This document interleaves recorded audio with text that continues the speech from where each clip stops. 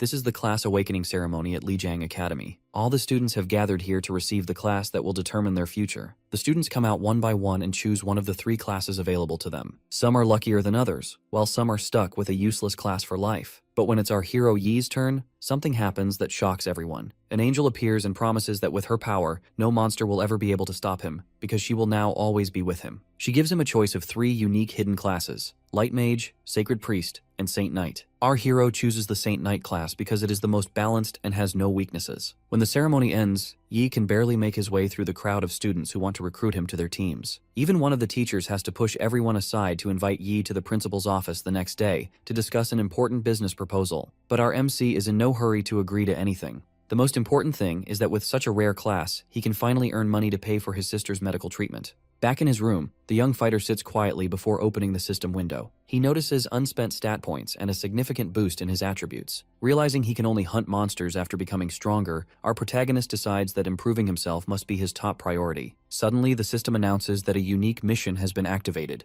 Yi quickly understands that completing these missions is necessary to earn rewards, so he accepts without hesitation. A strange light engulfs him, teleporting him to a mysterious place. He finds himself in a mine and recalls that ancient rabbi monsters primarily inhabit such tunnels. One emerges from the shadows, but Yi easily dodges its first attacks. Confident it won't unleash anything strong, he resolves to defeat it without using skills. Swift reactions carry him through each strike, and he realizes his body has grown far more agile after the stat boost. The creature lunges again, and though he evades most blows, one manages to land. Realizing his carelessness could be fatal, Yi gets serious. Even though it's a low-grade beast, he begins fighting back, unleashing mysterious light attacks. Rushing forward, the young warrior powers up his golden fist, landing multiple punches before finally finishing the rabbi. The trial ends, and he receives the top score, earning several rewards from the system. Relieved, Yi decides his next focus must be acquiring a weapon, glad that the system will grant him one. He invests his stat points and quickly buys a sword before leaving the trial ground. Just then, a notification appears, instructing him to go to the hospital. Meanwhile, elsewhere, Yoon sits watching the news and learns what happened to her brother the previous day. A nurse storms in, angry, and complains about the mounting fees. She wonders why the costs keep rising so quickly and doubts Yi could ever pay such an amount, as even 3 jobs wouldn't suffice. The nurse ignores her excuses and snaps that Yoon has consumed too many medicines throughout the month. Her condition has worsened several times, demanding extra care. Still fuming, she cruelly tells the girl to accept her fate and drop dead. Suddenly, a mysterious man appears, cutting her off before she can say more. The nurse leaves in a huff, warning that she'll make Yoon pay next time. Shaken, the frail girl wonders who this stranger might be. He calmly hands her his card and introduces himself as her brother's friend. Yi finally returns, holding the bills in his hands and wondering why 10,000 was mysteriously withdrawn from his account. He asks his sister about it but quickly notices 2 men sitting beside her. One of them smiles politely and introduces himself as the mayor's secretary, explaining that he is there to discuss a few matters. Our boy wonders why someone so important would come looking for him. Still, he shakes hands with the secretary and suggests they step outside if they want to talk. The man agrees but leaves a bodyguard behind to keep Yoon company. At a nearby restaurant, the secretary congratulates the young warrior on gaining the protection of the sacred angel and awakening such a high-class talent. He tries to downplay it as mere luck, but the man isn't convinced. He explains that receiving an S-grade talent requires far more than luck. Then comes the revelation. The mayor has taken an interest in him and has arranged a stock of cultivation resources just for him so he can prepare for the upcoming exam. Pulling out a shiny key, the secretary is ready to hand it over, but our protagonist remains wary. He knows there's no such thing as a free gift. He suspects the mayor expects something in return, likely hoping he'll one day become a powerful figure. The secretary sweetens the deal by offering to arrange a professional medical team for Yoon, and even promises that the mayor will contact a high-level priest, ensuring he no longer has to worry about his beloved sibling. He hesitates at first, but for his sister's sake, Yi agrees. Later, he meets up with Yoon. Her eyes shine with excitement as she hears about his achievements. She says she hopes to cling to him like an accessory because she wants to see him reach the top. He dismisses her words as nonsense, urging her to focus on her health instead. The little girl asks about his skills, prompting Yi to remember that his class has 3 exclusive abilities, including one related to healing. Deciding to test it, he gently places his hand on her forehead, and a warm light surrounds them both. She begins to feel at ease. Yoon feels amazing, and he realizes that although his slow recovery skill won't cure her illness, it can at least help alleviate her pain. The next day, Yi meets with the headmaster, who informs him that several universities have been persistently trying to recruit him. 4 teachers from top 10 universities are present, and the old man hopes he will negotiate for as many advantages as possible. He adds that these teachers are all level 35, so choosing any of them would guarantee a bright future. Yi wonders which universities they represent, and the headmaster lists their names. But he notices that the top 3 are missing. The explanation is simple. Those schools don't recruit based solely on talent. Students must also prove themselves in exams. The headmaster announces his arrival, and Yi bows politely. The teachers are impressed by his humility, despite his strength. Tian, one of them, gets straight to the point, offering 2 million and 3 exclusive Saint Knight class skill books. Another claims this is too little and makes an even bigger offer, shocking the old man. Miss Ju acknowledges their sincerity and immediately offers B-class cultivation resources if he chooses her university. At this point, the headmaster loses patience and urges Yi to accept, insisting that cultivation resources are invaluable. To everyone's surprise, he declines them all. The woman asks why, and he confidently replies that he only wants to join one of the top 3 universities. But since other races are involved, it's nearly impossible for an ordinary human like him to enter those schools. Tian releases his aura, saying he had hoped Yi wasn't so naive. He knows about the boy's background and how difficult life was before receiving his talent. The pressure overpowers him, making it hard to stand. The teachers warn that even if he enters a top university, he won't receive proper attention and will remain at the bottom. Just before he collapses, the headmaster intervenes, urging Tian to calm down. Miss Ju, however, notices that Yi managed to withstand the powerful aura, even if only briefly. It makes her realize he's special. Tian regains his composure but declares he's no longer interested in recruiting someone who lacks both skill and a good attitude. The other teachers also decide to leave, but the headmaster pleads with them to reconsider. Miss Ju gives Yi a reality check, reminding him that their country is full of elites and that, with stronger races in competition, it will be difficult to reach the top. Still, the young fighter is determined to prove her wrong with his exam results. With a month left, he's confident his system will help him level up quickly. He announces that he's definitely going to join one of the top 3 universities. Seeing the determination in his eyes, Miss Ju feels nostalgic. It's been years since she's witnessed such strong resolve. She smiles, hoping he fulfills her expectations. A month later, in a huge arena, students feel nervous as the exam is about to begin. They fear they're doomed, since their examiner is the infamous Demon Yang. As they chat about Yi, some call him arrogant for turning down such generous offers. But when he appears, his overwhelming aura silences all doubts. He has completely transformed. The door begins to glow, displaying all the exam information. The students react instantly when they see the challenges ahead. Cat monsters are notorious for their speed, while minotaurs rely on thick skin for protection. Only 5 people are allowed to enter as a party. Before they step inside, the teacher warns everyone to use their return scrolls and leave the secret realm immediately if they encounter a threat beyond their abilities. Dying inside the dungeon means losing their life for good. The timer starts, and the students rush into the mysterious map. Some decide to go alone, like our protagonist, while others form teams for better chances of survival. The audience murmurs, expecting that elite class students will likely go solo to claim all the resources themselves. One girl points toward Yi, walking casually despite being surrounded by dangerous monsters. The exam director loses his composure and starts yelling at the headmaster, questioning why such a valuable student would be wandering alone in the map. He fears the boy might die in the dungeon, wasting all the effort spent on his awakening. The headmaster, however, stays calm and assures him that this young fighter isn't just any kid. He's someone they trust, and he likely has a plan. As soon as the monsters leap toward him, Yi pulls out his axe. He cuts through them with ease, the result of a month spent grinding up to level 10 and raising his stats to 13. Confidence surges. Our boy feels ready to ace any top-ranking exam. When the creatures hesitate, he charges forward, swinging his weapon and cutting them down one after another. With his talent and the Sacred Angel's protection, even his axe has grown sharper and stronger. Although the exam limits everyone's weapons to 3-star bronze, his buffs allow him to enhance it further. With the Blade of Pure White now at level 5, Yi destroys several monsters in an instant. The weapon is so powerful it can kill any low-level creatures with a single strike. The audience erupts in cheers, stunned by his display of strength. One teacher points out that he's faster than the cat monsters themselves, his speed having risen dramatically. Another adds that his magic is sharper too, bolstered by high intelligence stats. Each attack lands with perfect precision, convincing them he's a combat genius. A third notes his iron determination and strong will to fight. Still, the night map isn't just about power, it overwhelms fighters with sheer numbers. Even veterans risk collapse when their stamina runs low. Observing carefully, a teacher remarks that Yi's axe looks heavy and suspects he's burning energy with every swing. Sure enough, several cat monsters leap at him. With a single sweep, he takes out a handful and finishes the rest with his magic. Suddenly, a blue light flashes, revealing the entrance to the next level. As he steps inside, Yi finds himself facing thousands of monsters waiting in the shadows.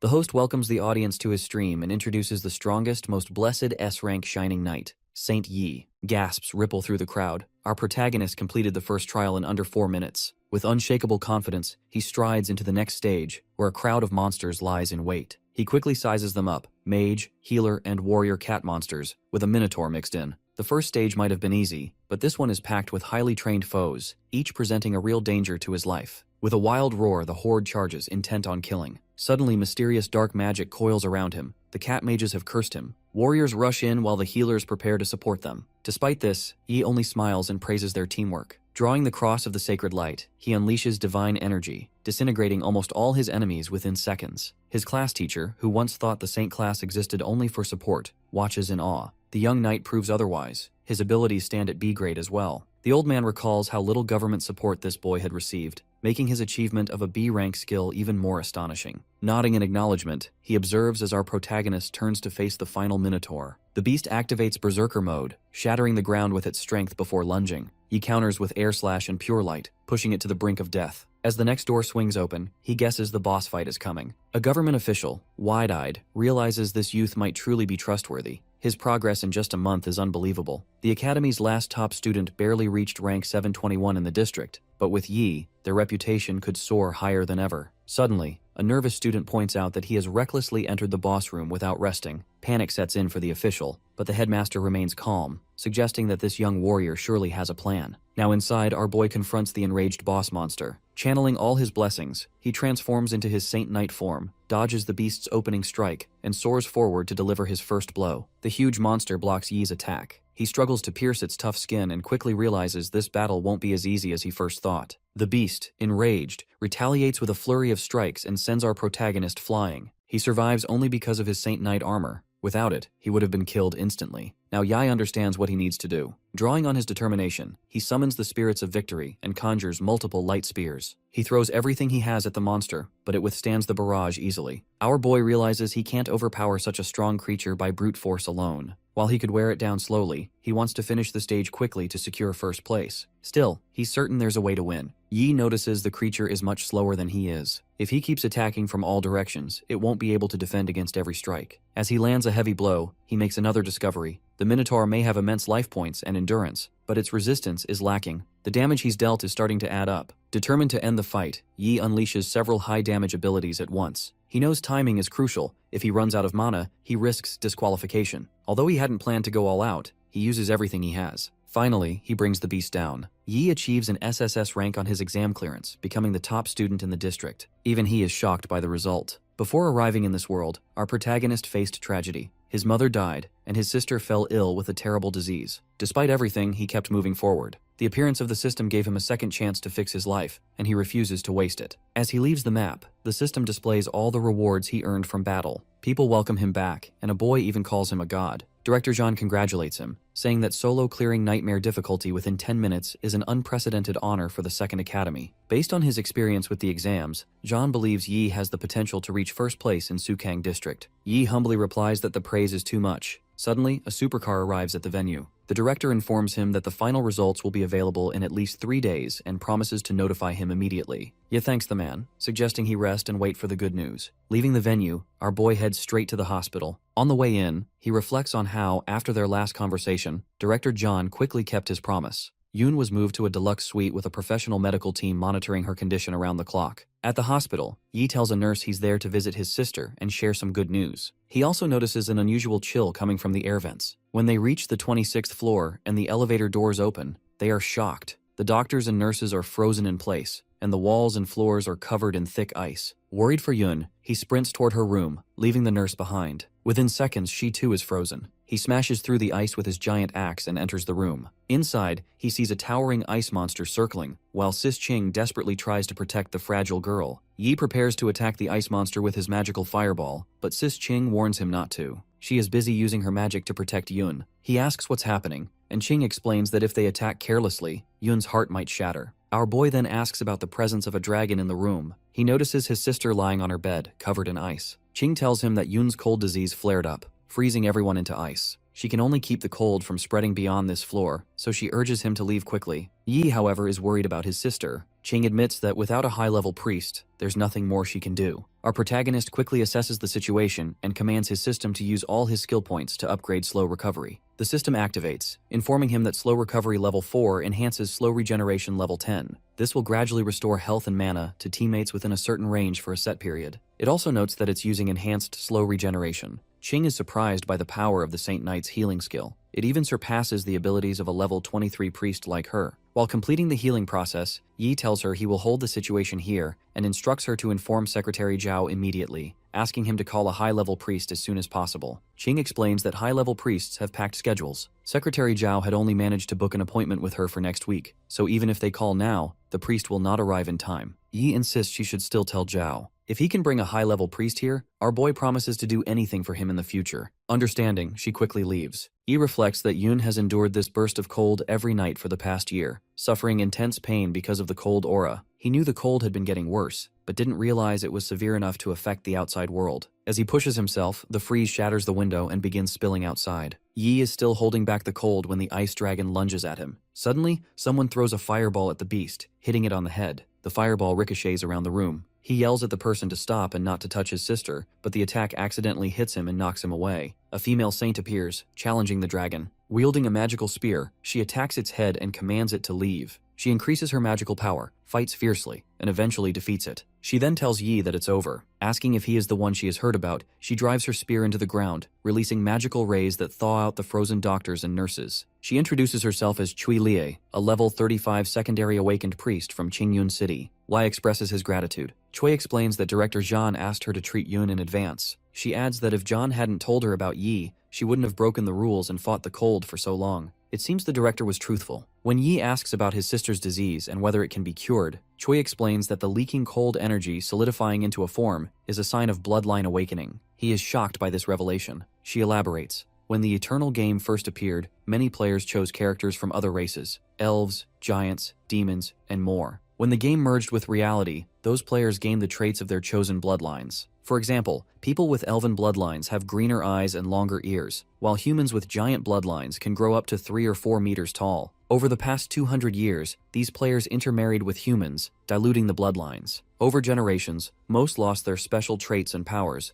except in cases of bloodline awakening. Cui warns that bloodline awakening can bring both fortune and misfortune. A successful awakening means the person can control the powers of other races, greatly increasing their level and learning abilities. However, failure can result in paralysis or death. She explains that Yun's body cannot withstand the power of her bloodline, which is likely a rare freezing bloodline. For Yun to survive, she must change her constitution. Cui says that, as far as she knows, only a treasure called the Freezing Lightus can change a human's constitution. This artifact is extremely rare. The last one appeared at an auction 30 years ago and sold for 1,300 million by an anonymous buyer. She tells Yi that Yun will be unable to suppress the cold, which will fully erupt in 3 months. Another option would be to use a powerful sealing skill to lock away the bloodline, but she warns that using this skill would prevent Yun from leveling up in the future. Cui tells him to contact her once he's decided. 5 days later, Yi is doing his daily workout routine. After completing his daily mission, the system prompts him to choose his reward. He asks for stat points, thinking that he usually selects them as his daily quest reward. Constitution and intelligence are important for a Saint Knight, but he knows not to neglect other stats. Following his usual pattern, he distributes his points across 4 stats using the 2, 3, 3, and 2 method for balanced development. The system then announces that he has completed his achievement mission and congratulates him on earning first place in the Sukong District exam. It informs him that his rewards will be issued according to his results and proceeds to list the skills and grades he has earned. A newscaster announces that the first place winner is the Black Horse from Jiangli City. She also shares that this individual was only level 10 upon entering the realm,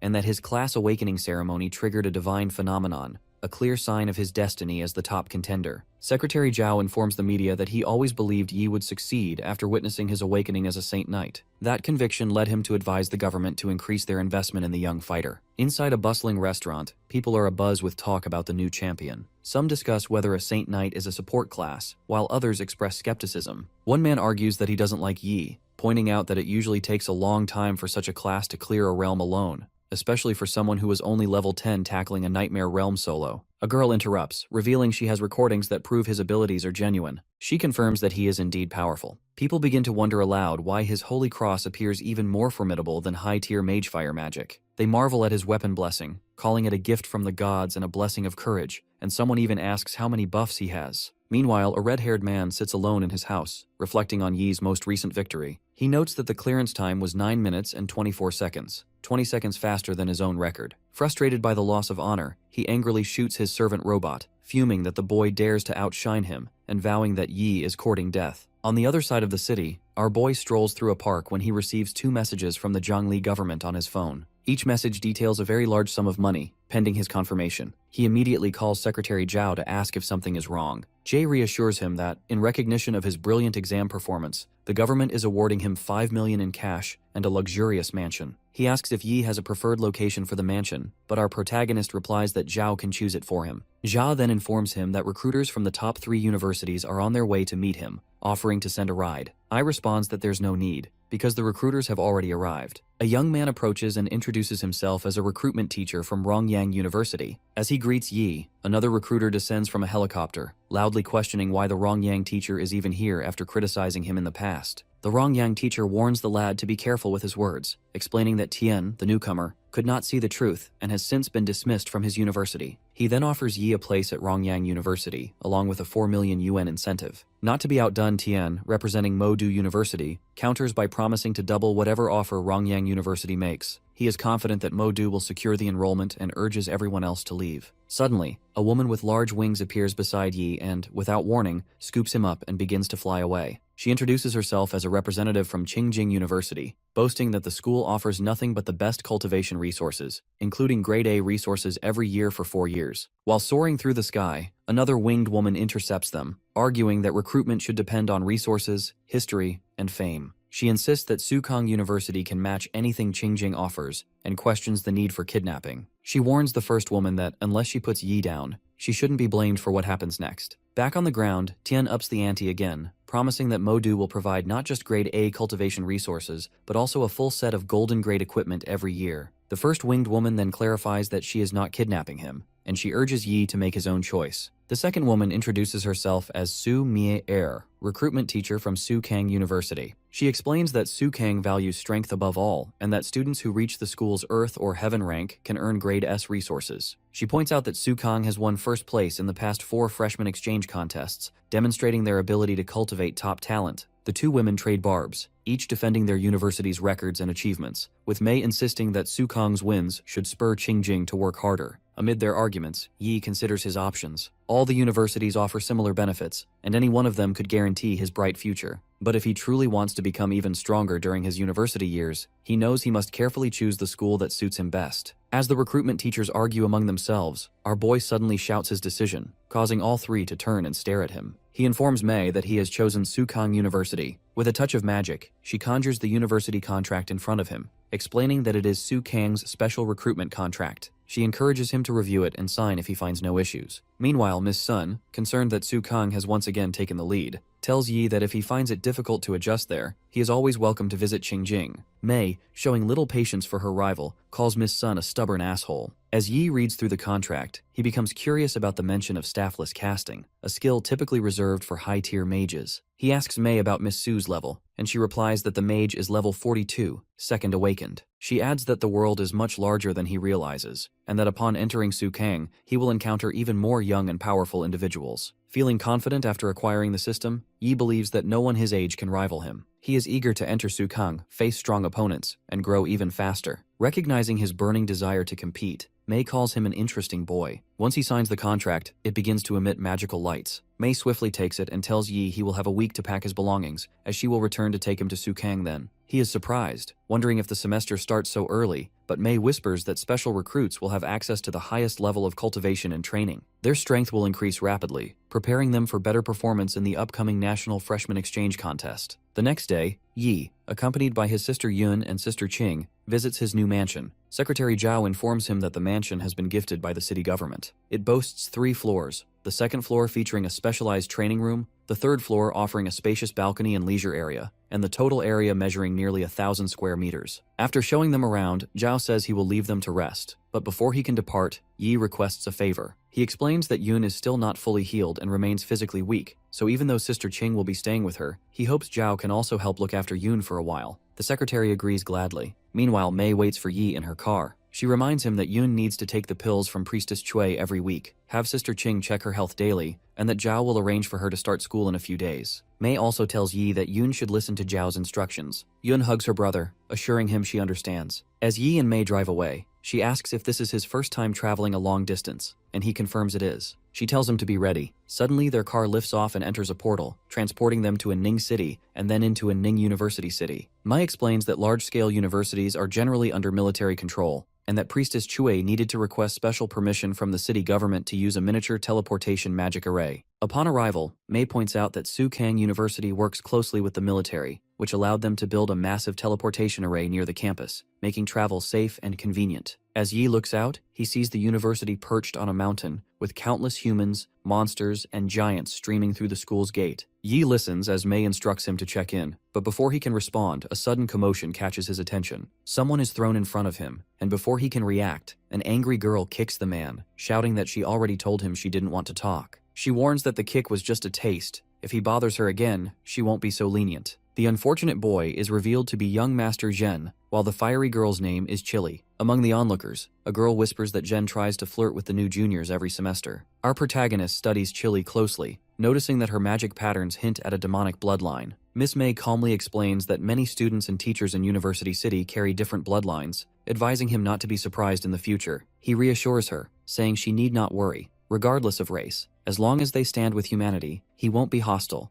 nor will he blame the entire demon race for his father's death. Mei then presents him with his student ID. Examining it, Yi wonders if the number represents his ranking score. She takes the chance to explain the school's system. Every year has its own ranks, with stronger students placed higher. Freshmen are initially ranked based on entrance exams. He's startled to discover that he is ranked 001, the strongest among the new intake. Mei cautions that this rank is temporary. A freshman competition in a month will reshuffle positions. From now on, he'll be the target, with everyone eyeing his spot. Our boy answers firmly that since he has achieved first place, he doesn't intend to lose it. Mei continues, detailing the school's score system. Freshmen gain points according to their rank, which can be exchanged for meals, equipment, potions, skill books, and even rare S-class skills and resources. Beyond ranking, scores can also be earned through mission boards, or by holding a position in the prestigious Heaven and Earth rank. She notes that Su University has around 5,000 students, many aspiring to climb into that elite rank, and warns him not to grow arrogant. As they walk, Yi notices students stepping into a glowing magical gate. Mei explains the three realms: the Goblin Dungeon, entry levels 17 to 21,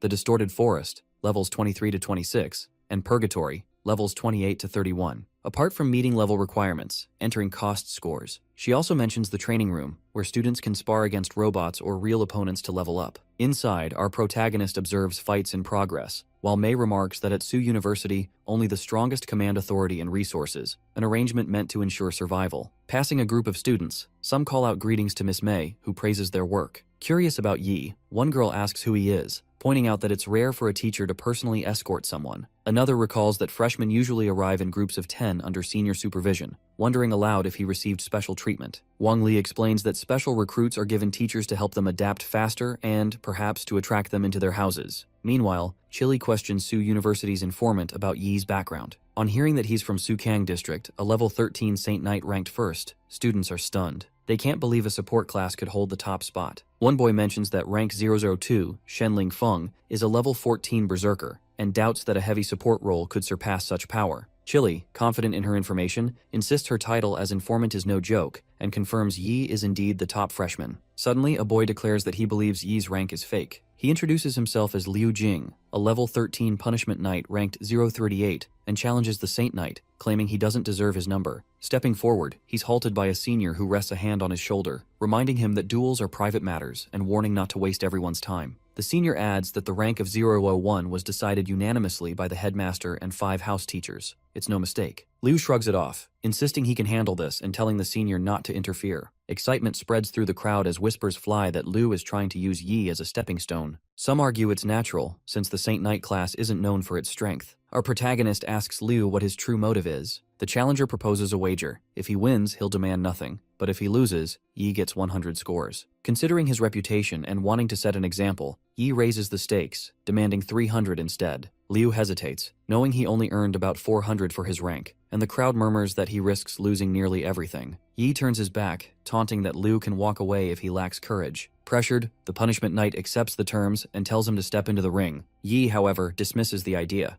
If Liu isn't kneeling within 3 moves, he'll win. Yi and Liu stand in the ring with Mei acting as referee, setting the rules and instructing both to count down 3 seconds before acting, emphasizing that no killing moves are allowed. As the countdown ends, Liu charges forward aggressively, launching his blood slash. He leaps into the air, sword raised, aiming to overwhelm his opponent with a deadly strike. However, our boy responds with a single, powerful kick that sends him flying out of the ring. Liu crashes into the wall and collapses, blood streaming from his nose and mouth. Unimpressed, Yi calls the fight boring and wonders if Liu had any secret plan, only to conclude he can't even withstand a single hit. After examining the injured fighter, the doctor informs Mei that he has 5 broken ribs, internal bleeding, and has lost consciousness. She quickly instructs the doctor to let a priest heal him, while transferring 300 points into Yi's student account and handing him his student card. From the sidelines, Chili marvels at how easily the Saint Knight blocked the Punishment Knight's charge combined with Blood Slash using only a kick. She realizes this is the true power of 001 and estimates the gap in their strength stats to be at least 20 points. Eager to test herself, she calls out loudly, challenging Yi to a match. Our protagonist notices that she possesses not only multiple bloodlines but also legacy equipment. With his magical scan, he calculates her powers and strengths, determining she is indeed a worthy opponent. Satisfied with the assessment, he accepts. Now in the ring, Yi grips his giant hammer, ready for battle. Meanwhile, Li Dong, captain of the Aurora Club, approaches Mei, expressing surprise at her presence and exchanging a polite greeting. As the fight begins, a flying robot officiates as referee. Chili takes the initiative, attacking with her large sword using the Shadow Slash technique. He counters with Typhoon Smash, their weapons colliding in a burst of sparks. She steps back, reevaluating her opponent's strength, realizing just how powerful and monstrous he is. Determined, Chili escalates with Demonic Slash. Our boy, delighted to finally face someone head-on, welcomes the challenge. She delivers a rapid uppercut followed by an enhanced stab, but Yi retaliates with Shockwave Slash, then unleashes Mountain-Crushing Hit. The battle rages across the ring, weapons clashing again and again. Watching intently, Li concludes that without a trump card, the spiritual swordsman is destined to lose, though the doctor believes the two appear evenly matched. Relying on her enhanced block technique, Chili notes that while she once blocked 1 out of every 3 swings,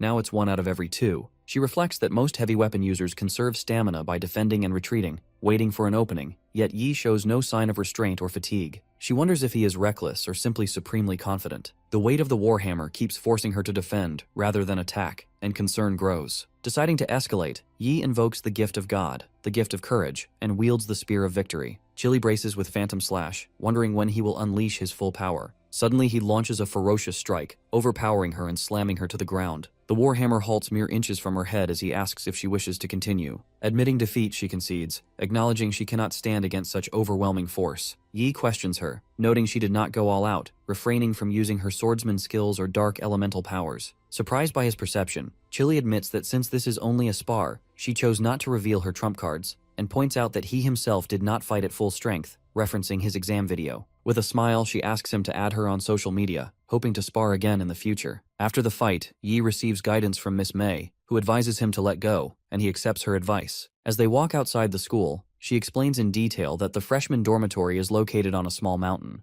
while the regular student dormitories are situated at the foot and the mountainside. The special recruits dormitory, she tells him, stands at the very top of the mountain, and these special recruits enjoy the privilege of living in independent mansions. Mei pauses to show our protagonist the building where he will live from now on. Just as he is about to enter, she inquires if it's true that he is searching for the Freezing Lotus. She informs him that, according to a party who ventured into the Tempest Mountain range 6 years ago, a Freezing Lotus was indeed spotted there. However, they abandoned their attempt to retrieve it because it was guarded by high-level monsters. She warns that this information may no longer be accurate. Without wasting time, Yi quickly establishes his computer lab in his new room and begins researching the Freezing Lotus. He learns that the Tempest Mountain range, which rose after Earth merged with the Eternal Game, is vast and teeming with treasures and exotic flora and fauna. The system, acknowledging his success in the recent exam, rewards him with a life-saving item, Resurrection After Death. Our boy prepares for his journey, planning to venture out after purchasing the necessary skills and equipment. As he continues his research, his computer system notifies him.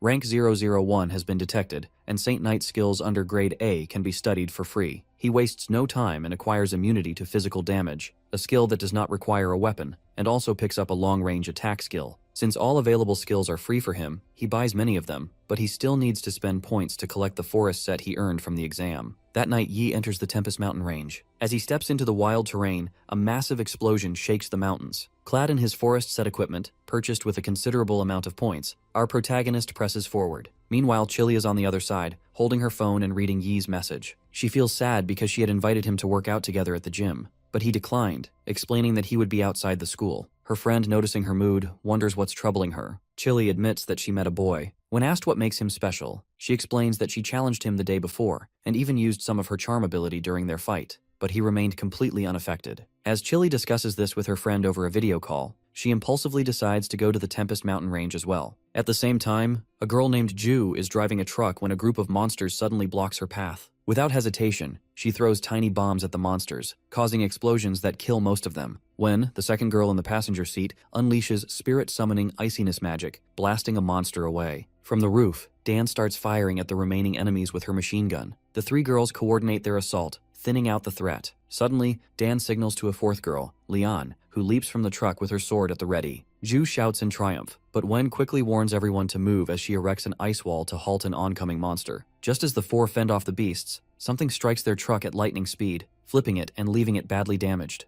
Ju shouts out, desperate to check if her friends are safe. Wen yells a warning. Something is behind her. As Ju turns, she and the others are stunned to see a massive horde of monsters approaching. Her confidence falters. Their party has exhausted all their trump cards and managed to kill only 4 demons. As the monsters begin spewing fire from their mouths, the girls wonder if this is truly the end for them. Suddenly, Yi bursts onto the scene, riding a giant white wolf. He launches his sacred storm at the monsters, and the swirling energy halts the demons' fiery attack. The sacred storm begins to circle around them, changing the tides of battle. A fire sword strikes the monster, but in retaliation, its chilling breath unleashes a storm of ice from its mouth, clashing violently with the fire. Yai quickly notices that the girls are injured, so he begins to heal them using his slow but steady regeneration powers. Among them, Dan expresses her gratitude to Junior Yi, admitting she never imagined he would recognize them. He explains that the Blue Phoenix team is one of the top 3 teams at their school, so of course he knows who they are. Dan, feeling even more ashamed, acknowledges his light element might have an oppressive effect on demons. She warns that the creatures remain too dangerous and insists they should all return to the base together to resupply. The freshman competition is only 3 days away, and our protagonist can only resume his search for the Frozen Lotus after the event. He agrees to her suggestion. After this exchange, Dan turns to Ju, who activates her screaming metal soul of speed phantom ringing. Once activated, Ju soars into the air, piloting the gleaming GX Spider Mech. Suddenly, a huge robot appears nearby. Seated inside, she calls her team members to board quickly, emphasizing there's no time to waste. Yi then asks Senior Sue if the Tempest Mountain range has always housed demons. Sue responds that their team has entered the outer area of the range many times, but this is their first encounter with such creatures. She agrees that they should return to base and notify the military. Yai inquires whether a mage is monitoring the entire area in the military zone. Sue explains that the range contains many monsters, so to prevent them from escaping and threatening the cities,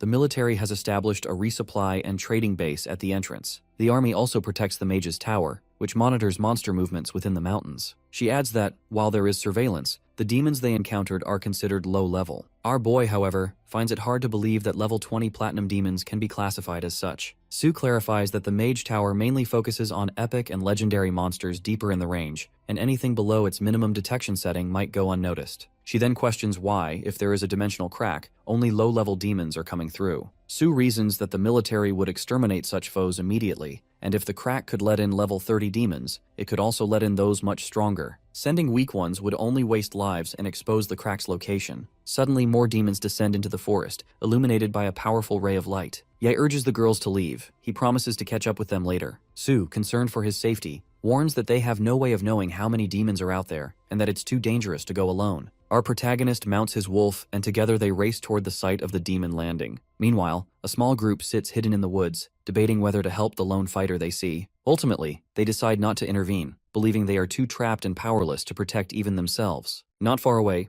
a girl battles demons with fierce determination. She observes that the enemies move in groups of 10, scattering across the plain, making escape to the resupply base impossible. Resolute, she prepares to fight them all. Suddenly, Yi arrives and unleashes his thunderfall, sending bolts of fire crashing into the demons. In seconds, many of the monsters vanish. The girl looks back in surprise and relief as our boy approaches on his wolf. Before he launches another fireball at the advancing creatures, he shouts to Chu to get out of the way. A giant demon bellows so loudly that Chu is forced to cover her ears, bracing herself against the overwhelming sound. A giant demon named Berserk appears at the fight, launching an assault alongside the other demons. Chu quickly warns Yi to run, explaining this is the demon kind's Berserk mode, and she suspects the creature's power has doubled. Calculating the odds, she believes if she self-destructs, there's a 90% chance she could kill Berserk and protect him. As she contemplates this desperate plan, Yi unexpectedly grabs her, lifting her onto his lap while riding atop his massive wolf. Now, both rider and mage flee together as the enormous demon attacks. our boy unleashes a punishment of light upon the pursuing horde, waves of radiant energy raining down to strike their enemies. While they escape, Yi remarks that everyone aspires to the mage class because of the appeal of long-range monster killing. He observes as the demons begin to fly toward them, and within moments, they are surrounded. Counting quickly, he estimates 180 closing in, enough that he could handle with area of effect skills, were it not for their scattered formation. The commotion has drawn every demon across the plains to this spot. He transfers magical powers to Chu, instructing her to move left, attack, and avoid getting too absorbed in direct combat. He bestows slow regeneration, Blessing of Dawn, Weapons Blessing, and Gift of God upon her, marking her forehead with each saintly buff. The girl notes all the new powers displayed on her device. Yi leaps down from his wolf and tells her to go now. With a single mighty swing of his warhammer, he crushes many demons at once. Chu immediately feels the difference. Her stats have increased by 25%, nearly doubling her power, a boost she knows no level 16 or even level 25 Saint Knight should be able to grant. Suddenly, a giant demon leaps in front of her, but Yi's wolves dispatch it before it can harm her. Trusting his orders, Chu moves as directed. Meanwhile, our protagonist continues to decimate the horde, but soon, a group sneaks up behind him. Before they can strike, she hurls her sword, killing them instantly and saving him. He realizes that classes wielding holy light draw the attention of the most demons, and now nearly every fiend from the plains is converging on their position. Deciding the time has come, Yi casts an enormous fireball at the monsters, shouting for Chu to run. She recognizes he is now harnessing the protection of holy light. Activating his holy cross, Yi calls forth its power. Many demons begin to melt away as gigantic burning crosses fall from the sky, igniting infernos that encircle the horde. A powerful storm sweeps through, hunting down any that remain. Elsewhere, those who had refused to help Chu watch in shock, questioning each other about Yi's identity. One man consults his boss about announcing themselves, but the leader quickly calculates that except for himself at level 26, the rest of his team are only level 24 and could hardly handle 10 demons together, let alone solo. He concludes Yi is far too powerful and orders them to try befriending him. Suddenly, Ju and her 3 friends arrive in their robotic vehicle. She shouts that they've come to help, but as they approach, they see all the demons already slain. Yi and Chu stand victorious with their giant wolf, and their system congratulates them, displaying the points they have earned. During the fight, as Chu grows exhausted, Yi drinks his magical concoction and swiftly finishes off the last of the horde. In total, our boy has killed 180 demons and received 60,000 experience points, though he notes there's a class level cap on experience gain. Otherwise, he would have earned even more. Dan inquires whether Yi has handled all of the demons, prompting Ju to remark that his strength is beyond what she could have imagined. Suddenly, Chu collapses to her knees, weakened, and Ju immediately voices her concern. Wai explains that she has exhausted herself by using too much power. Dan shifts the focus, asking if he encountered any stronger demons during the battle. He responds that the highest level among the defeated demons was only level 23, gold class, with no particularly tough adversaries. Sensing something is troubling her, our boy asks what is wrong. Dan reveals her concern that the Demon Legion, much like the human army, has a general, and since the general has not appeared, it suggests the main force of the Legion is not present. She insists that they should not linger, urging everyone to return to the base for immediate resupply. The group agrees and begins their retreat. As they leave, hidden observers in the bushes, another group, watch them closely. Among these onlookers, a girl asks her boss whether they should reveal themselves now that Yi and his team are departing. The boss prepares to move but suddenly perceives a dense demonic aura building in the sky, causing panic among his group. He shouts that demons are coming. High above, a fearsome spawn appears, wielding a large sword and accompanied by a flying fire dragon. Back at the control center, the radar system sounds repeated emergency alerts. An officer announces that a 4th-tier otherworld invasion has been confirmed, and all troops are ordered into combat readiness. Orders go out. The Snow Dragon Corps Night Squad must halt training and assemble at the teleportation square. The Priest Squad is told to keep their mana reserves full in preparation for rescue operations, while the Logistics Squad begins reallocating magic cores and shards. The Control Center locks onto the Mage Squad's location and initiates construction of a large-scale teleportation formation, relaying precise directions. The Corps Major, Zhu Yu, confirms that all units have assembled and are standing by for orders. In front of his soldiers, the Major delivers a resolute message. He will be the sword that cuts through all obstacles and the shield that protects their land. In unison, his soldiers echo his words before he finally orders them to mobilize. Meanwhile, in another realm, a demon reports to his king that every member of his legion has been personally selected, and in half a year on Earth, they have lost only a handful, until now. In their final celebration before returning to the sacred realm, hundreds were killed. The Demon King gives permission to unleash chaos before their departure, prompting the soldiers to cheer in gratitude. One commander vows revenge, then the king, astride his massive dragon, descends to Earth, declaring that he will seize souls and incinerate them with hellfire. He commands the demon spawn Oramus to summon more allies. Platinum demons, followed by golden demons, appear in the ranks. Dan observes legendary demons among their numbers and realizes the scale of the threat. Ju tells Yi that the Blue Phoenix team will protect him and urges him to escape at the first opportunity. Wen agrees, stressing that our protagonist must survive. Ju insists to the others that Yi is the most talented genius she has ever seen, someone worth protecting with their lives. Dan notices a portal opening as the Snow Dragon Corps arrives, informing everyone that these warriors are all above level 30, having undergone a second awakening, and that Major Shu Yu himself is a level 51 warrior who has completed a third awakening. She believes their rescue is at hand. Yi, however, wonders aloud why, if teleportation was possible, the reinforcements did not arrive sooner. The Demon King, amused, instructs his army not to worry about the humans, boasting that his magical barrier will prevent any army from entering. Ju is stunned, calling it impossible. Major Yu is also confused, realizing that their landing point has shifted dramatically. He quickly deduces that they are trapped within the demonkind's large-scale barrier formation, a dark firewall that prevents both teleportation and external attacks. A female officer advises that breaking the barrier would require at least 2 core, otherwise they must wait for the formation to dissipate, which will take about 5 minutes. The Major receives orders to identify everyone trapped inside, and later notify their families to collect their remains after the battle. As this unfolds, Yi's system provides detailed information about the demons, and he feels a surge of excitement at the prospect of a new accomplishment mission. Without hesitation, our boy steps forward toward the Demon King, who senses the potent holy aura and vows to crush his skull with his own hands, ensuring a gruesome death. The fire dragon soars toward him, spewing flames. Ju, anxious for his safety, shouts a warning, but Yi boldly leaps toward the beast, ready to face the oncoming threat. The fire dragon unleashes torrents of flame at Yi, who stands his ground and counters with powerful magic. From below, our protagonist casts a devastating spell, slicing off one of the dragon's wings. The wounded beast, carrying the Demon King, plummets from the sky and crashes to the earth. The impact proves fatal for the dragon and leaves its master badly injured. Rising from the wreckage, the furious monarch kicks aside his fallen mount and turns his focus entirely to Yi. Our boy attacks without hesitation, but the Demon King parries with his massive sword, astonished at the human's strength. How could someone at level 18 possibly match him? Yi, steady and resolute, informs the fiend that he is exceptionally sturdy and that this is his first time facing a legendary monster. Infuriated, the king swings in a furious arc, forcing Yi to leap out of harm's way. The demon's blade, pure white and blazing, delivers a stunning blow that momentarily hinders him. Undeterred, Yi hurls a punishment of light, but the strike is thwarted by a formidable fire shield. He quickly realizes that ordinary tactics will not be enough against this foe. Drawing on the system's rewards from his recent exam, the young knight prepares for a desperate move. The Demon King, now enraged, calls out to his generals. Moments later, they descend from the sky, determined to destroy the lone human. Surrounded, Yi conjures a powerful fire circle, encasing himself in a barrier of searing heat and magic. Major Yu, watching from afar, marvels at the display. Even the generals hesitate, shocked by the magnitude of the spell. As his power surges, a colossal hand of fire materializes above the battlefield, its brilliance blinding all who gaze upon it.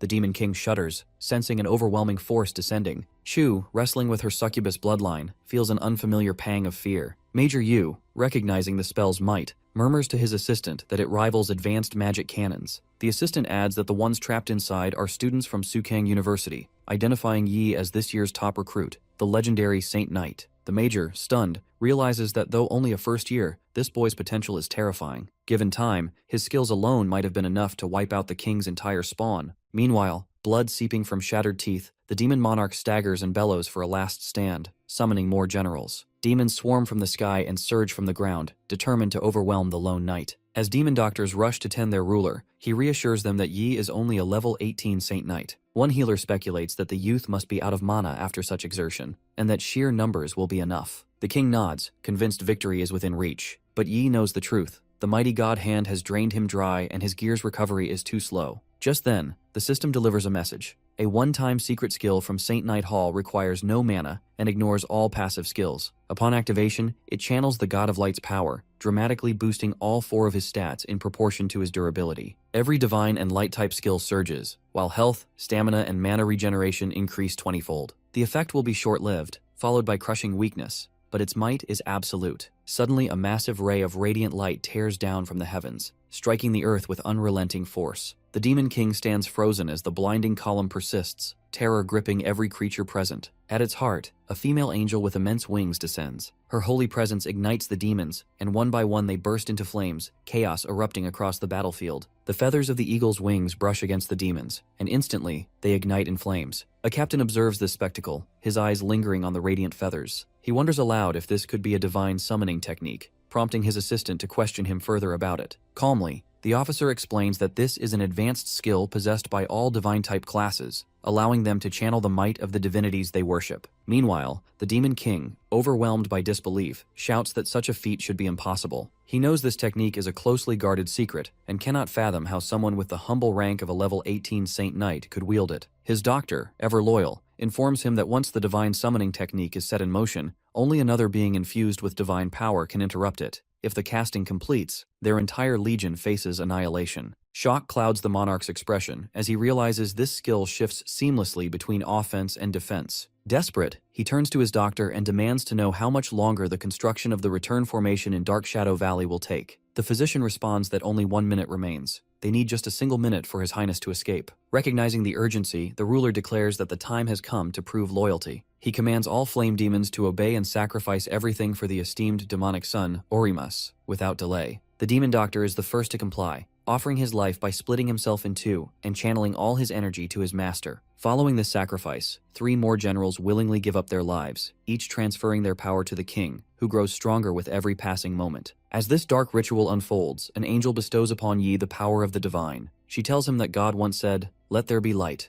and our protagonist feels an overwhelming surge of strength. A radiant light bursts from his hands and strikes the Demon King, who retaliates with all his might. Yi's newfound power shatters the enemy's attacks, forcing the monarch to summon his solar flare, a technique revered as the strongest innate skill among the flame demon kind, where fire is condensed to its absolute limit. The Demon King, consumed by fury, screams at Yi to die. His attack lands squarely, and he briefly savors a triumphant belief that Yi has fallen. But from the midst of the blaze, our boy emerges unscathed. The tyrant recoils in horror, unable to comprehend the disparity in their strength. He curses aloud, realizing they are not even on the same plane of power, and quickly turns to flee, hoping the return formation is ready. Yi, resolute and unwavering, proclaims judgment in the name of God. He calls out death and unleashes a torrent of fire at his foe, striking him with devastating force. The Demon King collapses, writhing in agony and shouting about his completed mission, his glory, and the Holy Realm, before succumbing to his wounds. The remaining demons, now leaderless and encircled by rocks, panic as they realize the demonic sun is gone and the return formation is destroyed.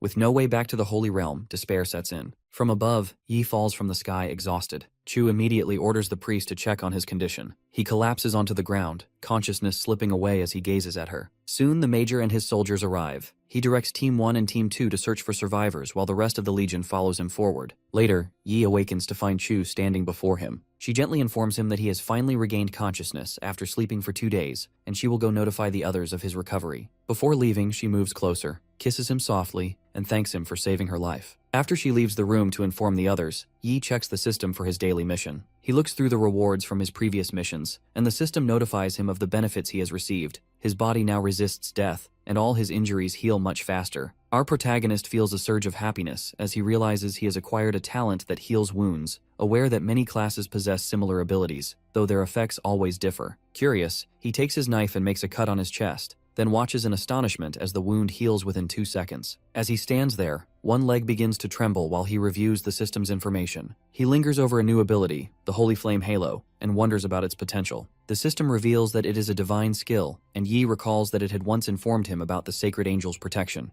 reminding him that the Sacred Angel is now bound to him. His affinity with the light element increases dramatically, and the effectiveness of all light and divine type skills is greatly multiplied. When he activates Holy Flame Halo, light and flame type damage is boosted by 40%. Yi wonders if, with both Holy Flame Halo and Punishment of Light active at the same time, he could function as a dual element mage specializing in both light and flame. Stepping outside his room, Yi encounters an army officer waiting for him. The man introduces himself as Vice Captain Wang Liang of the Snow Dragon Legion, a mage, and thanks him for his timely defeat of the demonic sun and the destruction of the return portal. He explains that they have captured many demons as prisoners. He responds politely, assuring him it was nothing significant, though inwardly he wonders what business Wang has with him. The vice captain explains that Captain Shu should be present to thank him personally, but pressing matters prevent it, so Wang has come in his place. He describes how Yi's final strike destroyed half of Dark Shadow Valley, yet managed to preserve evidence of a demonic descent, which allowed the Legion to uncover crucial secrets about the enemy. Captain Shu is currently reporting these findings to the higher authorities. Opening his system, the vice captain conjures countless screens in front of them. He explains that these are resources accumulated by the Snow Dragon Legion over centuries and invites Yi to select whatever he desires. Our boy points to the grade treasures and indicates he's interested in the S-grade treasure known as the Frozen Lotus. Wang searches through the system and soon locates it, displaying its full details. Yi is pleased, and Wang agrees to grant it, explaining that the treasure costs 100 million points, equivalent to 3 years of his own salary, and that Yi will need to claim it from the captain. The mage further informs him that the Frozen Lotus is stored in the Legion's headquarters warehouse, and that Yi should remain here for a few more days while arrangements are made. If he grows bored, the Legion can arrange for someone to assist him in hunting monsters in the valley. Yi apologizes, explaining he must return to school for the freshman competition the following day, and requests that the Frozen Lotus simply be mailed to his dormitory. Wang laughs, regretting he forgot Yi is still a student, and promises the treasure will be sent to Sukang University within 2 days. He adds that if Yi encounters any danger he cannot handle in Tempest Valley, he should contact the Snow Dragon Legion immediately. Yi thanks him as the vice captain exits the hall, leaving our protagonist to contemplate his extraordinary new abilities and the future that awaits him. On the other side, Sue steps out of the girls' bathroom after her shower, only to be joined by her 3 friends, Ju, Wen, and Dan. Ju, ever the strategist, turns to her captain and wonders aloud if they should invite Yi to join the Blue Phoenix team, seeking Sue's opinion. Lian voices her doubts, reasoning that with his strength, he might prefer hunting monsters solo since it's more efficient for someone with that kind of power. Wen challenges that assumption, arguing they shouldn't dismiss the idea without even trying, and reminds them that their leader wants Yi on the team as well. Dan teases Sue, mentioning she has noticed her sneaking glances at him several times. Eventually, Sue, after considering her friend's encouragement and teasing, gives in and heads to Yi's door to make the invitation herself. When Yi opens the door, he greets Sue and inquires about the reason for her visit. Gathering her resolve, she asks if he would like to join the Blue Phoenix team. Yi is curious and asks for more information. Sue, partly joking, tells him that Ju and Dan would be heartbroken for a while if he refuses, though Yi suspects she isn't entirely serious. She then explains their true intention. They want to thank him properly for saving them in Tempest Valley. Suddenly, Sue steps forward, hugs him tightly, and kisses him, declaring it his special thanks. Without waiting for a response, she says goodbye and leaves, leaving Yi standing there, puzzled by the idea of a special reward and special thanks.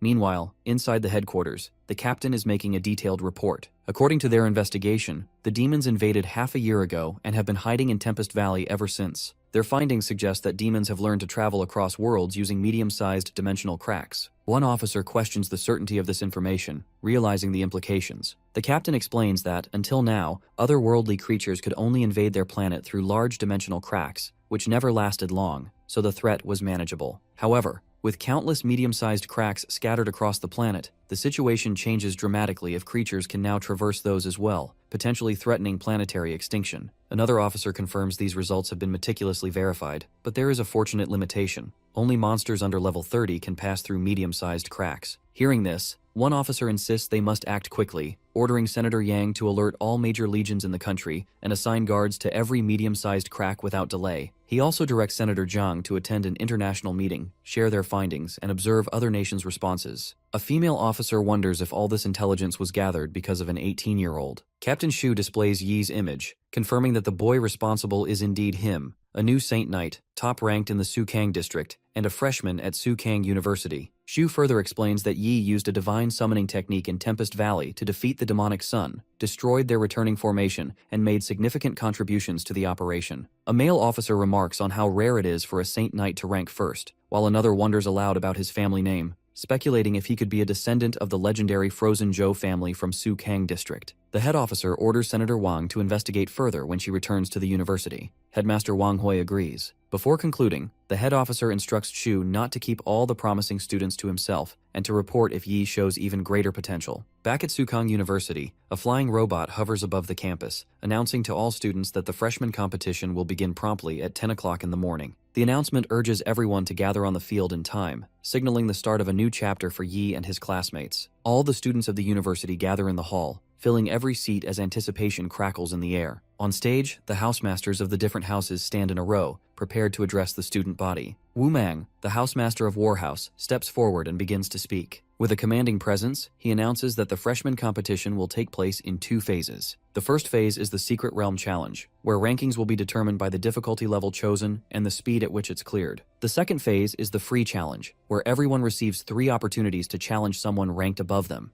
If they win, their positions are switched. Behind the housemasters, Mei stands anxiously, scanning the crowd as she wonders where Yi and Jiang are. The rules are strict. If they do not show up soon, they will lose their qualifications for the freshman competition. Regret tugs at her, thinking she should not have told our protagonist about the unverified frozen lotus. Among the students, whispers ripple through the crowd. One asks about his whereabouts, and another speculates he must have forgotten about the competition, or perhaps has not returned in a month. Some feel relieved, seeing the absence of a powerful competitor as an opportunity, while a red-headed student mocks him for wasting a month instead of training, assuming he lacks the courage to participate. War Housemaster Wu brings the crowd's attention back, officially declaring the beginning of the first phase, the Secret Realm Challenge. The Silver Secret Realm opens, and he proudly announces that this year's freshmen are not only the strongest, but also the largest group in the university's history. He urges them to unleash their full potential. For the first time, in addition to easy, hard, and nightmare difficulties, a new Abyss difficulty is available. Murmurs spread. One mentions that they've unlocked Abyss, another calls it ridiculous,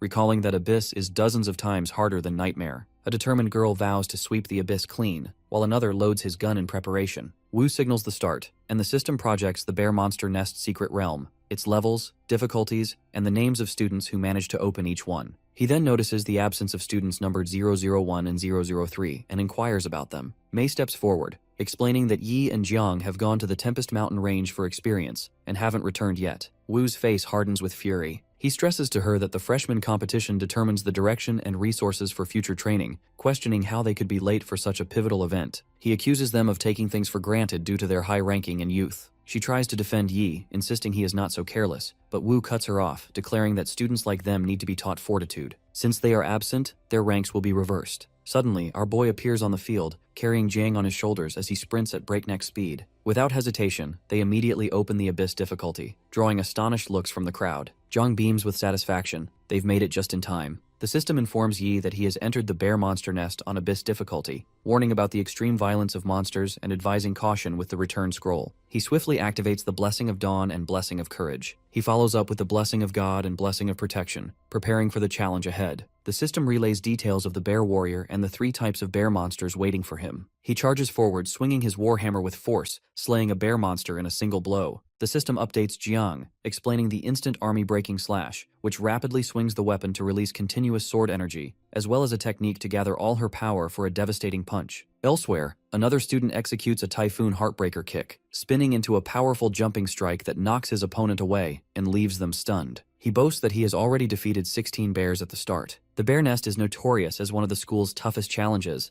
often overwhelming freshmen into quitting, yet this year's group is holding their ground. Wu demands the system to show him the progress of student number 1, Yai, curious what he can accomplish after allegedly wasting a month in the Tempest Mountain Range. The display shows our protagonist darting through the battlefield, annihilating monsters with his warhammer. He clears the first level after killing 16 bears in just 5 seconds, drawing gasps from the housemasters. One is particularly shocked, questioning how his support skill, Holy Flame Halo, could generate enough firepower to instantly kill the monsters. He wonders if Yi possesses a high intelligence stat. Wu points out that many factors can contribute to high skill damage: intelligence, buffs, treasures, and cautions against drawing conclusions from a single battle. Even with his extensive experience, he admits he cannot discern the true effect of Yi's unusual halo. Our boy continues his rampage, now wielding the punishment of light as he battles through the second level. The system congratulates him on clearing it after killing 200 monsters in only 1 minute and 23 seconds. He then dispatches another foe with a move he calls the Spear of Victory. The system announces he has cleared the 3rd level after just 3 minutes and 29 seconds. Finally, it declares he has conquered the Abyss-level secret realm in 4 minutes and 57 seconds, earning a triple S grade and setting a new record.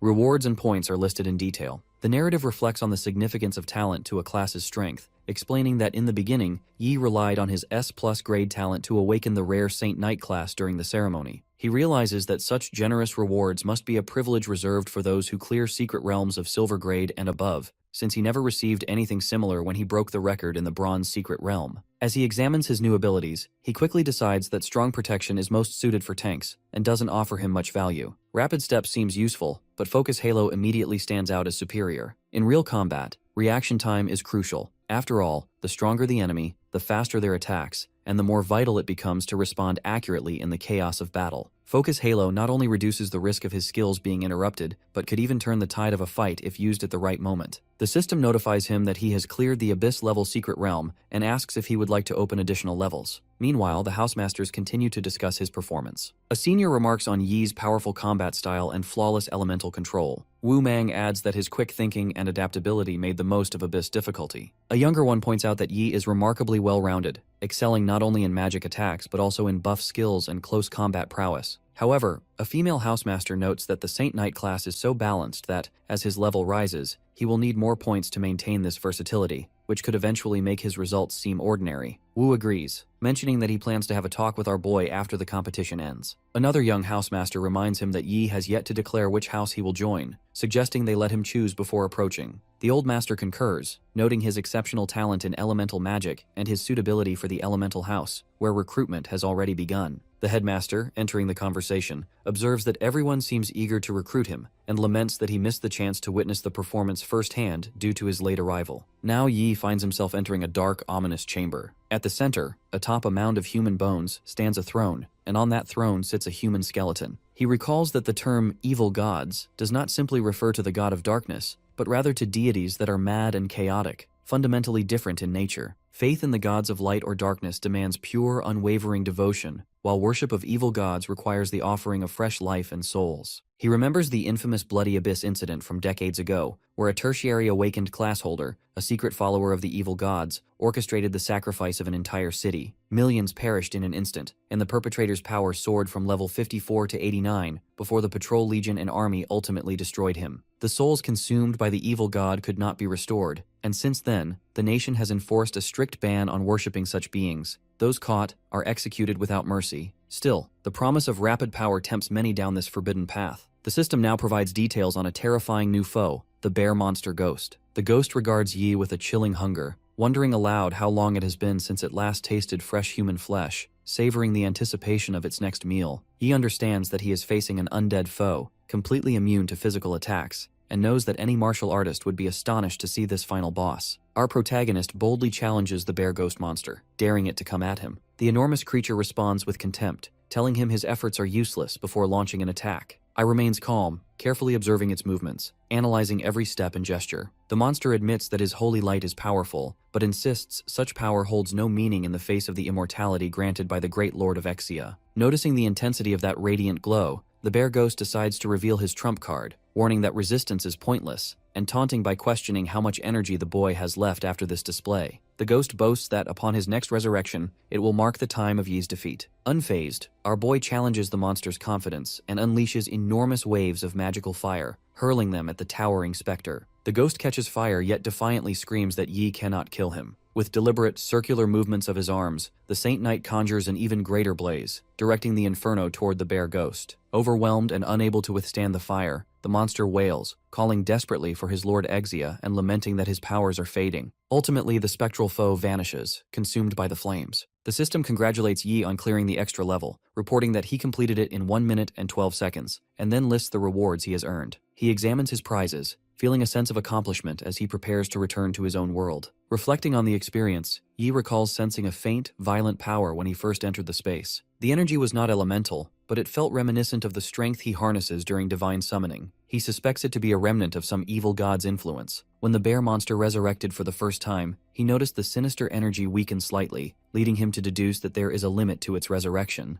The true strategy for passing this level, he realizes, is to repeatedly defeat the creature, forcing it to drain the evil god's supply until it is depleted. Meanwhile, another student battles his own bear ghost, shouting in frustration that extra levels are truly the hardest parts of any secret realm, and that he will need to defeat it 10 times to succeed. Yi feels relieved that he managed to raise 2 levels earlier, knowing it gives him a significant advantage. Soon, the bear monster stands before him once more, while the other student remains locked in combat with his adversary. Elsewhere, an elderly housemaster briefs the others about Yi's achievements, revealing that he used an S-rank skill and, by coincidence, discovered a shortcut. Another wonders whether other freshmen should be allowed to try this shortcut. A female housemaster agrees and remarks that their Saint Knight has his own secrets. Yet another points out that S-rank skills are normally out of reach for students from barren regions, and he begins to suspect the headmaster of offering Yi special assistance. Miss May, concerned, tells the group that his supposed level is suspicious, questioning how he could have reached 19 when, at the time of the entrance exam, he was only 13. No Abyss-level secret realm, she insists, should allow such rapid advancement. One housemaster explains that after admission, he went hunting monsters to level up,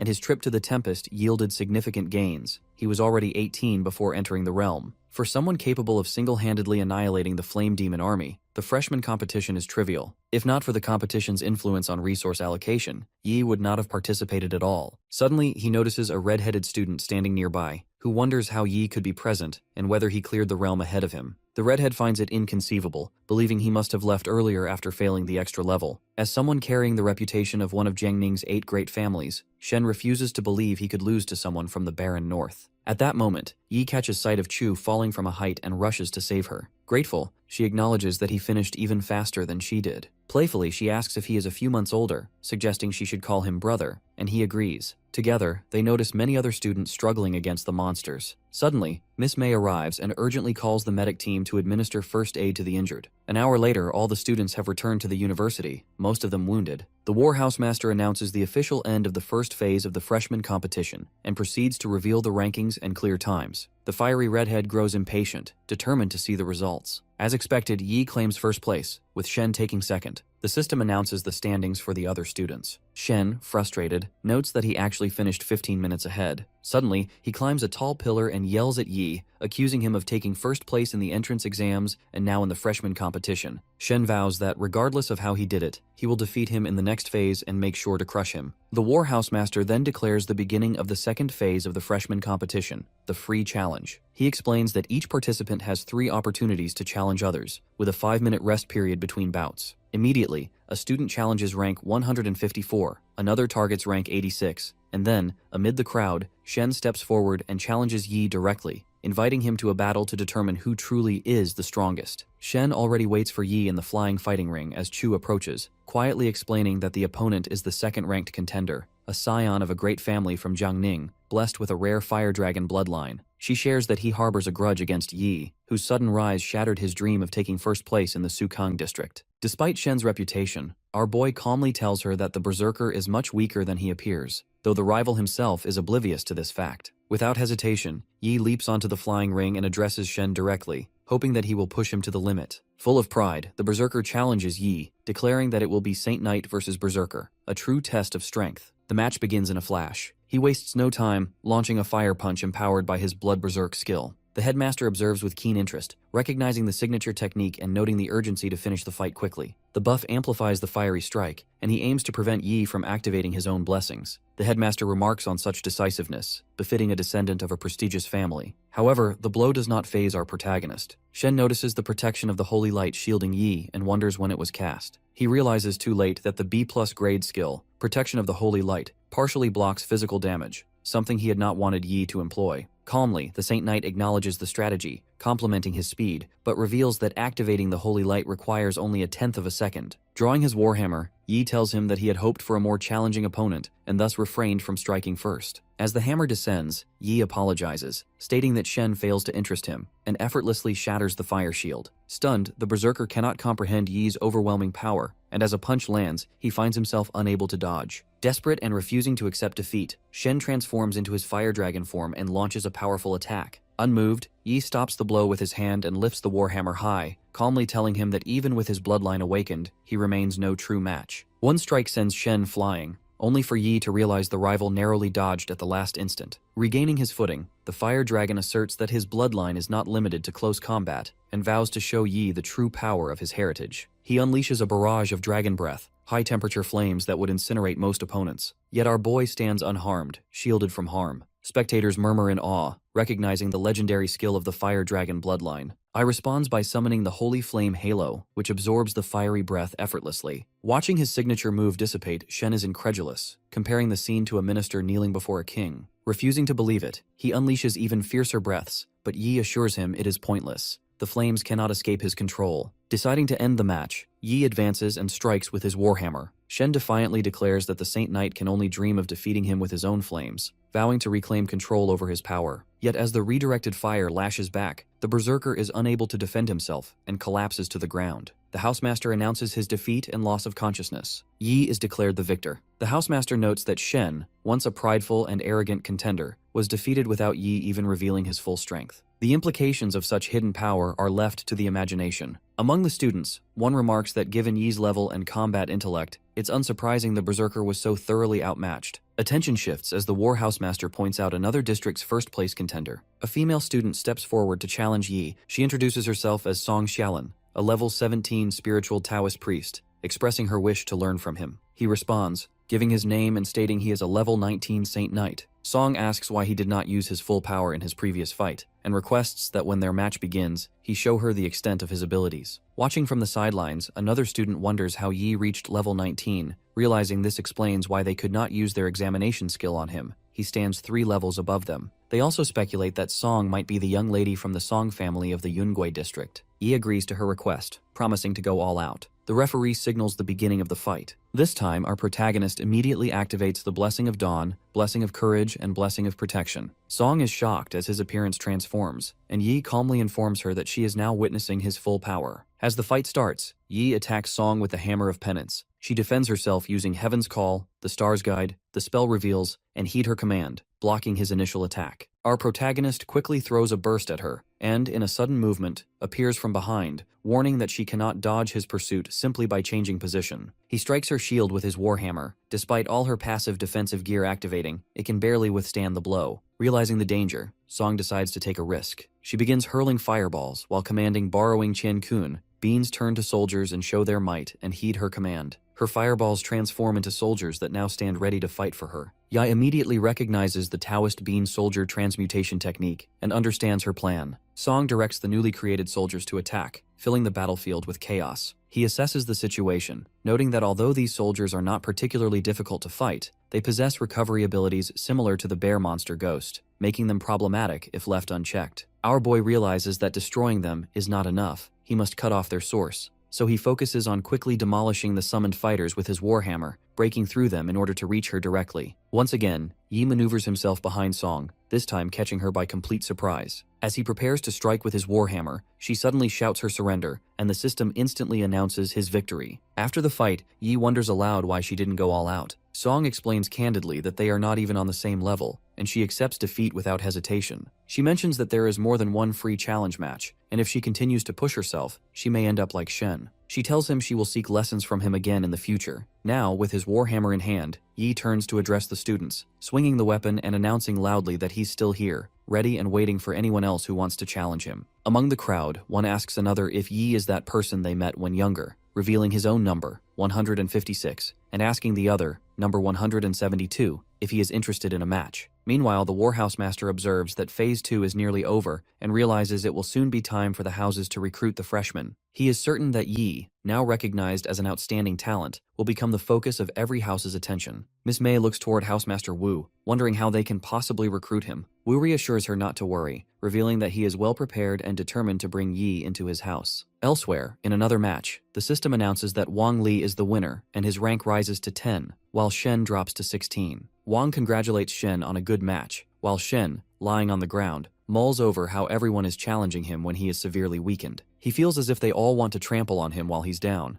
and burning with resentment, vows that once he recovers from his injuries, he will make them all regret it. The system finally announces the overall results. Yi takes first place, Chu is in second, and Song is in third. The headmaster steps forward, declaring that the free challenge match is over and the freshman competition has come to an end. With all the ranks now rearranged, the students' accommodations and points will also be updated. He encourages everyone not to worry if they find themselves ranked lower with fewer points, reminding them that as long as they work hard, there are many ways to earn points at the school. The Warhouse Master announces that it is now time for the house arrangement session, and he introduces the 5 housemasters, each of whom will explain the educational philosophy of their respective houses. He begins by reminding everyone that although the dark age of invasion by otherworldly races is over, many still perish on the battlefield, and the mission of combat academies is to cultivate students' strength and increase their survivability. The housemaster of the Element House explains that their house recruits classes that primarily use elemental powers, promising to lead students to uncover the truth of the elements. The armament housemaster follows, explaining that their philosophy is to maximize the use of weapons, rather than relying solely on skills, and inviting students to join if they wish to become the strongest with just their bodies and weapons. The Tactic housemaster addresses the crowd, announcing that the Tactic House seeks to train tactical students to command operations. She notes that any class can join, and stresses the importance of a top-tier commander class in reducing the mortality rate of an entire legion. The Logistic housemaster then welcomes students from lifestyle classes, emphasizing that while they do not focus on combat, they offer the most professional education for lifestyle classes. A competent logistics line, he reminds them, is the backbone of any operation.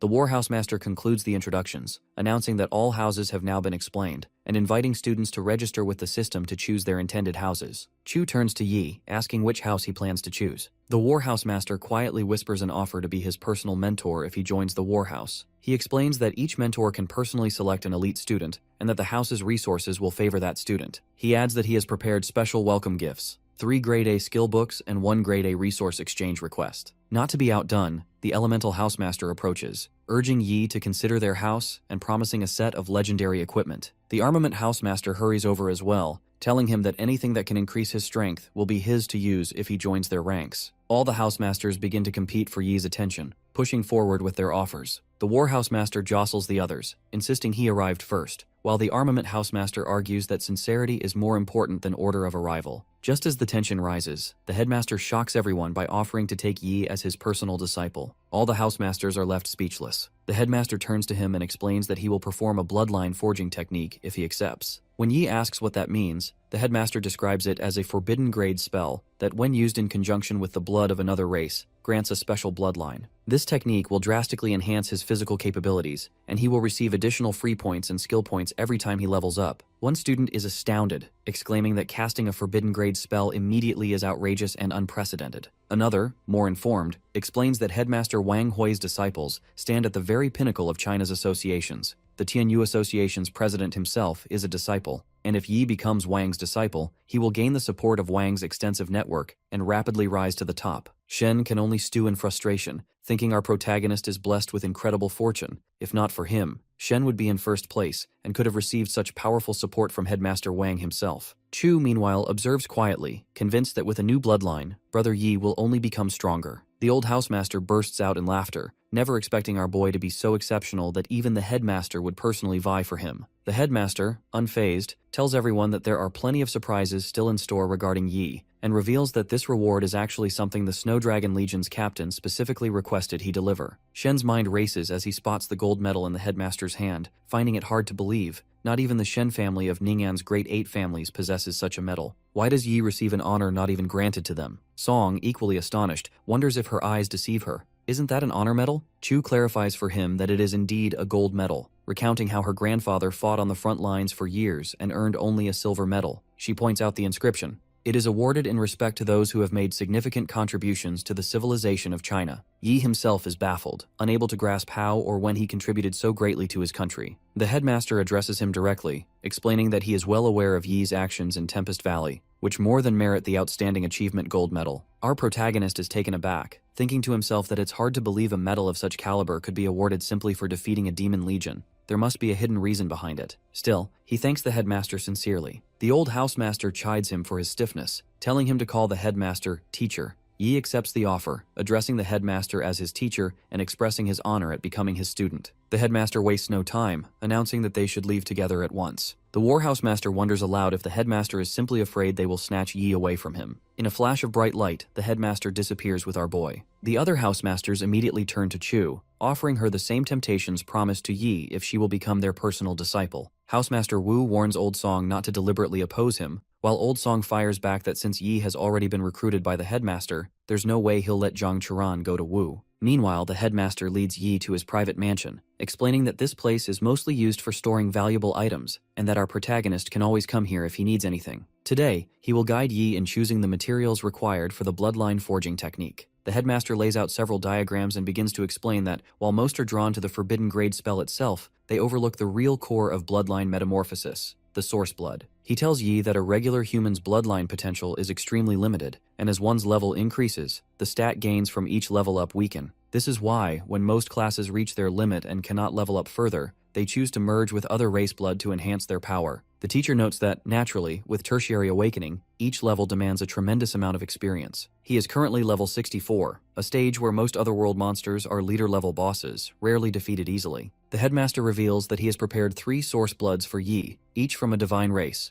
Angel, Titan, and Dragon. He explains that the bloodline forging technique can only grant a single unique bloodline, so Yi must choose carefully from these 3. The angel source blood is extracted from an angel's corpse, members of the God of Light's divine race, and merging with it will grant Yi extremely high light affinity. The Titan source blood comes from those who worshipped the God of Thunder, and who are naturally gifted in controlling lightning. Merging with it will vastly amplify any of his lightning-type abilities. The dragon source blood, on the other hand, comes from the direct descendants of the dragon god, containing the purest dragon lineage, and will allow Yi to exert a natural pressure over all beast races. All 3, Angel, Titan, and Dragon, are at least level 60, marking them as high-tier races. Continuing, the headmaster explains that while the Titan and Dragon source bloods are powerful and will mainly boost Yi's strength and mana, the Angel source blood, due to his affinity with the God of Light, might bring him improvements beyond imagination. After some thought, our boy informs his teacher that he chooses the Angel source blood. Wang, pleased, notes that Yi seems highly compatible with this option and mentions that he is his 5th student, with 4 seniors whom he will introduce in due course. Yi then asks, unable to contain his curiosity, why he would receive a gold medal for his deeds. Surely, eliminating a demon legion is not enough for such recognition. The teacher, deciding to be candid, reveals that Yi's actions at Tempest Valley exposed the enemy's plan, leading the military to discover that otherworld creatures can slip into China via medium-sized cracks. Yi grasps the significance of this, asking if it means there are already many otherworld creatures hidden across China. The teacher confirms this, stating that initial investigations have found evidence of hundreds of such cracks, though, for now, the invaders are low-level enough for the Legion to handle. He adds that legions nationwide have been mobilized to eradicate these threats, and that the Academy's mission system will offer related tasks. As his instructor, he hopes to see Yi grow as strong as his seniors, and one day offer his strength to the nation. The headmaster then informs him that there are still more preparations to complete for the bloodline forging technique, and recommends that he rest first. He hands Yi a box-shaped teleportation device, instructing him to use it at 9 o'clock the following morning. Left to his thoughts, Yi checks his system for daily routine updates, considering what he should do next. He recalls that the final result of bloodline forging depends not just on the source blood, but also on his constitution and luck. Remembering the S-grade potion he obtained after slaying the demonic prince, he checks its details and learns it will be effective for the next 12 months, so he drinks it without hesitation. The system congratulates him on obtaining an S-grade treasure, the Longning fruit, and he reads its details carefully. Deciding there is no reason to wait, he prepares to visit his teacher. On the other side, the old housemaster comments to the headmaster that obtaining even a single vial of angel source blood is extraordinary, since the corpse of an angel is so rare that it could spark wars between several legions. Wang simply replies that he has waited a long time for someone like Yi, and now that he's here, there is nothing to hesitate about. He is fully satisfied with his choice. Meanwhile, Yi teleports to his teacher's mansion, where Wang welcomes him and tells him the bloodline forging technique is ready. Wang instructs Yi to remove his clothes and sit in the center of the formation, which he does obediently. The headmaster asks Master Zhou to activate the formation and stands ready to protect the process. Master Zhou complies, and as the bloodline forging technique begins, radiant light pours from our protagonist's body while power circulates around him. Soon, a blue liquid covers Yi completely as Wang and Zhou closely observe the changes. Master Zhou remarks in amazement that the freeze is incredibly powerful, suggesting that Yi possesses a special bloodline from the beginning. Master Zhou observes the ritual closely, marveling that if Yi ever decides to change his class to mage, he could easily become one of the top ice mages based on his terrifying frost abilities alone. Wang replies that he is aware Yi's sister is currently awakening a first bloodline,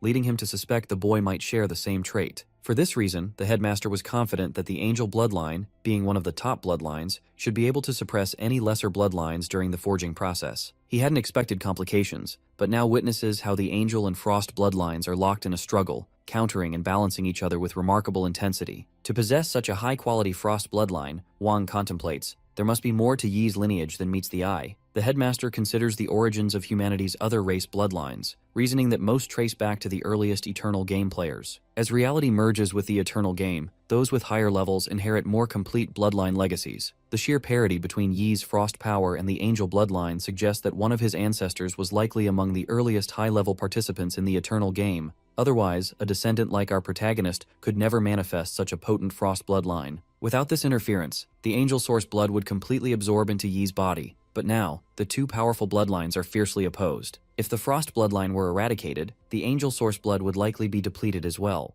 Master Joe notes with concern that a huge amount of angel source blood has already been lost, predicting that the final effect might not even compare to consuming a lesser-grade treasure. All they can do is entrust the youth's fate to destiny. Any attempt to forcibly stop the ritual could cause his death through self-destruction. He sincerely hopes Yi will have good fortune. Suddenly, the system notifies him that his gate of consciousness has opened and he is entering his mental realm. Within this realm, a mysterious woman greets him, asking if he has finally arrived. He looks around, questioning if this is truly his mental realm. The woman addresses him as her child, congratulates him for receiving God's blessing, and tells him that God has sent her to grant him true strength, promising that he will be unrestrained by morals or rules, free to follow only his desires. She asks if he accepts this power. Yi, unimpressed, summons his holy light hammer and strikes her on the head. The woman cries out in surprise, asking what he thinks he is doing, then raises her hand and begins weaving magic, insisting she hopes he won't disappoint her.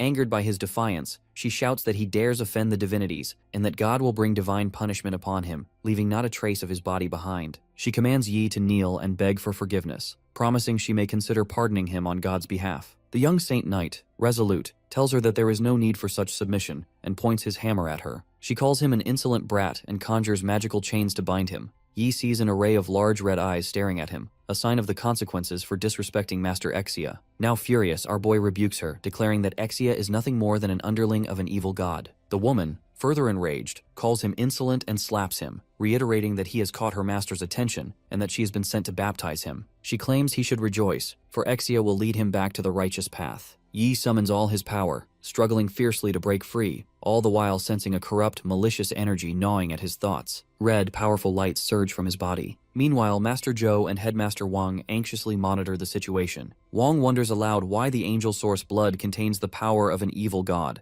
Could it be that the angel was slain by such a being? He blasts Yi with a surge of magical light, attempting to aid him. Master Joe realizes the boy is in dire danger, that the evil god's power is bent on obliterating the angel's strength. Wang, however, notices a change. Rather than weakening, the angel's power within Yi is actually growing stronger. Inside the mental realm, the protagonist draws on all his strength, snaps the magical chains, and unleashes his frost power upon the woman. She is shocked, unable to understand how his soul, nearly consumed moments ago, can now wield such overwhelming divine force. As she is frozen solid, Yi transforms into an angelic form, raises his hammer, and strikes her down, denouncing her as an evil god's underling. With a shout for her to die, he smashes his hammer into her, shattering her form into countless pieces. Suddenly, as the fragments disperse, the evil god himself materializes before him. The being regards Yi with cold amusement, asking if he is merely trying to tickle him, and addresses him as a little guy. The evil god informs Yi that his resistance is nothing more than a minor annoyance, insignificant in the face of his grand design. Our protagonist, refusing to yield, shatters the chains binding him and unfurls his immense wings, taking flight. As he ascends, a wave of frost radiates from his form, freezing everything around him. The god is momentarily stunned, questioning if Yi is somehow activating a formation. Surrounded by surging freezing power, the deity finds himself impaled by massive ice spikes as they erupt and spear through his body. Despite the pain, he tells Yi that he will graciously accept such a present, but reminds him that what humans call power is nothing more than the fading light granted by a god. As Master Exia's most devout follower, the evil one boasts that the power he wields is far beyond anything a mortal like Yi can imagine. Suddenly he unleashes brutal light rays at our boy, who deftly dodges the attacks. Chains come hurtling next, enormous and relentless, yet still fail to catch him. Tauntingly, the god mocks him, declaring that worms only know how to flee. At that moment, a powerful portal bursts open, releasing an intense, blinding light. Yi quickly raises his holy shield, protecting himself from the searing radiance. Drawing on his magic, he slices through the divine rays with a force that stuns his opponent. The evil god, unable to comprehend what he is witnessing, reels as Yi advances, and in a startling move, plunges a finger into one of his many eyes. A tremendous ray of light bursts from the wound, and the god recoils in disbelief, shouting that such power is impossible and demanding to know where this strength originates. The blinding light overwhelms him, sending the deity tumbling and screaming in denial. When the brilliance fades, the sign of Yi's master, Wang, appears in front of him,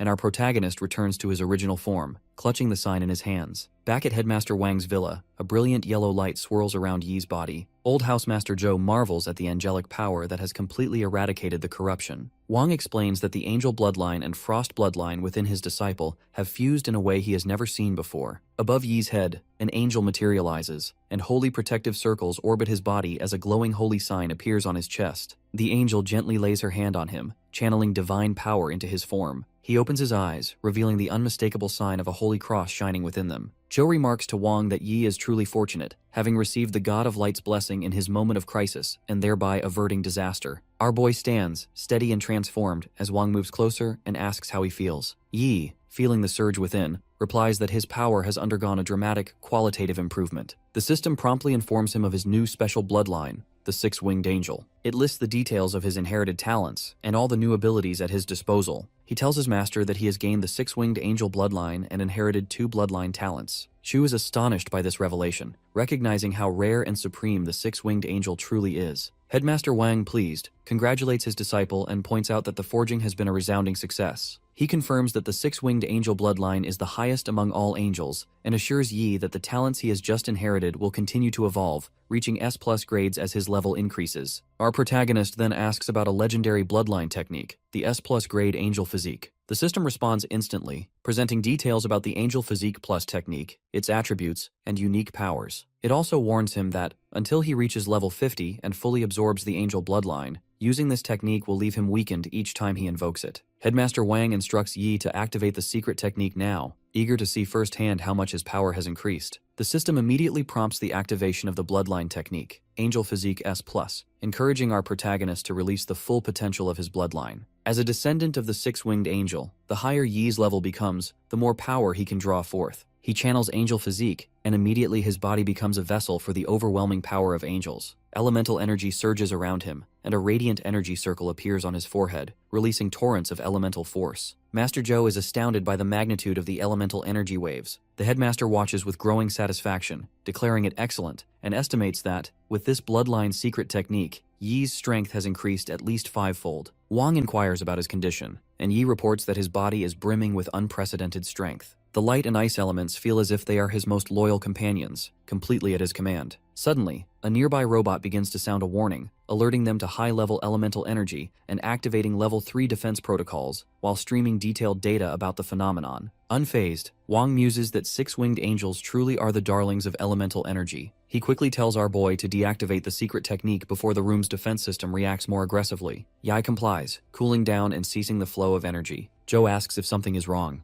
Yi explains that, while the secret technique drastically improved his strength, even without combat or prolonged use, his entire body now feels sore and bloated. The headmaster explains that the bloodline secret technique exponentially increases Yi's power, but the Six-Winged Angel bloodline is simply too potent for him to handle without consequence at his current level. He advises him to reserve this technique as his final trump card. With the Six-Winged Angel bloodline, 2 evolutionary talents, and an S+ grade bloodline technique, Angel Physique, Zhou concludes that for other freshmen to catch up to Yi is likely just a dream. Based on the signs of his bloodline activation, Zhou speculates that Yi's sister's Frost bloodline might be equally formidable. Wang recommends that if Yi wants his sister to awaken her bloodline in optimal condition, he should have the Frozen Lotus refined into a frost pill for her. He mentions that the university's specialized pill forging department can handle the order directly through the school system. Yi confirms he understands, and Wang instructs him to rest well. Before leaving, Zhou asks the headmaster about the earlier danger, how Yi was touched by the power of an evil god. He emphasizes that if anything had happened, it would have been a tremendous loss for Sukang University, and even for the country itself. Wang reassures him that it was only by the God of Light's protection that Yi survived, and promises to launch a thorough investigation, determined not to overlook a single clue. He teleports back to his university residence, already contemplating the process for forging the frost pill. Besides the main ingredient, the Frozen Lotus, he also needs a grade A treasure, icicle grass. While the Snow Dragon Legion will deliver the Frozen Lotus soon, the icicle grass must be acquired separately. He calculates that a bronze medal costs 500 points, a silver medal costs 1,000, and a gold medal costs 2,000 points.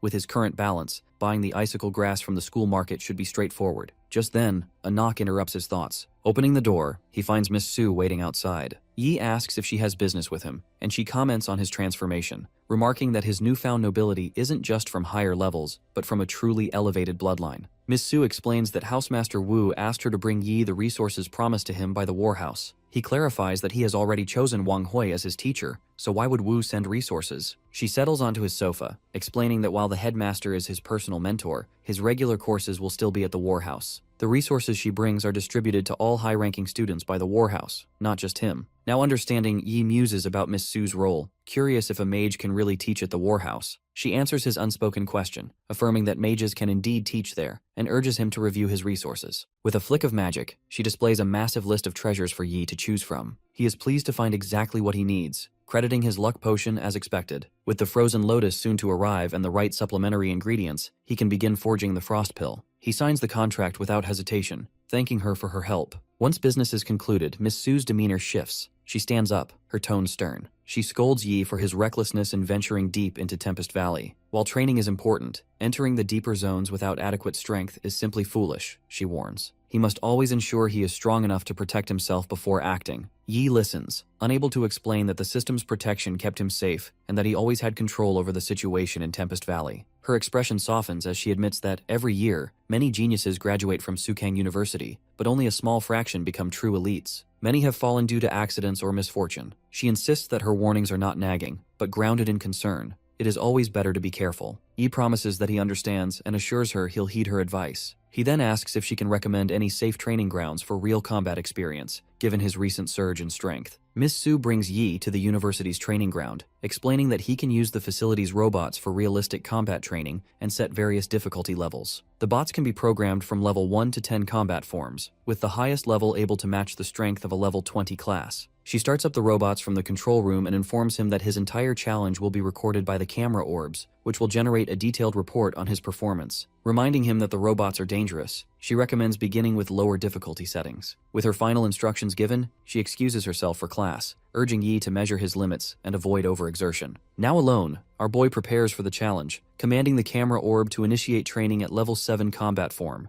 The robot immediately confirms and executes his command, readying the arena for the next test of his burgeoning power. The training session begins as the robot's camera system announces the activation of combat monitoring, deploying 50 combat training robots and warning Yi that level 7 combat form has been engaged. In an instant, the robots open fire. He swiftly dodges their bullets, weaving through the barrage. Seizing an opportunity to test the frost power he gained from merging with the frost bloodline, our protagonist leaps onto a robot and delivers a powerful punch, shattering it into pieces. In response, the remaining units unleash streams of fire, but he blocks the assault with his holy shield and presses forward. Deciding to escalate, Yi unleashes his frost winds, his signature move, Frost Tempest. The chilling gales sweep across the training ground, rapidly immobilizing and freezing the robots in their tracks. Within seconds, the entire arena is encased in ice, not a single machine left moving. The system congratulates him for passing the level 7 combat form test and begins calculating his training results, providing a detailed report. Without hesitation, Yi commands the camera orb to initiate the level 10 combat form. The orb notifies him that, due to the extensive damage to the training robots, a backup plan is now in effect. A massive robot, far larger and more formidable, steps forward. The system explains that this is the supernatural-grade training robot, equivalent in strength to a regular level 25 class, and will operate using the highest intelligence protocols to optimize both offense and defense. For safety, the system will intervene if his well-being is at risk. Now, our boy is ready to go all out. The countdown begins, and the system signals the start. Immediately, the supernatural-grade opponent launches an assault, hurling frost power at him, forcing Yi to sprint for his life. Watching for an opening, he retaliates with his hammer, striking the giant machine while the system feeds him real-time data on its abilities. Yi aims to disarm his opponent, but the robot counters, firing a devastating light ray that knocks him back and causes him to lose his grip on the weapon. The mechanical voice announces that it has successfully disarmed him. The system reports that attack system synchronization is complete, and the robot's combat capabilities have been amplified. It now stands before Yi, launching waves of fire. He invokes his magical shield once more, but the constant defense begins to drain his energy. Just as our protagonist struggles to hold his ground, the system updates him. Weapon model optimization is complete and coming online. The robot's form shifts, transforming into a wolf that charges after him with incredible speed, replicating the Tempest wolves. Realizing the threat, Yi activates his angel physique, challenging the machine to replicate his divine transformation. At that moment, someone else enters the training ground, placing her hand on the scanner. The system beeps, identifying the newcomer as Chiran. She reflects on her recent decision to become Housemaster Song's personal disciple, which granted her access to rare resources and accelerated her cultivation. Although she struggled with the level 7 combat form before, she is now eager to try again. The system reminds her that her last recorded challenge result was level 6 and apologizes, explaining that heavy damage to the training robots requires her to reschedule her attempt for tomorrow. Chiran notices the display screens filled with warning signals and sees that a student is currently challenging the level 10 combat form. She is surprised, knowing that this training ground is meant for freshmen. Most struggle with level 6, and even Yi, her brother, would not find challenging level 10 an easy feat. The system displays details about holy chains, radiant bindings that restrain enemy movements. Yi shouts the spell, and countless brilliant chains shoot out, wrapping around the robotic wolf and securing it from further action. Simultaneously, the wolf's internal system detects an anomaly, failing to match the skill in its database. Its analysis falters, unable to provide answers. Meanwhile, the system informs our protagonist that Vision of Light scans enemy weaknesses and reveals hidden abilities. Following this guidance, he delivers a decisive punch to the wolf's chest, utterly destroying it. Moments later, the system announces the final protocol.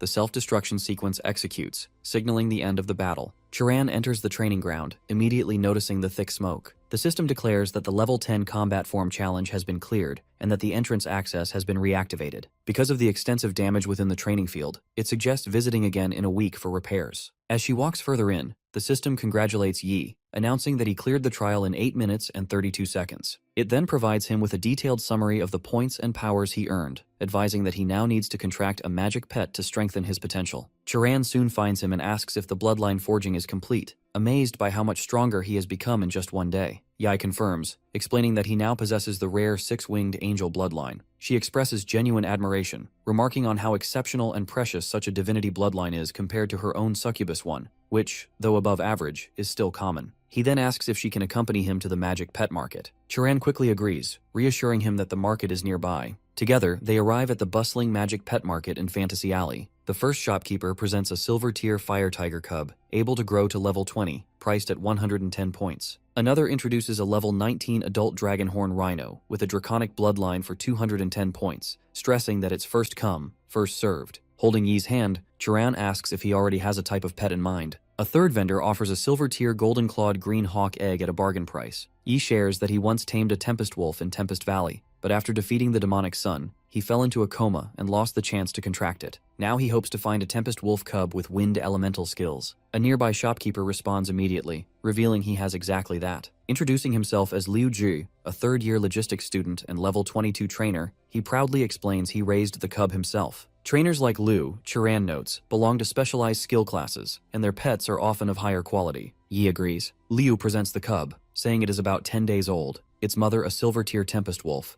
and his examination confirmed silver-tier talent. He offers it for 60 points. Yi asks about gold-tier cubs, but Liu explains they are rare in the entire market, promising to notify him if one appears. The young knight decides to examine the offered cub. The cub roars as soon as Yi takes it in his hands. Chiran observes that it looks far too small and malnourished, but Liu reassures them that tempest wolves are naturally small at birth. Despite its condition, Yi insists on purchasing it, telling her that there are no useless pets, only useless masters, and he has great hopes for the cub. She supports his decision. Liu includes a contract scroll with the 60-point purchase, allowing Yi to bind the cub. Within seconds, the Tempest Wolf undergoes a dramatic transformation, rapidly growing stronger. Onlookers notice the event, and one man wonders if the dark purple light indicates a legendary tier magic pet. Another customer even offers 1,000 points for it. Chiran congratulates him, realizing the cub was a devolved legendary pet that regained its true tier upon receiving Yi's magic. Liu regrets the sale bitterly. She then asks if he has thought of a name, and he decides to call it Gray. Now desperate, Liu demands either an additional 1,500 points or the contract's removal in exchange for a refund. He warns of consequences if Yi refuses. A nearby shopkeeper points out Liu's negligence in verifying the tier, while a woman whispers that Liu has the powerful Liu family's backing. An old man mutters that, fair or not, Yi may not be able to keep the pet. Confused and angry, Yi exclaims that he has never heard of someone demanding more money after a sale. Flames flicker around him as his fury grows. He glares at Liu, warning him to stop dreaming and leave. Feeling the killing intent, Liu collapses to his knees, admitting he sensed death in that single glare. Yi kicks him back, forcing him to beg for forgiveness and insist it was a misunderstanding. He promises to let Yi keep the cub. With a stern warning to stay out of his way, Yi departs with Chiran and Gray, leaving the market behind. Chiran asks Yi if she can visit him to play with Gray in the future, and he warmly agrees, telling her she can come by anytime. In the market, a girl points out to her friend that she believes that's the #1 freshman, Yi. Her friend wonders aloud if he's the one whom the headmaster personally recruited as a disciple, mentioning she's heard he even received a gold medal. Meanwhile, a man in the crowd remarks that Liu has always acted with impunity thanks to the Liu family's authority, but now he has finally provoked someone he shouldn't. Suddenly, a tall man demands the crowd make way for him. Liu Wu has arrived, intent on standing up for his brother. As Liu desperately begs his elder to get justice for him, Liu Wu shocks everyone by punching his own brother in the face, calling him useless trash, and questioning if he even understands what it means for a freshman to be awarded a golden medal. He tells him it's his fortune that they let him go, warns him not to linger and embarrass himself further, and orders him to leave as far away as possible. Stunned and humiliated, Liu can only wonder what mistake he made to anger such a formidable existence. Back with our protagonist, he notices the purple winds swirling around Gray, realizing that, as expected of a legendary tier Tempest Wolf Cub, it can instinctively wield its wind powers even at such a young age. He thinks about whether the luck potion he used is still in effect, and if perhaps more good fortune is on the way. Just then, the doorbell rings. An army officer introduces himself as Zhao from the Snow Dragon Legion, handing Yi a large treasure box and explaining that this is the S-class treasure their legion promised him, the Frozen Lotus. Zhao asks him to please accept it, then informs him that now that the treasure has been delivered, he will return to the Legion for duty. Yi thanks him, asking Zhao to pass along his gratitude to the captains as well, and marvels at the speed and efficiency of the Snow Dragon Legion. Less than 3 days have passed since he left Tempest Valley, and already his reward is here. He quickly opens the treasure box and takes out the Frozen Lotus, thinking that if he can forge it into a frozen pill, Yoon's bloodline awakening crisis will be solved. Seeking more information, Yi consults the system about the frozen pills. The system provides all the relevant details, and as he reviews them, he realizes he can't book the forging service online. He'll need to go to the pill department in person. Without delay, he heads over and finds a girl at the reception desk. Politely, he asks if Sir Tian is available to help forge a pill, and she explains that Sir Tian is in a meeting, but she is his student, Lin Yi, and can assist him. She asks what kind of pill he'd like to have made and offers to answer any questions. He presents the Frozen Lotus, explaining that he needs it forged into an S-class frozen pill. Lin Yi is surprised, remarking that she thought he was just a freshman, and asks how he came to possess such rare treasures. She informs him that since he already has the Frozen Lotus and Icicle Grass prepared, all he needs to do is pay a 900-point production fee and leave his contact information. Once Sir Tian finishes forging the pill, she'll let him know it's ready for collection. Yi agrees, transfers the fee, and provides his information. Meanwhile, in the university canteen, one student tells another that recently, many places have discovered otherworld creatures. He asks if his friend has heard that numerous guilds and legions have been ordered back from the front lines. Yi overhears their conversation as another student explains that his friend in the legion said, "It's because signs of otherworld creatures have appeared all across the country." Suddenly, he is pushed from behind and turns to find Song Lan, who expresses surprise to see him in this class as well. She explains that her personal mentor is Housemaster Wu, so it looks like they'll be classmates from now on, and she politely asks Yi to look after her. He responds in kind, asking her to look after him too, but Song laughs and says Yi is so strong, asking her to protect him is impossible. Still, if he ever needs her help, he only has to ask. At that moment, Miss May enters the classroom, greets the students, and introduces herself as the teacher responsible for monster studies and intelligence. Before starting the day's lesson, she announces important news. As the rumors said, there have been large-scale invasions by otherworld creatures within the country's borders. While these invaders are not particularly strong, the government is taking their presence extremely seriously, raising the alert to level 3 combat preparation, and significantly increasing resources allocated to schools. As a result, resources distributed to students based on their rankings at Sukang University will rise by 70%, and rewards for completing school missions will also be much greater. Furthermore, the Abyss mode of the school's 3 realms will be opened, though students will need to purchase Abyss stones with points to unlock access. A student excitedly comments that the nation has poured in massive resources to cultivate strong talent at any cost, and he's eager to finally access Abyss mode for more XP and increased mission rewards. It seems clear the school is preparing for something big. Miss May quiets the students with a flick of her fingers, reminding them that regardless of how many resources they receive, their job as students is to focus on getting stronger. She instructs everyone to open their textbooks and begin the day's lesson. As they get started, one student tells another that he tried to challenge the Goblin Dungeon's boss yesterday and lost several hundred points after being defeated. His friend replies that it's his own fault for trying nightmare difficulty and asks if he regrets it. The first student admits he hadn't expected the final boss to be so tough. Yi considers his own situation.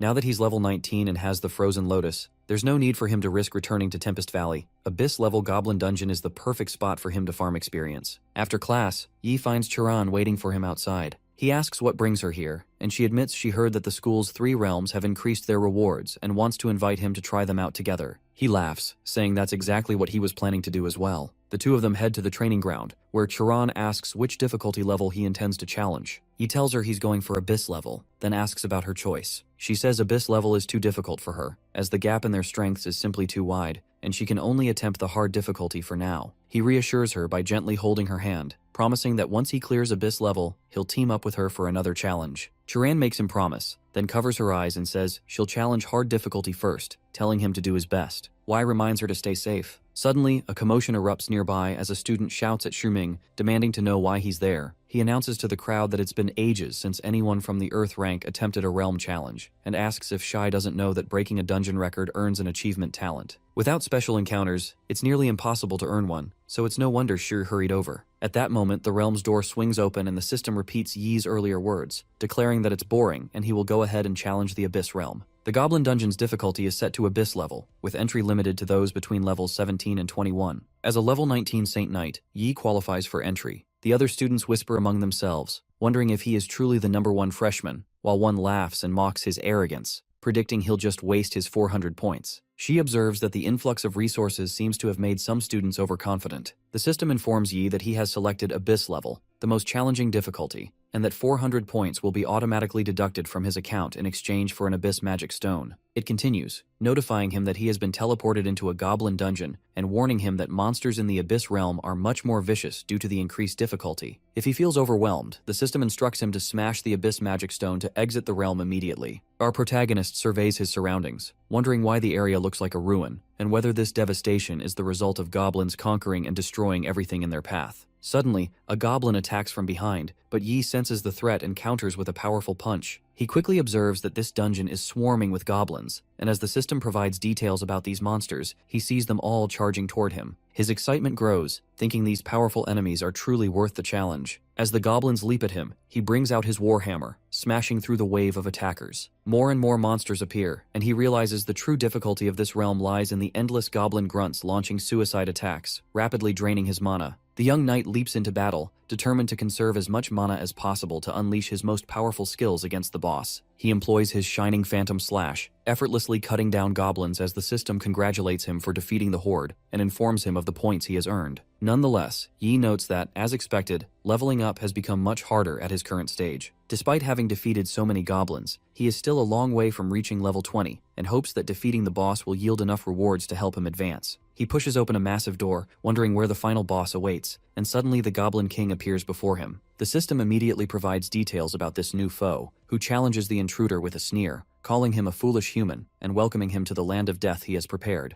The Goblin King berates him for slaughtering his people so carelessly, then lets out a furious roar, commanding Yi to die. Our boy leaps into the air and strikes with his warhammer, only to find the attack has little effect. He quickly realizes this boss is far stronger and faster than expected, likely a strength type yet with impressive speed. He attacks again with his full power, but the Goblin King activates the dominant body skill, reflecting him away and taunting him by asking if he's only capable of leaving scratches. Yai understands that relying solely on physical attacks is ineffective, so he calls forth light chains that pierce the monster's body and bind it. The Goblin King is shocked, finding himself unable to move, while the Saint Knight notes that its magic resistance is surprisingly low. He taunts the monster, inviting it to enjoy his special gift before hurling a massive fire attack. He reflects that, for an Abyss-level realm boss, the Goblin King is surprisingly weak. The system congratulates him and informs Yi of the rewards he has just received. He is pleased that he managed to conserve a large amount of mana in preparation for the boss fight, and his hunch was right. Setting a new record on the Abyss-level map has granted him a new talent. The system announces that because he set a new record, he will unlock a new achievement talent and lists the details. With his newly acquired grade A talent, Rapid Casting,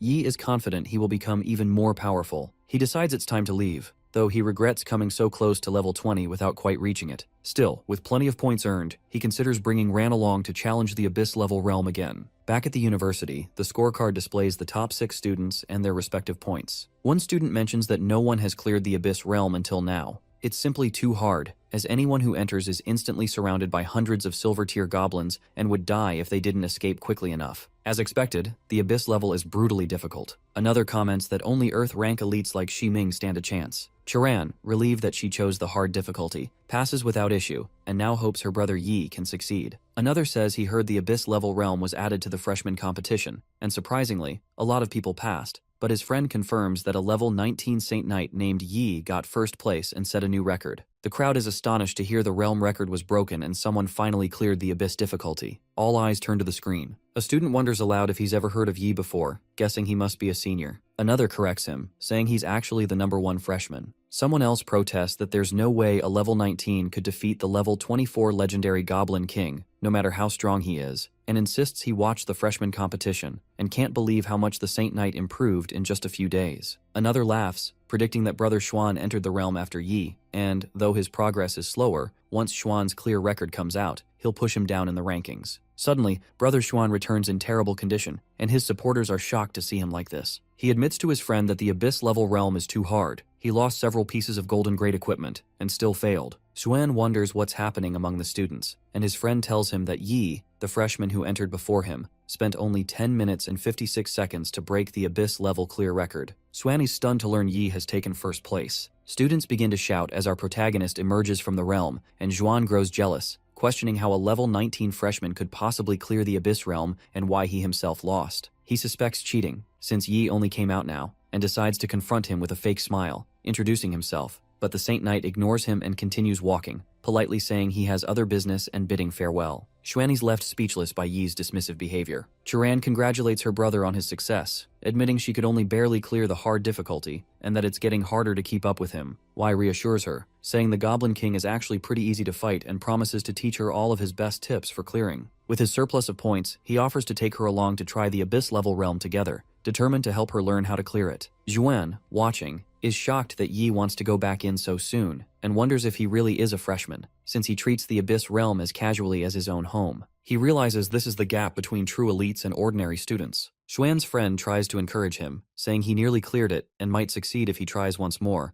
but Xuan feels only shame and depression, and his friend wonders what's wrong with him. Later, Xuan sits alone in his room, reflecting that some people appear to be heroes but reveal their true selves at the slightest setback. This is how real elites behave, with each new wave pushing the old to the shore. He resigns himself, deciding there's no need to challenge the realm again and accepting his place in the order of things. Yi discusses with Chiran how this is actually their second time teaming up, and it feels like just yesterday they were adventuring together in Tempest Valley. She also recalls that experience vividly, a memory still fresh and meaningful. Suddenly, our protagonist senses danger and, without hesitation, turns back to hurl the punishment of light at a lurking goblin, killing it instantly. The memory prompts Chiran to mention the time when she kissed him, explaining that the demons had pushed her into a corner back then, and it was only thanks to his bravery that she didn't choose self-destruction in her despair. Before they can say more, a horde of goblins emerges, swarming forward. Chiran notes that Abyss difficulty lives up to its reputation, as even ordinary goblins have incredibly high stats. Ai reassures her, pointing out that while their level is high, the creatures are actually rather fragile and only dangerous because they attack in overwhelming numbers. The system chimes in, providing more details on the goblin warriors. He suggests the wave is manageable as long as they're careful about skill consumption, proposing they each defend a side to prevent any from sneaking up behind them. Chiran agrees. With coordinated teamwork, Yi employs his Gift of God, while his partner uses her Gift of Protection alongside her Weapon of Blessing. As the monsters close in, our boy announces he will take the first wave and swings his warhammer, crushing many of them with powerful sweeping blows. When it's her turn, she unleashes her Dark Slash technique, cleaving through goblins with precision. The system congratulates her for defeating the horde and awards points, then does the same for Yi, who responds with a nod. Suddenly, the system issues a warning about the imminent appearance of the Goblin King, displaying detailed stats and abilities. The massive creature bursts onto the scene, his voice booming as he commands them to prepare for death and retribution for his people's suffering. Chiran, feeling the pressure, asks Yi how he managed to clear the Abyss level before, knowing Abyss bosses aren't easy prey. He explains that the Goblin King looks intimidating but actually has weak spell resistance, and she should be able to defeat it with a strong spell-based attack. Eager to take the lead, Chiran prepares her strongest spell, wondering if she should attempt the demonic power of her succubus bloodline. The system offers her information about the demonic blade's qualities, helping her strategize. She leaps into the air and attacks, but her effort fails. The Goblin King laughs, taunting her by saying that the demonic energy in her strike has only fueled his strength, elevating him to a new level. Without warning, he unleashes a ground-shattering shockwave at them. Chiran reassures Yi that she's unharmed, but blames herself for failing to control the demonic power, inadvertently strengthening the enemy by letting him absorb it. Yi tells her not to worry and decides to see if his old tactics still work. He hurls Punishment of Light at the monster, but this time the skill proves far less effective. Its spell resistance has improved drastically. The young warrior tells her this fight may be tricky, and if he can't defeat the boss, she should crush the Abyss Stone and escape without hesitation, reminding her that a realm challenge isn't worth risking herself over. Yi attacks with his light chains, but the Goblin King effortlessly shatters them. At that tense moment, Chiran's inner demon appears, chiding her for being too weak. The demon tells her that if she could fully master the demonic power in her succubus bloodline, brother Yi wouldn't be in such danger, and that it's time to release her true strength. While our protagonist struggles to restrain the Goblin King, determined not to let his companion be put in danger, he activates his angel physique. The monster, wielding his hammer, lands a crushing blow that sends Yi to the ground. When he looks up, he is astonished to see Charan transformed. She has embraced her demon form, radiating immense power, and the Goblin King recoils in shock. She declares that this is her royal power and confidently tells him to let her finish the fight. The beast is bewildered, unable to absorb her demonic energy as before, and instead feeling it eat away at his own strength. Charan, now fully in control, taunts him, assuring the foe that what he's experiencing is just the appetizer. The Goblin King, desperate, demands more demonic power, but she unleashes a devastating magical spell, shouting for him to die. The power of her spell is so overwhelming that even Yi finds it difficult to witness, blinded by its intensity. The system congratulates Miss Chu for defeating the boss Goblin King, announcing that she has earned 15 free stat points, 15 skill points, and a trove of additional rewards. After finishing off the monsters, she turns back to Yi, breathless, and tells him she finally managed to kill the monstrous foe. Our protagonist, still wary, quickly withdraws his hand and asks if she is truly Chu. As she regains her composure, her consciousness slowly returns. After a few seconds, she reverts to her original form and explains that everything that happened just now was because of the demonic power in her succubus bloodline, something she still struggles to control. Yi, seeing her exhaustion, suggests they team up and tackle the abyss-level realm a few more times together,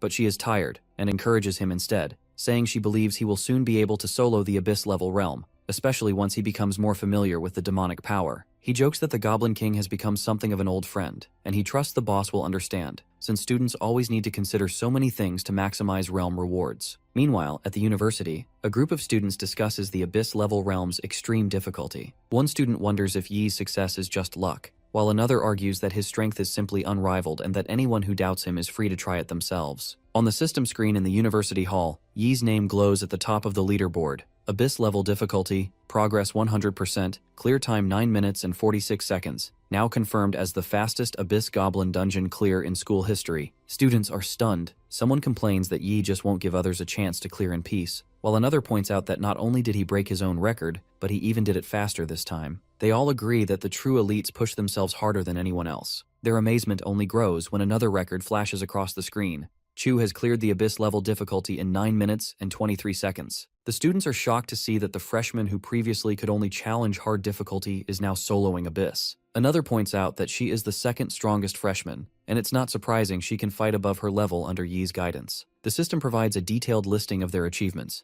and some students quietly admit they finally understand the sense of powerlessness that comes when realizing the vast gap between themselves and true geniuses. Now, Yi is challenging the Abyss level for the second time, and Chu has completed her first solo Abyss run and then her second time in a party with him. Afterward, she mentions that she heard the Elemental House has prepared a fireworks show for the freshmen and invites him to go watch together. Outside the Elemental House, she thanks him, saying it's because of him that she gained so much from the Abyss realm, but Yi credits her own efforts, insisting he merely gave her a little push. As they walk, Yi's attention is drawn to a massive statue atop the building. Chu explains that this is the Mage Yang, honored as the protective deity because he once single-handedly defended against several other world legions. His heroic deeds became legendary, but in his final battle, a demon lord attacked him from behind, resulting in his ultimate sacrifice. His soul was wiped out, beyond resurrection. Yi admits his knowledge of history is limited and asks her to tell him about the Dark Ages. She responds affirmatively, explaining that any discussion of the Dark Ages must begin with the Golden Age 80 years ago, in the year 2544. During that period, many talented classes emerged, earning it the title of the Golden Age. Legendary heroes such as the Tempest Sword Saint Chang Ping and the Heat Blade Saint Li appeared and are still fighting on the front lines today. However, when humanity was finally hopeful and ready to strike back at the Otherworld, the Dark Age suddenly descended, marking the most intense invasion of otherworld creatures ever seen. The elites of the Golden Age sacrificed everything in those battles. After 30 years of relentless war and the loss of millions of heroes, peace was finally restored, a peace now threatened by a new wave of invasions. Chu confides that she hopes her fears are wrong, but she cannot shake the sense of foreboding. Yi comforts her, suggesting that this time the influx of otherworld creatures likely slipped through from mid-sized dimension cracks. They are not as powerful as those from the past, and even if darkness descends again, it will be the otherworld creatures who are unfortunate this time. As he finishes reassuring her, the fireworks show begins, lighting up the night with color. Later, Yi is traveling on a train, feeling grateful that he now has the frozen pill, which will resolve Yun's illness once and for all. At his mansion, Yun nervously asks Qing why her brother is not back yet. Qing assures her not to worry, explaining that he called and will be home soon. Just then, the door opens and Yi enters, announcing his return. Yun runs up and hugs him tightly, joyfully welcoming him home, and confirms she has been taking her medicine as promised. Qing is overjoyed to see Yi return home and immediately asks how long he plans to stay this time. He tells her he'll be home for 3 or 4 days, explaining that his main purpose is to complete Yun's final treatment. The younger sister, always eager, asks if her big brother brought her any gifts. With a smile, our protagonist assures her he did. He presents her with a special reward from the Abyss-level realm, a horn that, when blown, will summon a golden-grade bear monster ghost to protect her. He tells Yun that once she's fully cured, he believes she can become as strong as he is. Suddenly the doorbell rings, and Yi is delighted to welcome Secretary Zhao and Madame Chui inside. Zhao explains that he contacted the priestess the previous night, and she rushed over immediately. Madame Chui remarks that an invitation from Yi is not something she can take lightly, and he insists she overestimates him, thanking her sincerely for coming to help. She almost forgets to congratulate him, and marvels aloud that not only did he find the frozen lotus, he managed to have it forged into the even more powerful frost pill. Zhou is astonished to learn about the pill, noting that S-grade pills are priceless and in high demand. Our protagonist credits the tertiary-turned-class pillmaster recommended by his teacher and suggests they get started on Yun's treatment without delay. Zhao agrees, and they prepare to begin. The girl looks at her brother with concern, asking if this is really safe. Ai reassures her, telling her not to worry. She just needs to eat the pill, and she will awaken the frost bloodline, after which the power of frost will no longer trouble her. Yun steels herself and gets ready. He explains to Madame Chui that he'll cast a series of buffs on his sister first. He starts with the Blessing of Protection, follows with the Blessing of Dawn, and finishes with the Blessing of Courage. The priestess senses the powerful aura of holy light and, despite being a secondary-turned priest herself, notes that Yi's holy light is even purer than hers. He then asks her to activate the formation, which she does promptly, instructing Yun to take the frost pill. Yun eats the pill and immediately the frost energy within her surges. Madame Chui alerts Yi that her patient's frost is bursting out and asks if there's a problem, but he remains calm and confident, assuring everyone he's got it under control. He applies his sacred flame to stabilize the frost, quickly mastering the frozen energy and noting that for him, it's a simple task. The young man predicts that, after this first pill, this will be the last frost burst Yun will ever experience. Madame Chui agrees, explaining that the hardest step is now complete. They just need to be patient as the awakening finishes. Soon, the girl is surrounded by swirling energy, and as she regains consciousness, she opens her covered eye, releasing the form of an ice dragon. The priestess observes that the power is extraordinarily pure, confirming that Yun's frost bloodline is now fully activated. Wei encourages his sister to check her status for any changes. She tells him she can now fully control the ice element, and believes her bloodline talent allows her to manipulate ice at will. He beams with pride, explaining that most bloodline awakenings don't grant such talents, but her case is rare and special, a true first bloodline awakening. Yun asks if it's possible to gain more talents as she continues to develop her bloodline, and he wonders if perhaps their ancestors included a powerful frost class, given the immense benefits both siblings have received. Even so, he suspects their family may have fallen into obscurity over the years. To be sure everything is well, Yi asks Madame Chui to conduct a thorough check on Yun, and she readily agrees. Zhao meanwhile congratulates him, stating that the girl is not only cured but has also awakened her frost bloodline. He shares that the mayor is taking her situation seriously and has arranged additional resources to support her cultivation. Our protagonist thanks him and explains he'll need to return to school soon, so he'll rely on Zhao to look after Yun. The secretary assures him it's an honor. The priestess turns to Yun and asks if she's thought about what class she might want to pursue in the future. She immediately says she wants to be a mage, and Yi agrees that the class suits her perfectly. He promises that once she reaches level 10, he'll help her find a hidden mage class conversion book. Suddenly, her eye flashes red, and she announces she can feel a dark power awakening within her, and it won't be long before its full strength is released. Everyone in the room is stunned. Madame Chui quickly examines her, worried she may have missed something, and questions the presence of dark power. She wonders aloud if Yun really needs to go through with this. As the girl's new powers threaten to emerge, the priestess starts to say that she, the Princess of Dark Tears, Phantom Eye Yun, will, but Yi quickly intervenes, grabbing his sister and insisting on showing her the true power of frost. He drags her to another room, while Yun pleads with Qing to save her from her brother, who she claims is about to kill her. The priestess remains troubled, pondering the nature of these dark powers now awakening in Yun. Yun warns her brother that she won't hold back. With a surge of power, she summons the spirits of ice, freezing everything in her path before launching sharp-edged ice blocks at Yi. He calmly raises his holy shield, blocking the icy assault. As the clash ends, he observes her closely and sees that her body has fully recovered. Now, they can finally set up her cultivation schedule. She returns to her normal self, briefly worrying that her frost is acting up again and thinking she won't be able to cultivate with him. Quickly, Yun reassures her brother that she's fine and it was just a false alarm. To lighten the mood, our protagonist brings out his pet Gray, using magic, and introduces Gray as his newly contracted magic pet. He tells his sister that the creature will keep her company over the next few days, and teases that she shouldn't blame him if Gray outperforms her. Delighted, Yun hugs the little beast and promises she'll cultivate hard with Gray by her side. She then invites it to come closer, and together they sign the contract of darkness to become companions. Yai is relieved, feeling confident that he can now return to school without any worries about her well-being. Later, as he walks at night, Yi thanks Gray for all its hard work over the past few days. Suddenly, Miss May appears, having teleported to his location. He is surprised by her sudden arrival and wonders what brings her here. Mai explains that the National Freshman Exchange competition is beginning soon, and that the team match requires 5 people per team. As the first-place winner of their freshman competition, Yi is naturally the team leader and must complete the team-building process. He assures her that this won't be a problem. May displays a list of the top 10 students from the freshman competition, excluding him, and tells Yi he needs to select 4 teammates. He asks if he can simply pick the next top 4 freshmen. She thinks his choice is a bit hasty and reminds him that the team match is a marathon, not a sprint. Later rounds test stamina, and priest class characters are important for recovery. She points out that while Yi as a Saint Knight can cast buffs, his recovery skills are weaker than those of a priest. May advises that most winning teams include a priest for support. Our boy is confident, explaining that as long as they defeat opponents quickly, they won't even need recovery. He believes he can take first place in the individual bracket and even solo teams in the group match if he activates his 6-winged angel bloodline. May privately reflects that his strength is on a different level, and with him, they might not need a priest at all. She agrees to submit his chosen roster to Housemaster Wu and leaves with a smile, confident in his abilities. Before she goes, May checks if he has finished taking care of Yun's bloodline awakening. Yi thanks her for telling him about the frozen lotus, which made all the difference, and she is glad to hear Yun is doing well. He then asks if she knows where he can find a hidden class conversion book for his sister. Mi replies that the school network does have the book, but obtaining one is very difficult. She encourages him to do his best in the upcoming competition and departs on other business. Soon, Yi learns just how challenging it is to buy such a book.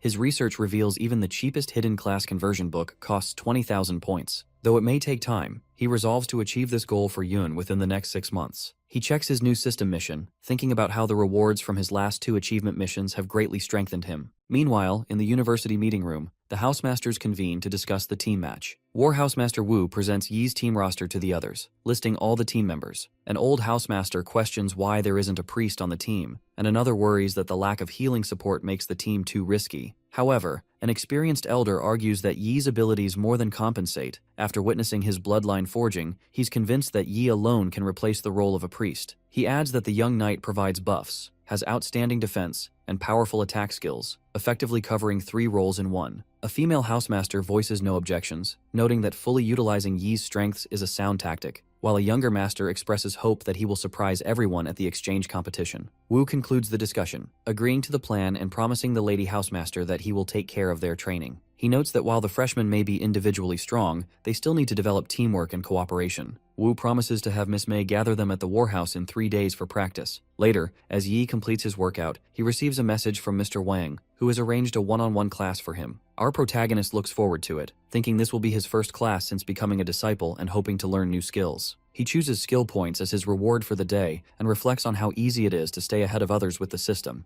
Daily missions keep his skill and stat points steadily increasing. At this moment, the headmaster mentions he is personally overseeing Yi's training, and our protagonist is surprised to find himself surrounded by forest wolves. He wonders aloud about their presence and asks his teacher if he needs to drive them away. The master explains that this is the Edge Forest, a private training ground owned by the Tien Guild, an organization he himself founded, so there is nothing to worry about. As Yi surveys the area, he suddenly notices a flying dragon soaring above, its presence sending the wolves into retreat. He marvels at the sight, wondering if there can really be dragons here. His teacher explains that the level 62 legendary grade dragon belongs to Yi's senior brother, serving as a guardian to deter monsters throughout the forest. The master further reveals that this senior is now level 64, even surpassing him in combat ability, which is why he handed the Tien Guild over without hesitation. Yi is astonished to learn his senior brother reached level 64 by the age of 30. The headmaster laughs, admitting he has seen many prodigies over the years, but believes Yi is the most talented by far, encouraging him to work hard and assuring him that he may one day surpass his senior. The teacher then directs our boy's attention to an important lesson, commanding him to watch closely as he demonstrates a special skill, Holy Light and Heart Shield. Yi observes as the master conjures massive light, forming complex diagrams in the air before casting the energy to the ground,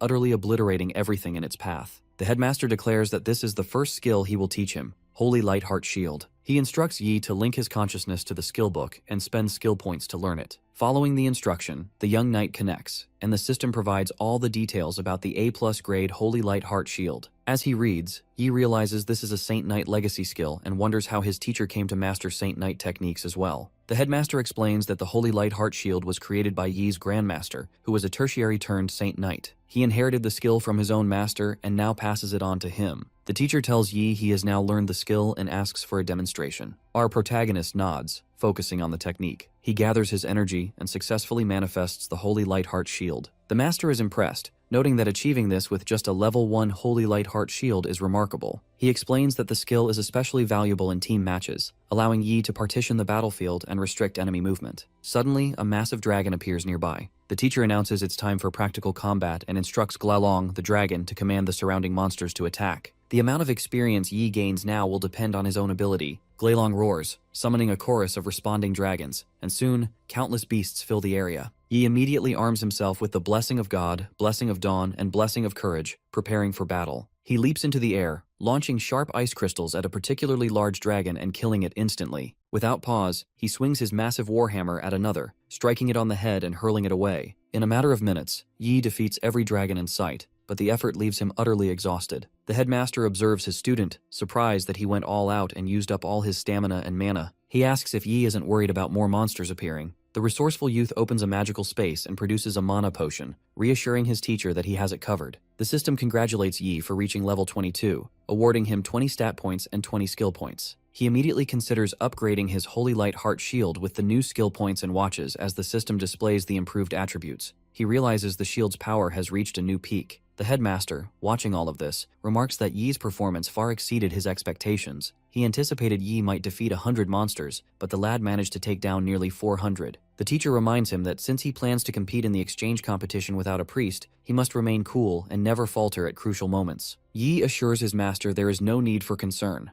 With him on the team, first place is as good as theirs. At night in the Tempest Forest rest station, Ju, Wen, Dan, and Lian arrive together. Over the loudspeaker, an announcement blares. The National Freshman Exchange Competition is about to begin, with 218 high schools from across the country participating. The question on everyone's mind is, who will emerge as the ultimate winner? One girl tells her friend that the list of participants for the competition has just been released. Her friend is shocked, double-checking the roster and noting that Sukang University's team features no priest, instead opting for a non-mainstream formation more commonly used by lesser-known schools. Miss Ju and Miss Wen are excited to see that Yi is the team captain, with Chu as vice captain. Wen laughs while reading the online comments, pointing out posts saying that a team without a priest is doomed to fail. She finds it hilarious, knowing most people underestimate our protagonist's strength. Ju agrees, confident that outsiders have no idea how powerful he really is. At the next table, Lian tells Dan to let the waiter know she'll be covering everyone's order tonight, and she quietly thinks to herself that with Yi on the team, the absence of a priest won't make a difference. The championship is as good as theirs. Meanwhile, at the training ground, the system congratulates our boy for clearing the level 10 combat form in just 6 minutes and 12 seconds. He notes that after reaching level 22, the practice bots in the training room have become far too easy, and the training effects are diminishing. He decides he'll need Miss May's help to arrange something more challenging. Calling her, he learns that Housemaster Wu is starting his special training today and is instructed to gather at the Warhouse Court immediately. As morning arrives, students are buzzing with anticipation for the National Freshman Exchange Competition. One says that he was so excited he couldn't sleep last night, and another agrees, saying he's eager for battle. Their school has won the competition 4 years in a row, and a third student nervously wonders what will happen if they fail to secure first place this year. Their teacher reassures them, saying that with Yi's strength, victory is all but certain. In the main hall, students and teachers gather in anticipation. As our protagonist enters, Song is delighted to see him, and Chu tells him everyone's been waiting. He apologizes to Housemaster Wu and Miss May for being late. Master Wu reassures him there's no problem and asks him to introduce his new teammates. Yai introduces level 18 warrior Wei Tai, who thanks him for the invitation, and level 18 mage Tang, whose rapid progress under Headmaster Wang's guidance surprises even Chu. He explains that Tang made significant improvements with their master's help. Master Wu calls everyone to attention, reminding them that time is short and he'll be brief. He'll be their trainer to prepare them for the team match, individual match, and survival match in the National Freshman Exchange Competition. Today's focus will be on their teamwork and combat coordination. Later, they will enter the Abyss-level Goblin Dungeon realm as a party, with the school covering all point expenses. Tang realizes now why Miss May urged her and Wei to reach level 18. With their strength pooled together, she feels confident they'll be able to dominate the Abyss-level realm. especially with Yi leading, who could likely solo it himself. Inside the Abyss-level Goblin dungeon realm, Yi calls everyone together. He reminds them that this is their first time working together as a full party, so he'll take the lead with tactics. The team unanimously agrees to follow his direction. He assigns Wei to defense and aggro control, Chu and Tang to physical and magic damage roles, while Song and our protagonist will handle finishing blows and support. As they finalize their plan, a horde of goblins surges toward them. Wei charges in first, noticing her skill effects are 40% stronger than before, and asking if this is due to the captain's support. Yi unleashes the gift of God, Blessing of Dawn, Blessing of Protection, and Blessing of Courage in rapid succession. Tang is amazed by his casting speed, realizing he can cast 3 buffs in less than a second, quicker than even a professional mage. She immediately follows up with the sound of magic destruction. He warns Wei to be vigilant for sneak attacks. Suddenly, Wei and Chu discover a magical shield among the goblins, and Chu is puzzled by its presence as well as the new goblin archers. The system explains about goblin archers and their enhanced abilities. Yai understands the dungeon's difficulty has increased because there are more challengers, so the goblins have adapted with new offensive tactics. He annihilates the archers using punishment of light and informs the team he'll handle these troublesome enemies, leaving the rest to them. Wei wonders if the point of this challenge is to foster teamwork and questions fighting solo, but Chu reassures her and hurls her magical cards, causing explosions and decimating the enemy ranks. Watching from the side, Master Wu observes that Yi's casting speed has clearly improved since the freshman competition, and some skills are now almost instantaneous. Miss May notes that he must have gained a talent related to casting speed after clearing the Abyssal Realm, and his rapid growth is astonishing, especially considering he brought Chu to challenge the Abyss level, and they quickly took the top positions as soon as school began. Master Wu explains that's why he ramped up the difficulty for this challenge, wanting to truly test Yi and the team.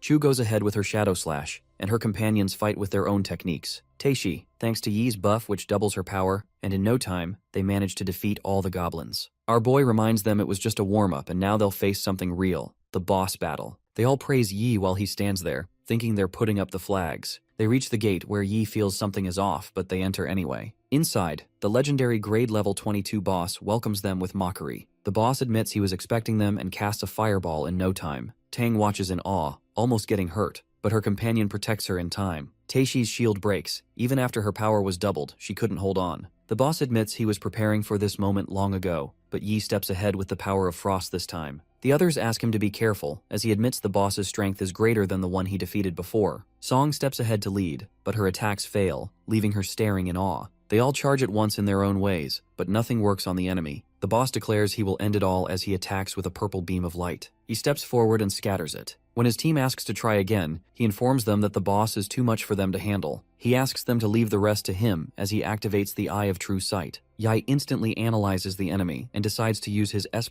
grade bloodline secret to multiply his own stats. He knows the target is a special test from Housemaster Wu and decides to show his true power, the Angel's Divine Physique. Miss Su worries about the difficulty, but Housemaster Wu explains their current strength is extraordinary, though other universities have their own talents. He informs them that in an exchange competition, Wingjing University will be their opponents, so cruelty is needed. The boss mocks Yi, making him unleash the Shining Pulse. The enemy curses, using his own attack. The purple and blue light scatters all around as their powers meet. Yi's team shields themselves as one questions if it's the captain's true power. Song asks Chu if our boy has used his true power before, and the reply confirms it's the first time. The boss keeps cursing and mocking as our boy uses the holy chain, which binds the enemy all over. He then uses the Spear of Victory, unleashing golden energy and declaring their sides have changed. With the light flame storm, fire engulfs the boss as he roars. Yi's eyes glow golden. He charges forward, using lightning binding this time. The boss realizes our boy wasn't using his true power. His eyes glow red as he apologizes to Yi for not being fun enough. Our boy agrees, admitting he planned to use the six-winged angel form, but will save it for later. With his last attack, he sends off the enemy while the Housemaster watches, admitting Yi is too powerful. He asks Miss Su for the training data of our boy from the field, and she gives him all the information. She informs him how Yi quickly completed the level 10 combat, admitting it's good our boy can directly prove his strength. The system clears their victory, and they start receiving rewards. They all gain experience, while our boy gains stat and skill points too. Chu comes to check on Yi, but he assures her he is all good, and suggests checking the rewards the boss dropped. They receive a staff, shield, and ring of magic flame. Since keeping these requires a high level, they decide to try the weapons in action and convert them into points. When the team hesitates to share them equally, Yi tells them it's for the upcoming exchange competition. They all agree, vowing not to let down the school's honor. The team stands confidently as Housemaster Wu praises their performance with applause. He admits he is surprised by Yi's performance, questioning him about taking first place in the exchange competition. Our boy replies confidently, and Housemaster Wu says that confidence is needed. Miss Su explains that in the earlier matches, they will have Yi play a support role in order to conceal his true strength. She adds that at the right time, our boy will go out, overwhelm the opponent, and increase the chances of victory.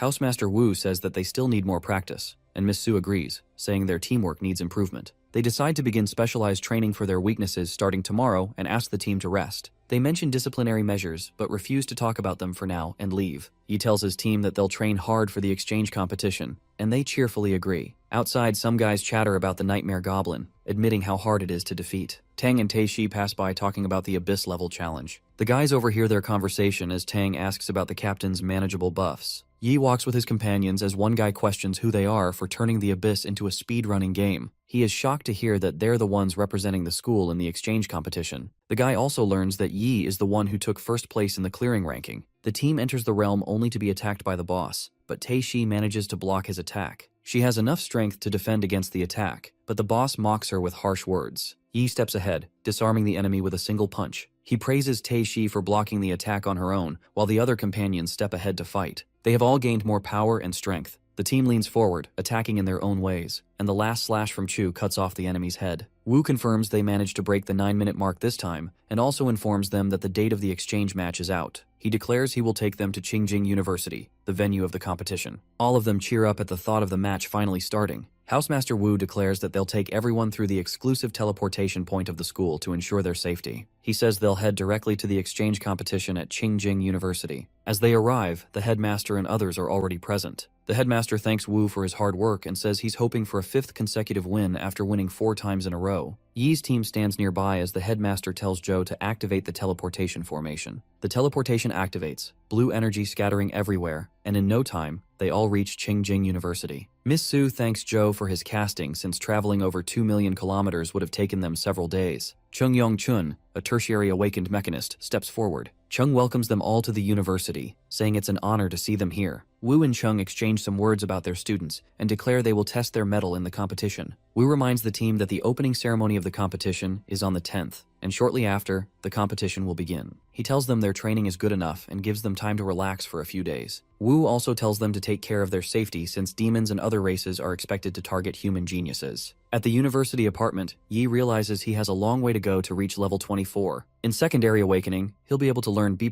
grade Saint Knight skills, and even an A+ skill. Thinking about the skills, he decides to complete the mission system set for him. The freshman exchange competition begins, and Sukang University is welcomed first. After seeing the crowd and cheers, Yi realizes why everyone wants to participate. Chu steps in and tells him the audience will double in the finals. Their first round opponent is Rongyang University, who always feels unlucky to face them right away. Their captain cheers them up while the audience mutters about them definitely losing. The battle starts as our boy realizes the opponent team's strength is ordinary. He declares they will all attack together and break the formation in one wave. Tang steps ahead with her staff, taking the lead this time. She uses the fire magic arrow and the opponents shield themselves, relieved, thinking that's all the team has got. In no time, all of Yi's other companions start attacking with their own powers. The battle ends instantly, declaring the win for Suhang University. The announcement confirms the next team battle will start soon, and there is applause for both teams for bringing an amazing battle. Tang calls it easy, while the others find it all boring, and Yi admits only Modu or Wingjing University can give them an actual challenge. Chung wonders at the power of the team, questioning Housemaster Wu about their strength. He points out Yi's buff, asking how a regular school could compete with that. Wu laughs it off, saying he didn't make much effort and that it's all their own power. Chung takes his leave, saying they'll face each other soon enough. Wu reminds him that friendship comes first, not the competition. Later, Wu praises the team for their excellent work and tells them it's their free time since there's no match in the afternoon. Miss Su suggests watching a few high-level matches, and Wu agrees. He also asks them to sign up with him for participation in the individual competition. When asked if they aren't in the match by default, Miss Su explains that other schools have supports with no offense, and even strong defensive classes avoid joining to escape the hassle. Hearing all this, Yi and the team agree to participate. The individual matches begin. Announcements confirm the victor proceeds to the next round. Yi is in the 6th battle while his companions have to wait long enough. The crowd cheers for our boy as the match begins. His opponent is Rong Yang, a swordsman. Rong starts to attack, asking Yi to surrender and promising he'll let him lose with dignity. The fight begins, and our boy dodges every single attack from his opponent, making Rong think that Yi is really fast. Before Rong can react, the protagonist freezes his feet and lunges forward to punch. His opponent calls it a cheap trick, thinking he blocked our boy's attack. Rong gets hit and is sent flying while his teammates stare in awe. The announcer declares Yi's victory and the crowd starts shouting for him again. Ju Yu, the lecturer of Qingjing, regrets not making enough effort. Nearby, Xiaolan admits our boy's strength is not bad, while the priest Zhou Xiao thinks about Yi's speed, wondering if he awakened a front bloodline. She leaves instantly, saying she has some urgent work. Xiao calls his dad, informing him about finding the Frost bloodline awakeners and mentioning the family name is Zhou. His dad is doubtful, so she decides to approach the protagonist and confirm. His dad agrees and says he'll make his own efforts to find out if Yi is from their Zhou family. Xin is confident he'll defeat our boy, while his captain asks him to be careful, admitting that Yi is very strong. Xin assures him and steps forward. Some talk about his great aura while the audience cheers for our boy. Xiao's father and sister are finally at the stadium and confirm that Yi might be someone who split off during the Dark Ages. He informs her that the family ordered him to check on the protagonist after hearing about the first bloodline, and Xiao's sister can also witness the Suhang freshman's might. Her sister says there's nothing to learn from a knight, but Xiao tells her Yi's blood purity is over 70%. She tells him that he is qualified to awaken the hidden class of their family. Her dad asks Dong to be respectful towards Yi, but she says his strength will decide whether he's her brother by name or not. From Madu University, Li Xin is welcomed for the first match of the third round against our boy. He declares he was planning to deal with Yi instantly, but since our boy is strong, he'll go all out. Our boy admits his opponent can't be underestimated, although he'll go down in one go if our boy uses Punishment of Light. Yi decides not to reveal his true power yet, and admits close combat is the only choice. The match begins and Xin's first move fails. He gets beaten down by our boy as the onlookers stare in awe. Our boy then uses consecutive holy punches as Xin struggles to escape such vicious waves of attacks. The last punch makes Xin surrender, and the announcement confirms Yi's victory. Our boy apologizes for not holding back his strength because the opponent surrendered too late. He uses a healing spell and leaves the rest to the doctors. The nurse confirms Xin's wounds will take a few days to heal, marveling at Yi's power. Xiao sits with her family, admitting Yi surpasses the geniuses of their family. Looking at his strength, her dad confirms there was a hidden class within the bloodline that increases strength. Dong seems convinced by Yi's strength, and her dad asks Xiao to arrange a meeting with our boy. Zhang Feng from Modu University steps ahead this time, and our boy decides that Chu must be able to win easily against her. Zhang has already decided to go all out, while Chu is thinking about ending it as soon as possible. Chu dashes forward using Shadow Slash, and the opponent is on her knees in no time. The announcement confirms the victory while onlookers still can't believe that Zhang went down so easily. Chu and Yi are chatting about the match when Xiao steps in, declaring she's here because he has awakened the Frost bloodline. She says that with such high purity, he must be someone from their family. Yi looks confused, but his companion confirms it is an ancient family, admitting their strength can't be underestimated. Shu adds that they are awakening the first bloodline, saying because of this desire, they might receive a lot of resources. Xiao confirms it, but our boy asks if she has any proof claiming that he's of the Zhou family. She tells him about her dad and the Examiner Stone, saying if he is able to resonate with the stone, he's indeed from their family. He gives it a try and it reveals his blood purity is over 90%. Xiao asks him to meet her father, and Yi agrees. Before entering the room, Yi thinks about how they didn't show support in his hard times, but now they've come to find him, knowing he awakened the bloodline. Xiao's dad, Zhou Heng, greets our boy and tells him that his father and Heng have the same grandparents. Back to business, he offers Yi a return to the main branch and says they'll help him with tertiary awakening as soon as possible. When asked how he can do it, Heng confirms they've already prepared class changing for these kinds of situations. Yi thinks since his support system is tied to the Saint Knight class, the Zhou family's hidden class is worthless to him. He confirms if he can't receive support unless he changes his class. Heng says once he changes class, he'll receive plenty of resources, but Yi refuses anyway. Heng offers help with reaching level 50 and tertiary awakening within 6 years, but Yi doesn't agree. Heng explains how Saint Knight is just a heavy support while Zhou's hidden class is an absolute damage dealer. Our boy calls him ignorant and declares he'll show what a true Saint Knight can do in tomorrow's match with Qingjing. Yi takes his leave while Xiao shouts at her dad, asking why he didn't try to stop him. Heng confirms they'll approach him again once he witnesses Xiao's strength as Qingjing's damage dealer. When asked why they're making so much effort, Heng explains that the Zhou family rose to power when their ancestor first awakened the Frost bloodline, producing many descendants who even reached tertiary awakening. But during the Dark Ages, their elites vanished in the other world, leaving the family unprotected. Though 5 were later revived, they carried incurable curses that crippled the bloodline. Since then, the chance of awakening the Frost bloodline has dropped to nearly zero. Outwardly strong, the Zhou family is now dangerously fragile. If Yi returns to the main branch, his strength might be comparable to their ancestors with their resources. Heng says that Yi is confident right now, but after facing Team Qingjing, he'll realize that only the Zhou family can make him stronger. The next day, the stadium is filled with the audience as people shout in excitement. Dong seems confused about who will win as the announcement of both teams is made. Yi stands with his light warhammer, making Heng question if he didn't use his true strength yesterday since he feels even more powerful than before. The Qingjing team shows up. Li Yuan, the warrior, questions if Yi is taking the place of a damage dealer.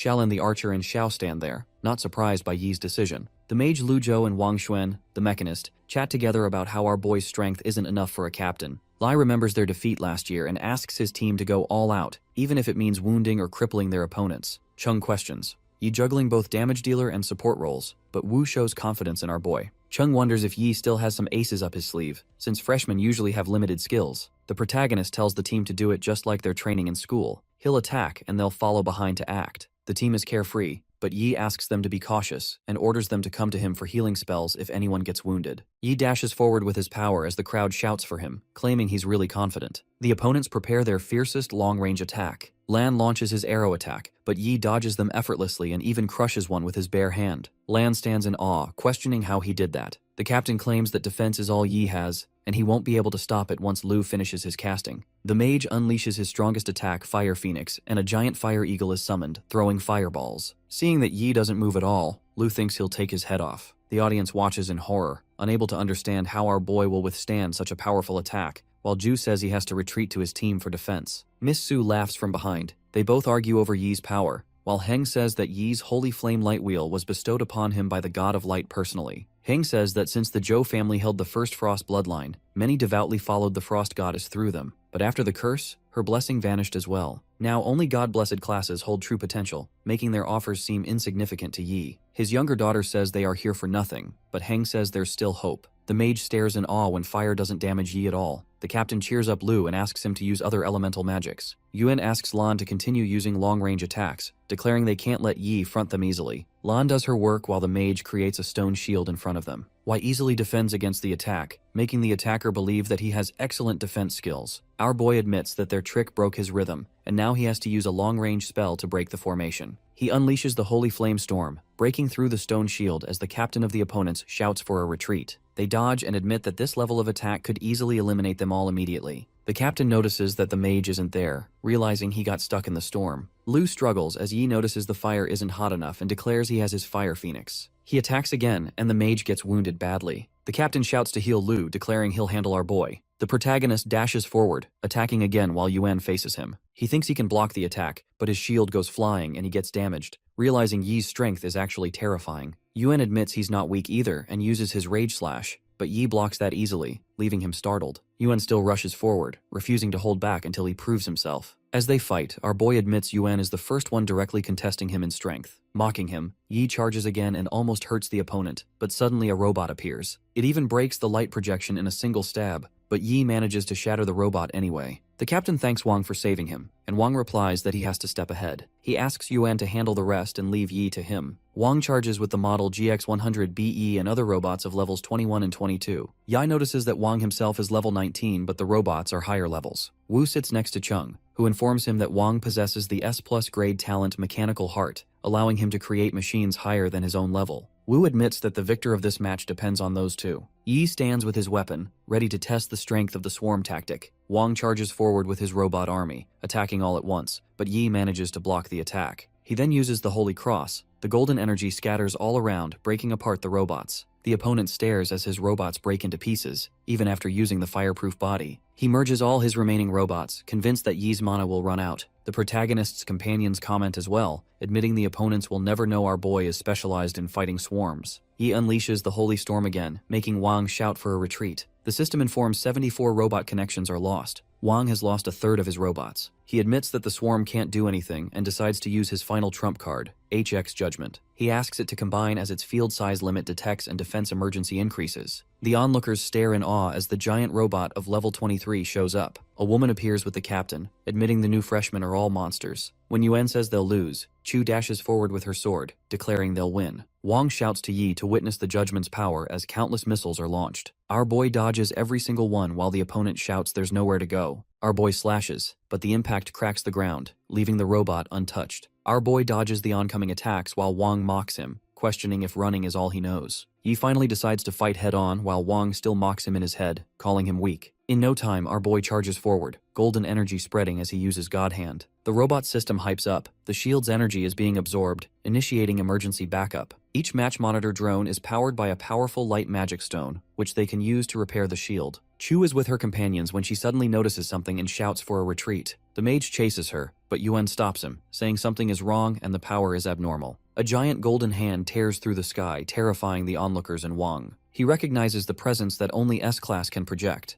thinking it's a tier above his A+ grade HX judgment. The difference is huge. Wang shouts it's just a divine skill and he can't lose, admitting he can't be afraid even before fighting. He fights back, slashing uncountable times, thinking it worked. But the giant hand takes it all and slams the robot down, leaving an imprint of its presence on the ground. The opponents whisper their defeat while Wang calls out Yi's name, all wounded. The crowd cheers while Chung admits Suhang won't go down easily, although he thought they'd win this time. He calls Yi super powerful and an all-rounder. Chang admits that in his whole career, he hasn't seen a genius like Yi, making Wu feel proud. The team chatters about the match, admitting they couldn't win without our boy. From afar, a woman sees Yi's performance and admits she wants someone like him in the Tianyu Guild. The priest team surrounds Wang, casting healing spells as someone shouts for them not to stop. The secondary priest team is called for healing while they mutter about how heavy-handed Yi is. Yuna admits that without the arena's protective shield, Wang might have died. The whole team apologizes to their housemaster Cheng, but he comforts them. Yi is too powerful, and Qing University will take third place in the team match this time. The team confirms they can defeat Modu,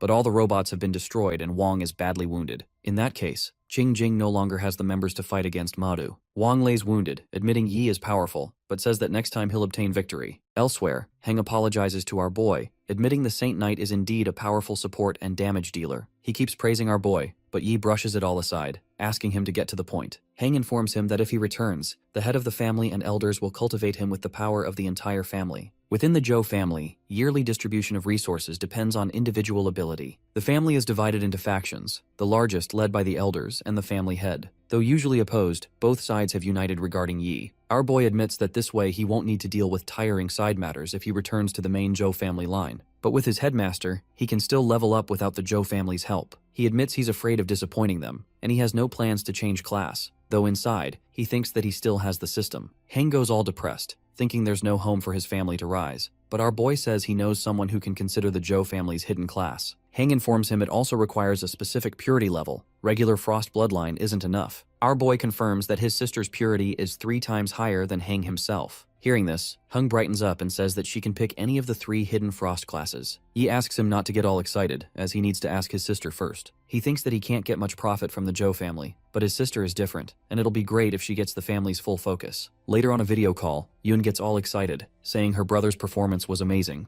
Brushing everything aside, Yi tells her about them belonging to the Zhou family. He explains the 3 hidden classes: Frost Archer, Frost Swordsman, and Ice Mage, and asks her to choose any of them. Yun chooses Ice Mage, but our boy tells her she needs to spend 3 to 4 years studying in the territory in Tianlan, asking her to be careful. The call ends with them deciding to go to the Tianlan district. At the 4th round of the exchange competition, they will decide the right elites who shall enter the 5th round of the individual matches. A D-grade man's potion is the reward for contestants who entered the quarterfinals. Chu talks about the reward with Yi, but since they've entered 3rd level war preparation, the alliance needs to cultivate more geniuses. The announcement reveals the rewards for those who make it to the semifinals and the champions. Our boy realizes the reward is a legendary grade weapon, the highest grade of weapons humans can forge. Hearing the announcement, Chu and Yi get ready. Yi faces his opponent, who is already confident in his power since he only adds points to his strength. The match begins as they both rush forward with their weapons. Yi overpowers his opponent, and the guy ends up on his knees, unable to understand how it happened. The housemaster of the opposing team instantly calculates that Feng Cheng's strength is around 370, so according to that, Yi must be at least above 450 points. He asks the other teammate Wei if he thinks he can win against our boy. Feng wakes up trembling, saying a knight only dies standing. Yi is impressed, and his opponent rushes forward with the air/punch. Our boy attacks with his hammer, making the opponent team surrender. The crowd cheers, and nurses run over to help Feng. One day later, Song and Yi have already made it to the quarterfinals. Wu wasn't expecting Song to enter, but tells her to do her best. He shows disappointment in Chu for not entering the quarterfinals, but shows understanding since her opponent was a potential champion. He says there are 2 spots left for the quarterfinals, and she still has chances. Wu shows all his confidence in Yi, saying there are 2 matches tomorrow, both against regular high schools. Chu calls the 4th round's second half the cruel contest of losers, where only 2 of 70 contestants advance to the 5th round. Reaching the semifinals in the 6th round grants a rare S-class resource, something even the powerful Chuan family cannot easily obtain. She thinks that if she secures it, her strength will rise greatly. Wu tells Yi he can easily dominate the regular high school on his own. Since the matches are primarily for training others, he just needs to stay on guard and avoid taking action. The protagonist stands there as some girls suddenly surround him, asking for an autograph. Song and Chu watch from the side, while Chu doubts if Yi will be taken away from her. She decides to secure her place in one of those two spots at any cost, declaring she must get Yi. The fourth round, second half individual matches start, and people doubt if they change the environment every year. The fourth round's second half is a near-real realm created by an artificial intelligence from data collected by teachers. The artificial intelligence integrates the data to simulate a realistic replica for the competition. The realm's battlefield has been inputted during its creation, so the map and even the monsters for every year are different. The artificial intelligence welcomes them to the missing forest. Every 30 minutes, waves of monsters appear around the abandoned village, 3 in total. Driven only by hunger, they attack relentlessly, and the students must slay as many as possible before being devoured. The two with the highest kill counts advance to the 5th round. As the realm poses no real threat to life, no return scrolls are provided. The people around think of it as an easy task, claiming there's nothing to worry about. The first round begins, and in no time a competitor gets confused by the monster and exits the realm. Shu notices that she didn't see the monster at all, wondering if it's invisible or doesn't exist at all. One after another, people start getting consumed by them and exit the realm. Chu panics at first, unable to figure out what's going on, but she calms herself, thinks calmly, and finds the issue. She wonders if it's physical or invisible and figures out that, to affect many at once, it must be a transmittable monster. Suddenly, she notices a mushroom on her shoulder and burns it down right away. She finally realizes there are spores in the air. Once they land on someone, they'll grow and multiply. She asks everyone to use fire to cover themselves as more people exit. Chu realizes that fire isn't actually killing them, so she needs to find the monster itself. On a tree, she finds the monster and starts killing them. Meanwhile, in the stadium, the match begins. Each participant uses their own attacks while Yi instructs them. Tan is told not to let adrenaline affect his judgment, while Zhang is told to provide protection. The opponents begin to attack while Yi is busy on his phone, seeing a text from Chu saying she passed. The mage on the opposing team finds it disrespectful and declares he will teach them a lesson. In another moment, the mage lies on the ground while the announcement declares Suhang University's victory. The 4th round's second half has ended, and the 5th round will begin the next morning. To select 4 from 8, the second day afternoon is the 6th round semi-final match between Yi and Wei. A guy announces today's highly anticipated individual match final round. He introduces Yi as someone who became stronger on his own, and Wei as an elite from a top family, with top-tier and special bloodline warriors. People watch live, wondering how the match will go, some claiming it won't be an easy match. A helicopter lands and Suhang University arrives as people start cheering for the team. In no time, Modu University arrives as well, and the housemaster of Modu University greets Wu. Wei arrives, thinking he'll definitely take the championship, while Yi enters with a smile, weapon in hand. The match is about to begin as the elders of the Zhou family and Heng watch it on screen together. The elder questions if our boy will be able to win against Wei, who has been called a genius since childhood. He has received top-tier resources and cultivation from a top family. Heng takes Yi's side, saying his speed of growth is insane and he far surpasses the peak of people his age. Heng adds he has seen the shadow of their ancestors in our boy. The fight begins with their weapons clashing. Wei activates his flame blade technique, red fire surrounding him. He strikes again and again, but Yi dodges them. Our boy recognizes the special skill. It's Berserk, boosting the user's force stats to a different degree, although once it ends, Wei will enter a weakened state. Wei has also used Flame Blade technique, allowing him to carry flame magic damage as he slashes. Our boy's opponent rushes forward, sword in hand, using the skill he leveled up to level 9 after a lot of practice. Yai steps forward with his air smash, their weapons colliding with insane energy. Wei realizes the strength of Yi, thinking his blade can even slash through the hardest of alloys since it's so heavy. The momentum behind it with lightning slash is immense, yet he's at a disadvantage. Wei realizes he can't keep it up and steps back, and our boy uses Holy Cross level 9. But the opponent already knew this would happen. Wei uses his fighting rage as his housemaster stares in awe at the battle full of energy and lightning. Yi's system informs him that fighting rage is the opponent's awakened talent. It buffs all 4 stats and reduces damage taken by 80%. Once the skill ends, all the damage will be returned to Wei. While fighting, our boy thinks that Wei used the skill pretty early, realizing he wants to end the fight as soon as possible. Our boy knows the talent can stay active for barely 2 minutes. Dragging it out would be better. Although he can be defeated even now, the strikes come one after another, weapons clashing. Wei knows that with a Saint Knight's vast healing skills, a battle of attrition is pointless. So he unleashed Berserk and fighting rage from the start, pushing himself to the limit. The crowd mutters about the fight, some questioning Wei's actions while others show trust in Yi. Our boy uses a Spear of Victory, but it's useless against his opponent. He then unleashes the punishment of light, and lightning starts falling from the sky. Wei stands still, but he still can't feel the pain, admitting even a single hit will defeat him. He knows the skill needs at least a second of chanting to cool down, so he can take advantage of the cooldown. Wei dashes forward only to be surprised by the fast lightning. He realizes the skill level is above 20, leaving him in agony. He knows Yi is just 10 meters away, yet the distance feels very long. The opponent uses the Thousand Shadow Blade City as thousands of blades come down from the sky. Yi reflects on the legendary Wei family technique. born from battles in the other world. It transforms the body into a weapon, merging souls with magic, and forging thousands of blades capable of annihilating a city of monsters. Though Wei has yet to reach his ancestors' level, even the early form of this technique is breathtaking. Yi finally gets serious and uses his own skill, thousands of miles frozen. The ice shield covers the whole area. Announcements clarify that the camera can't observe the area inside because of the ice-covered arena. The Elder reflects on the powerful technique as all the blades in the sky turn frozen and shatter, attacking the opponent. Yi wins the match as the crowd erupts with cheers. Wu is impressed, while the other teammates declare they've never gotten first place in the individual match before. Taishi says nobody will be able to threaten them now, declaring first place is theirs. Chu tells Tang that she can disguise herself as a grand mage, while Yi says they'll relax tonight. For 3 centuries, the Eternal Game's fusion with reality has birthed countless dishes through monsters, magic plants, and culinary classes. In Qingjing City's bustling east, the famed food street serves delicacies from any creature, sure to satisfy all. The team wanders around trying food when a thug plans to approach Chu. He steps back instantly after spotting Yi with her. They walk together, but Chu gets tired since they have been walking for an hour already. There are 6 street blocks connected to each other. It's not easy to finish walking. Song suggests that our boy and Chu stay at the wine shop and they'll go get snacks. A woman tells them about the shop's specialty. It's 50-year-old apple wine. They both order apple wine and Chu gets drunk real quick. Our boy says she got drunk easily, even though, as a level 19, normal alcohol shouldn't make her drunk. Since apple wine is made with grade D treasure, it's understandable. Hai realizes it's late and gets up, saying he'll go find the others. A woman approaches him, asking him to buy her a drink. He tells her to grab the apple wine from above, asking for 1,000 yen. She calls our boy interesting, claiming she likes him while Chu stares from nearby. Chu runs forward and pushes the woman away, but the woman whispers that Chu isn't our boy's girlfriend.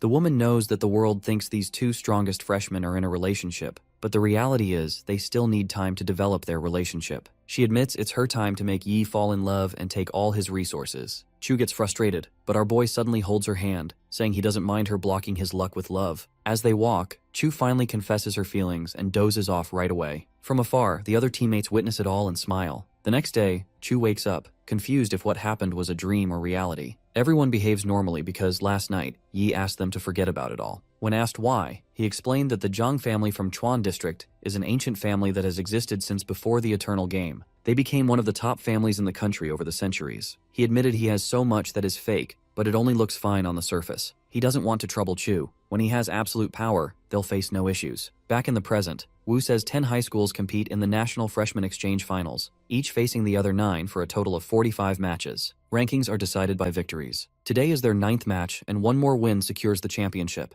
Meanwhile, Modu Team's housemaster claims Su Jiao, the summoner, will bring great support to the field, asking others to prioritize protecting her. He informs them that Wei is still wounded, and their team has gotten really weak, making it difficult to obtain first place. If they lose, other universities will look down on them, so they need to go all out. They walk together as Su Jiao thinks that the last time they lost was when the captain got all wounded. She remembers that even then, the opponent team was Su Hang. She thinks about recreating the miracle from 7 years ago. At the stadium, before the match begins, the rewards are announced for the top 3 places. The third and stand-ins will receive a set of custom gold grade 3-star equipment according to their levels. The second place will receive a set of custom-made gold grade 4-star equipment. The first place is granted a set of epic grade 2-star equipment. Yi thinks that the legendary set weapon from the individual match is worth more than this. He thinks that a set of equipment includes many things, and every team has 10 members in total, including stand-ins. He comes to the conclusion that 7 epic grade equipment sets are enough to forge 2 legendary grade weapons. Finally, teams are called to the field and asked to take their positions. The match begins, and Su Jiao summons tons of monsters while our team faces them all in their own way. Our team fights with the summons. Real combat has improved their coordination by 30% compared to before. Su Jiao tries to summon something while her companions stare at our team's performance in awe. He rushes forward to attack, but suddenly a giant hand blocks his strike. A strong, towering monster comes into view as our boy struggles under its pressure. The newcomer grabs another monster, kills it, and asks the team to play with it. The towering monster turns to Su Jiao and asks why she summoned him. It's a flame baboon, level 24, and our boy recognizes it instantly. The baboon starts attacking everyone, even its own summoner. Song and Tang go all out, trying to shield everyone, but nothing works. Taishi steps in and shields them since Yi's buffs have doubled her skill potency. Our boy uses a holy light shield and asks his companions to leave the match to him. The teammates protest, but Yi makes it clear that he has his own ways to defeat the baboon, admitting he can't take care of them while fighting. His companions insist, but Yi informs them that one mistake and they'll be dead. Even if the priest revives them, they'll lose 30% of their stats. He asks if they can bear the loss, and he pats Chu's head, assuring them he can handle it. The onlookers stare at the legendary monster while one claims Yi is doomed. Like equipment, monsters are ranked bronze, silver, gold, epic, and legendary. Though of the same level, their strength differs greatly. For instance, a bronze monster's charge is like an E or F class humans, while a legendary monster's charge rivals A or S class. Legendary monsters also have immense resistance, making them nearly unkillable. Even the Goblin King of Su Hang's Abyss is only epic, so the appearance of a legendary monster in the exchange competition is astonishing. Onlookers see all the teammates forfeiting, but Chu stands there with our boy. Chu wishes our boy luck and takes her leave. Wei rushes forward, slashing at the beast and managing to wound it. His appearance changes as he declares he has nothing to worry about since his companions have already left. The Modu team watches from afar, while the beast admits it can sense the unrivaled bloodline within our boy. Flame baboons are legendary from birth, able to dominate territories as soon as they appear. In the baboon's memory, its mother once warned of a few unrivaled bloodline races that must never be provoked. For the first time, the baboon senses such a bloodline from a human. It admits that if not for the human's weakness, it would have fled instantly, even at the cost of being harmed by summoning magic. The beast apologizes as it dashes forward, declaring it will use its full power now. The beast charges forward with its weapon, but Yi sends it flying. The elder of Zhou's family panics and asks to stop the match as Hung runs, claiming he's going to Wu now. Wu stands with other teams' headmasters who are already trying to convince him to stop the match. Heng enters, shouting they can't afford to lose Yi and demands to dismiss the match right away. Wu recalls what his master said about our boy. He said that as long as it's not a legendary beast above level 26, the protagonist can handle it. Wu calculates things and says that the monster is just level 24, 2 levels below 26. He declares that there's no way Yi will lose. They argue while our boy fights the beast. He uses Punishment of Light, making the beast roar in pain. As he uses it again, the enemy shields itself. He thinks that Punishment of Light is currently a grade A, level 14 skill. However, his S+ grade talent boosts his light elements, and all his stats are doubled when he activates Angel Physique. He admits the current skill he's using could easily kill the epic grade Goblin King in the Abyss level realm. Although against this opponent, his attacks don't cause great damage and it recovers immediately. The baboon charges forward, but Yi binds it with chains. Our boy believes he has defeated a legendary grade demon, but knows demons are restrained by light, preventing them from showing their full power. He resolves to research further to prepare for the next battle. Noticing the demon growing faster, Yi realizes its resistance to light is rising. Its adaptability is terrifying and the very reason countless humans perished in the Dark Age. He has applied the buffs again with Angel Physique active, and now he's at his full strength. From above, the Madu team calls themselves lucky that Yi didn't harm Su Jiao. They claim that once the summoner is finished, the summon disappears as well. Our boy uses God Hand as the beast charges forward. The giant hand crushes it down, the effect breaking the shield as fire erupts. Onlookers almost get harmed, but a mage saves them in time by using a water shield. Recognizing the awakened mage from the Alliance, the audience is relieved. The mage thinks that they already increased the shield level to 7 since they were expecting a fierce battle. She's amazed that Yi's power managed to break through it and calls him another genius, a blessing for the country and humanity itself. The beast is badly damaged. It admits that light and ice elements are coursing through its flesh, interfering with its regeneration. The baboon still doesn't hold back and charges forward, but Yi punches it hard, crashing it down into the ground. The golden chains bind around the Modu team as our boy questions if they want to fight or surrender. The team surrenders, and the announcement confirms the victory of Su Hang University. Since the high school's 45 matches are over, the final placing of the team matches is announced. Su Hang University holds first place, Modu University is in second place, and Qingjing is third. The crowd cheers for Yi and the university while Chu runs to our boy, asking if he's okay. Yi assures her that he's fine while the reporters try to capture the moment. Wu steps in and reminds them that they can't record privately after the match is over. Wu tells Yi to return to the mansion, and he'll brief him on the final competition, the survival match. At the mansion, Wu explains that the survival match is the final event for the team match. All high schools will enter the realm to explore. Unlike the simulation realm from earlier, the survival match takes place in a real open-style realm. Wu claims that our boy will face many dangerous monsters, and even the unlucky ones will be eliminated at the very start. The rules are simple. Killing monsters will gain points and eliminating others will grant half of their points. After 7 days, the school with the highest points will be the winner. Wu adds that the realm is wide and only a limited area can be explored in a day. As the match goes on, the available area will shrink. He tells Yi that he must enter the new area in time or else he'll be eliminated. He warns that our boy's entry point into the realm is random and suggests leaving immediately if he finds himself in the void zone at the edge. The void contains many spatial cracks that can instantly kill even tertiary awakened class. Headmaster Su enters a room where others sit alongside Chung.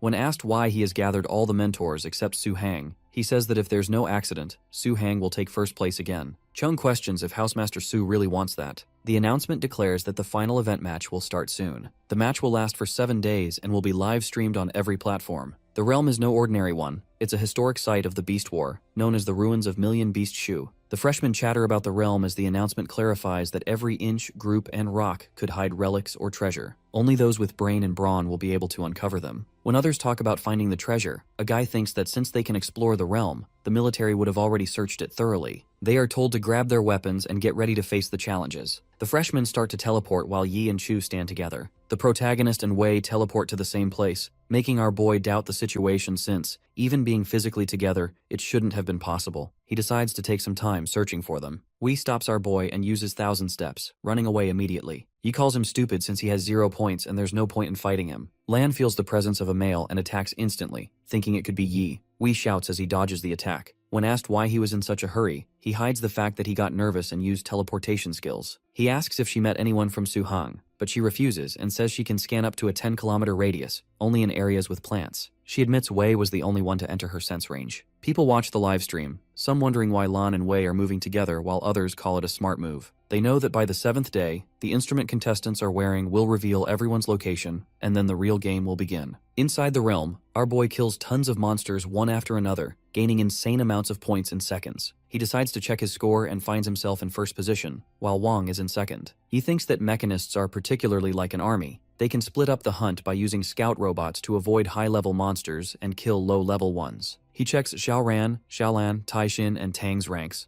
noting they are 9th and lower, while Tanwei and Zhang Ze are way lower in 72nd and 81st place. He was expecting them to be low, but at least in the middle ranks of the entire match. He suddenly notices that Tanwei is eliminated, realizing it's still far away from the time zone shrinking, so it's impossible that the realm eliminates contestants. Yi admits Tanwei might be a stand-in, but he isn't weak. He's in the upper range of the entire competition in strength. Our boy is sure Tanwei would definitely escape if he encountered strong monsters or contestants. He wonders if the contestants team up, since it's what weak ones usually do to maximize their chances. Although it's not possible in the beginning because of random teleportation, so this usually happens in later stages. Suddenly the announcement declares that the stage is about to shrink, and Yi starts running. He's far away from the first safe zone. In order to reach in time, he has to run at full speed. As he runs, he spots the blue light, realizing it's Tang. Tang is fighting other contestants, struggling to hold on but manages to take them down. In no time, another rushes forward to attack, but she dodges and takes them down as well. Tang finds herself confronted by a cloaked man. He summons his beasts, intending to eliminate her quickly. Tang retaliates with her water arrow, but 2 of the creatures bite her arms, preventing her from reaching her staff. Despite this setback, she manages to draw a magic circle beneath herself without using her staff. When the spell activates, the entire area erupts in an explosion, slamming the cloaked man, Li Jian, to the ground. He is eliminated from the competition, and Tang earns 1,050 points. However, her mana is depleted, and she starts coughing up blood. Meanwhile, another contestant, trapped under a flail, sends his dagger flying toward Tang in an attempt to finish her off. Just then, Yi appears and intercepts the dagger with a swift kick, sending it back to its owner. As a result, that contestant is eliminated, and our boy earns 1,240 points. Yi then heals Tang and fixes a cold glare on the orange-haired contestant who had attacked her earlier. Intimidated, the girl, Luozheng, decides to forfeit, which grants our hero another 1,860 points. Yi notes that it's no coincidence 3 contestants from different schools have targeted Tang together. After tending to Tang's wounds, our protagonist places her in a safe spot. The 2 soon learn that Zhang Ze has also been eliminated. Irritated, Tang speculates that he must have been surrounded by groups as well. She explains that the entrance to the realm was supposed to be random, but wonders how the other contestants managed to find each other and locate them so quickly. When Yi suggests that others must have located each other, Tang accuses them of cheating. Our boy, however, argues that if this ability is a special skill some contestant possesses, then it's not truly cheating. He then resolves to eliminate anyone who uses such underhanded methods against his friends. Tang, still worried about her friends, voices her concerns that they are likely under attack. In response, our protagonist gently pats her head and explains that the 9 schools have allied to weaken his strength. For the first 6 days, they'll target his friends, and on the 7th day, they'll surround him. He adds that in the face of absolute power, no amount of trickery will matter. Yi vows to repay all their enemies on the competition's final day. He instructs Tang to drink her potions and rest for the night, then decides to clear the area of monsters. At last, the final day arrives. An announcement declares that 74 contestants will begin the last battle, and everyone's information will be displayed on their smart brackets. This excites the observers, who note that only Yi, Chu, and Tang remain for Suhang. Contestants from every school converge on the battlefield. They notice Yi and Tang approaching, while Chu is positioned in the northwest. Wei observes that 18 people are heading toward Chu and tells her to take 5 people and eliminate Chu, while the remaining 47 wait to confront our boy together. Wei also shouts that Yi will arrive in an hour. urging everyone to give their all in this decisive fight, as it will determine their final ranking. Soon after, Lan gathers her group to face Chu. However, Chu easily eliminates several contestants in quick succession. Although Lan has the advantage in numbers, she is caught off guard when Chu transforms into her succubus form, something Lan hadn't expected her to control. Despite the surprise, Lan fires arrows at Chu, and other contestants rush in to attack as well. Suddenly, a massive explosion rocks the area, startling all the beasts in the realm. Wei and the other contestants finally spot Yi's arrival. Moments later, Yi and Tang make their entrance, riding atop his giant monster. Wei announces that our boy should feel honored, as 47 of the top contestants have united solely to defeat him. Unimpressed, our hero calls them a bunch of fools, reminding everyone that each of them has already been defeated by him before. He points out that they've only managed to target Su Hong's contestants by relying on sheer numbers, and without that advantage, none would dare face him alone. Yi promises to show them that no matter how many ants gather, they can never overcome a dragon. With those words, every contestant activates their abilities and charges at our protagonist. Yi leaps from his giant monster, powers flaring, and begins striking down contestants one after another, moving with incredible speed. Soon, a herd of beasts is sent to attack our boy, but he activates his angel physique and quickly dispatches every beast in his way. In response, several contestants raise protective shields to defend themselves. Yet all but 6 of these shields are shattered by Yi's onslaught. The remaining shield bearers are momentarily confident, but our protagonist tells them this is just the beginning. He unleashes his god hand, sending contestants scrambling for their lives. Meanwhile, Wang remains aloft in his robot, determined to attempt something despite the odds. He has studied the angle, power, and impact range of Yi's god hand countless times and believes its force is dispersed. Wang hopes that by gathering all his machines to form a barrier, he might redirect the impact. However, as Yi's god hand destroys everything in its path, he realizes just how powerless they are. At that moment, Wei launches his flame tornado at our hero, believing that if Yi takes the hit, his back will be exposed to further attacks from behind. Wei reasons that even if they can't defeat our protagonist outright, they might at least injure him. Every contestant unleashes their attacks at once, but Yi responds with the punishment of light, eliminating Wei from the competition. On the other side of the battlefield, Wang reflects that if they had known Yi had become even more powerful, they would never have gathered the 9 schools against him. Resigned and weighed down by the thought of becoming a national laughingstock, Wang decides to surrender. Housemaster Wu laughs heartily as he observes all 9 schools forming an alliance against Su Hang. Housemaster Chung feigns ignorance, but Wu points out that he's witnessed contestants from Modu, Qingjing, Qingchang, Lei Qi, and Chao Yang working together. He comments that no ordinary schools would attempt such a move, and with Modu already guaranteed second place, he questions who else could unite them all if not the host, Qingjing University. Internally, Housemaster Chung admits they had no choice but to act for the sake of Qingjing University's reputation. He recalls a meeting where he raised the question, what would happen if Su Hong claimed first place in all 3 competitions, and what would become of the other top schools? Housemaster Su responded that they had no intention of fighting for first, being content with second. However, Chung persuaded Su to join the alliance by promising each school a share of S-class resources as a gesture of goodwill. When Housemaster Su requested 2 shares, Chung agreed, sealing the deal. Chung then outlined his plan for all their students to work together to eliminate everyone from Su Hong except Yi,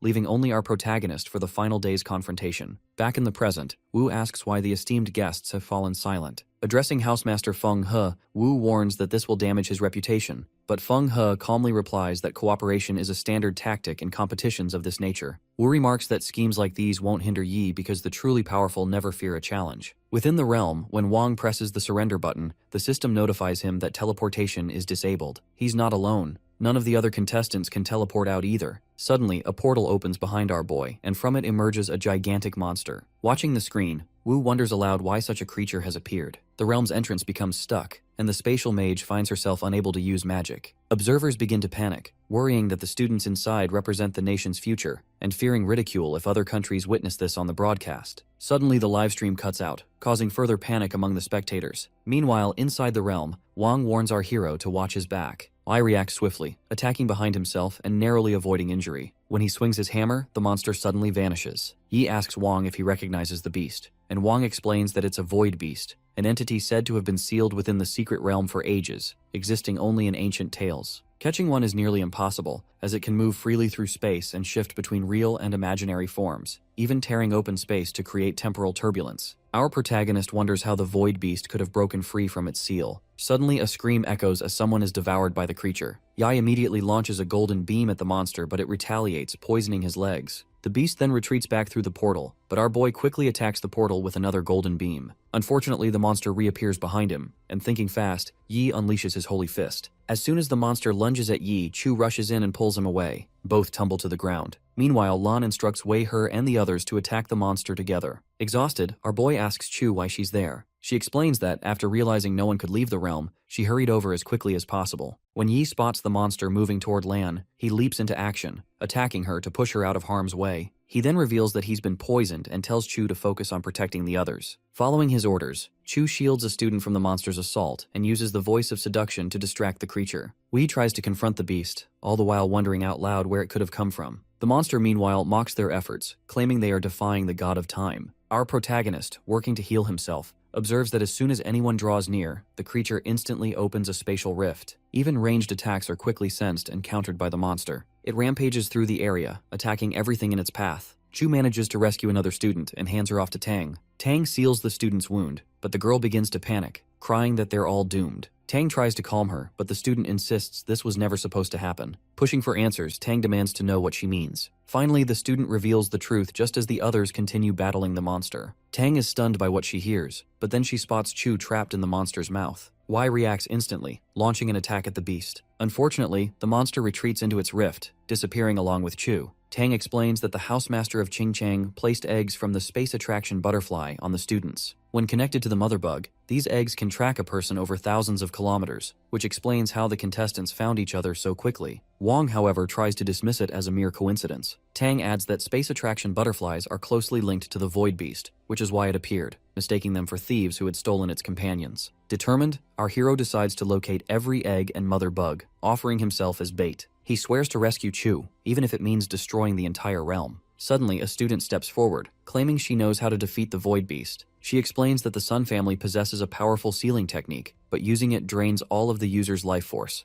If they can't withstand the strain, they will die. Admitting her own limits, she says she can't perform it, which infuriates Tang. However, Yi steps in, calmly volunteering to learn the technique and asking the Sun family student to teach him. At last, Yi gathers all the space attraction butterfly eggs and locates the mother bug. With everything in place, he uses the summoning tool to call forth the void beast. He remembers how the Sun family descendant had poured all her mana into her eyeball, transforming it into a summoning device. Through this eyeball, our hero is able to activate the sealing technique. In the present, Yi manages to strike the monster and follow it into the rift. The void beast is baffled, claiming it can't capture our protagonist at all. Undeterred, Yi attacks with all his might. The beast, still underestimating him, declares it will demonstrate the true power of the god of time. Poisoned once again, Yi recalls the Sun family student's instructions. A summoner's mana can penetrate the space vortex and summon powerful monsters. She entrusted him with her eyeball, which would not only activate the seal, but also protect him. She had advised our boy to attack the beast to force it to reveal its weakness, and to activate the seal at precisely the right moment. Now, despite his dwindling mana from activating Angel Physique twice and using several other skills, our protagonist pushes through and attacks the beast with divine punishment. He manages to begin the sealing process, though the void beast resists fiercely. Closing his eyes, Yi's memories flash before him, especially moments shared with Chu. His heart races, prompting him to open his eyes and pour all his determination into the seal, finally subduing the beast and bringing it crashing down. The void beast, admitting defeat, surrenders. Yi demands that it release Chu. When the creature hesitates, our hero kicks its eye, prompting the beast to confirm that Chu is unharmed. It finally releases Chu, and Yi brings her back to the secret realm, where everyone gathers. Teleportation is restored, and some students debate whether to use it.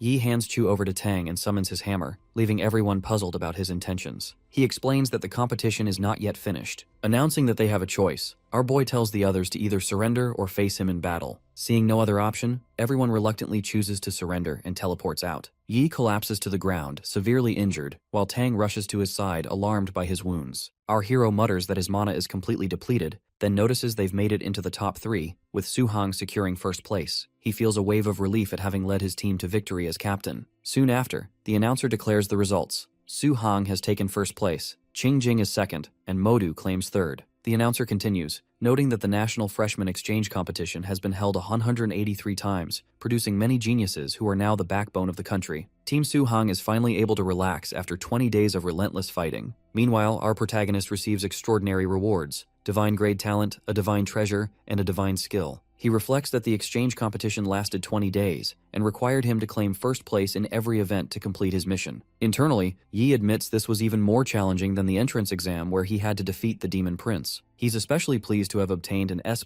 swordsmanship talent, a rare S-class skill that will greatly enhance his strength. Eager to test his new ability, Yi heads outside with his sword. With a simple swing, he unleashes an immense amount of damage. Our boy quickly realizes that Divine Sword Heart has improved his other abilities as well, and finds it even sharper than Weapon Blessing. While most people must train endlessly to acquire Sword Aura, he's gained it instantly. He notes that his Blade Flash skill reaches an impressive 18 even at just level 1, promising even greater power as it improves. Inspired, he decides to spar with a master swordsman. Almost on cue, Chu appears before him, sword in hand. Our protagonist recalls that Chu is the heir to the Zhang family, having trained with a sword since she was 3, and earning the title of Genius Swordsman after years of practice. Now she stands confidently, ready to test her skills. Wei encourages her to go all out, and Chu charges at full speed. She strikes, but he parries with his own blade. Using Blade Flash, our boy launches an attack. Chu instantly senses his sword aura and marvels at how he's reached such a level with his incredible talent. She counters with the Shadow Demon sword technique. Watching from a distance, Housemaster Wu is amazed by Yi's swordsmanship. His moves are broad and powerful, while Chu's are quick and unpredictable. Wu notes that Chu can hold her own against our hero, thanks to her vast array of advanced sword techniques. Finally, with a decisive strike, Yi disarms Chu, her sword landing in his hand. Breathing hard, Chu concedes defeat. Our protagonist checks if she's alright, and she assures him she's just exhausted. Wu approaches them, offering high praise. He admits he hadn't realized Yi was such a skilled swordsman. Trying to play it down, our boy claims he just had a little something up his sleeve, knowing it would seem odd to have suddenly gained a new talent. Wu then informs them that he's here to bring them to the celebration feast, but also shares somber news. Feng He has died. Investigators found that he had already taken his own life. According to his students, Feng He was the one who supplied the bug eggs, hiding them in their clothes during laundry. Wu reassures our protagonist that the Alliance is investigating everyone Feng He interacted with. He also mentions that the upcoming feast will be attended by top powers, whose aim is to recruit Yi into their guilds or legions.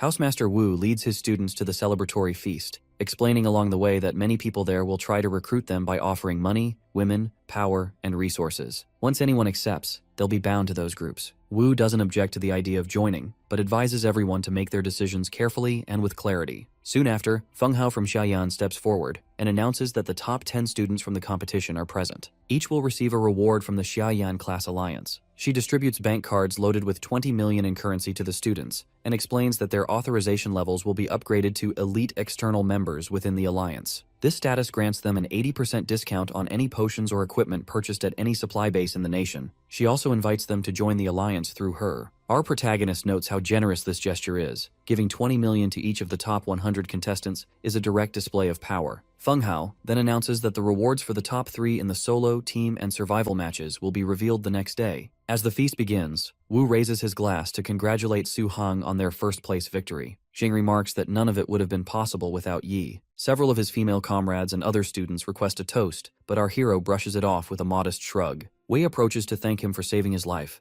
vowing both his own loyalty and that of his teammates. Suddenly, Wang steps in, pledging his life as well. Zhou Heng and Xiao, also at the party, comment on how much stronger our boy has become in such a short span of time. The next day, Feng arrives in a jet to take the top 3 students to Xiaoyan's headquarters for their rewards. As they board, Chu explains that this is the Phantom X1000, the latest model produced by Phantom. The jet accelerates so rapidly that Zhang and Chu nearly lose their seats. They arrive at their destination in just 20 seconds. After waiting for their jet to be scanned and getting clearance, the group travels to the floating island headquarters by portal. They notice that Qingjing University has its own floating island too, each island equipped with extra defenses. Arriving at the headquarters, the top students are each assigned a servant to guide them. Feng personally escorts our protagonist to claim his reward. Inside, she once again offers him a chance to join the class alliance. This time Yi declines outright, feeling he isn't ready to tie himself down just yet. Feng explains that he will receive 3 rewards. For winning the individual match, he'll get a custom-made legendary-grade weapon. For the team match, a full set of custom-made epic-grade equipment.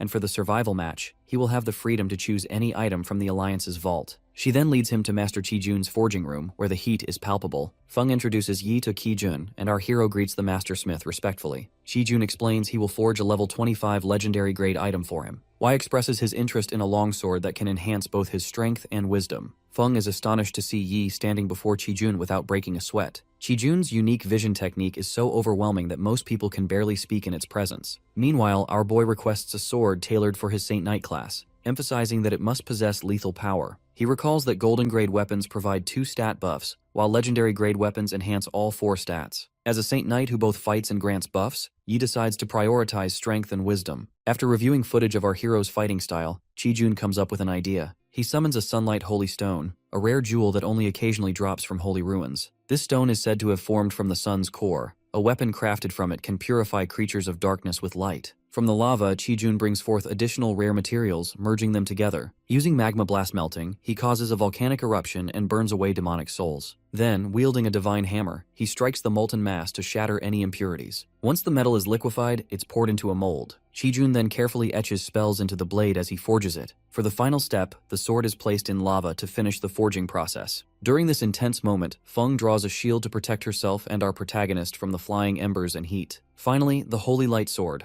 legendary 3-star grade, is complete. Qijun tosses the sword to Yi, instructing him to release his energy so the weapon can recognize its master. Our hero does so, and the sword acknowledges him as its owner. Yi is pleased to discover that the sword will boost all 4 of his stats and comes with 3 special effects. He notes that, with the increased speed, he'll be able to unleash 4 slashes while an enemy could only manage 1. Qijun, drained from the forging, explains that crafting such high-tier weapons consumes tremendous energy. Feng points out that Qijun can forge a legendary weapon in a short span, whereas most blacksmiths would need months. Qijun further advises that to raise the sword's star level, Yi should use holy elements, otherwise the weapon's power could be compromised. Next, Feng takes our boy to a fitting room, where 3 attendants take his measurements for a custom set of epic-grade equipment. He requests light armor focused on enhancing strength and wisdom. The attendants compliment his good manners as they finish up. Afterward, Feng leads him to the vault where he can choose his survival match reward. After some thought, Yi selects a Dimension-grade S-class item. Feng checks if he's certain about this choice, and our protagonist nods confidently, having plans for Dimension Jump. The skill transforms into a small orb, which Feng hands over to him. As he inspects it, Yi senses a presence urging him to release it. When Feng inquires about his reaction, he simply says he needs a break. With her responsibilities complete, Feng tells him to reach out if he's unhappy with any of his rewards. Re-entering the hall, our hero is unexpectedly greeted by members of the Zhou family. Yi asks if the Zhou family wishes to speak in private, but Zhou Heng explains that they're only there to say goodbye. He mentions that he's taking Dong back to the family, and hopes that our hero can bring Xiaoyun to the Tialan district, where the Zhou family will provide the best resources for her. However, Yi replies that he'll bring his sister back only after she graduates. With that, the Zhou family takes their leave. Sensing something odd, our boy leaps up into a tree to investigate but finds nothing amiss. Later, one of his colleagues invites him to shop for local specialties in the city, but Yi declines. That evening, back in his room, the Void Beast demands to be released, its voice intimidating. Finally, our protagonist lets it out and asks why it's still resisting even after their contract. The beast argues that, as a millennium-old being, it can't easily submit to a human. It complains that Yi only succeeded because of the strange magic he used. Y reminds the Void Beast that it injured 63 people and killed 10 in the secret realm. If investigators identify it, they'll erase its intelligence with degradation magic. He also warns the beast that its skin, blood, and bones would fetch a high price. Calling him despicable, the beast accepts the Orb of Dimension Jump, which Yi offers as a source of energy. Yi promises to use the beast's power for just 1 year before setting it free. The Void Beast is skeptical, but our hero insists it has no better option. Yi then summons the Butterfly Mother and hands it to the beast. After absorbing the orb, the beast shares that, according to Xiaodi, those who first captured them aren't truly human. Meanwhile, at a bustling shopping mall, shopkeepers try to entice customers with sales and special items. Chu is busy browsing for accessories, and a shopkeeper explains the details of her chosen piece. Unexpectedly, Yi appears and selects a hair accessory for her. Chu is surprised as she thought he wasn't coming, but our protagonist explains he arrived after finishing his business. Suddenly, someone spots Chu and waves at her. She doesn't recognize him. He introduces himself as Wang Hao, nephew of Wang Ba from the Lei Yu Wang family's 3rd generation. Chu ignores his greeting, and Yi suggests they go get snacks. As they leave, Wang Hao becomes enraged that Yi is so familiar with Chu. He attacks, but his strike is effortlessly blocked by our boy's shield. Wang Hao, noticing Yi's class, mocks him, which angers Chu. Calmly, our hero challenges Wang Hao. If he can land a hit in 3 moves, Yi will apologize, but if he fails, Wang Hao must kneel and apologize himself.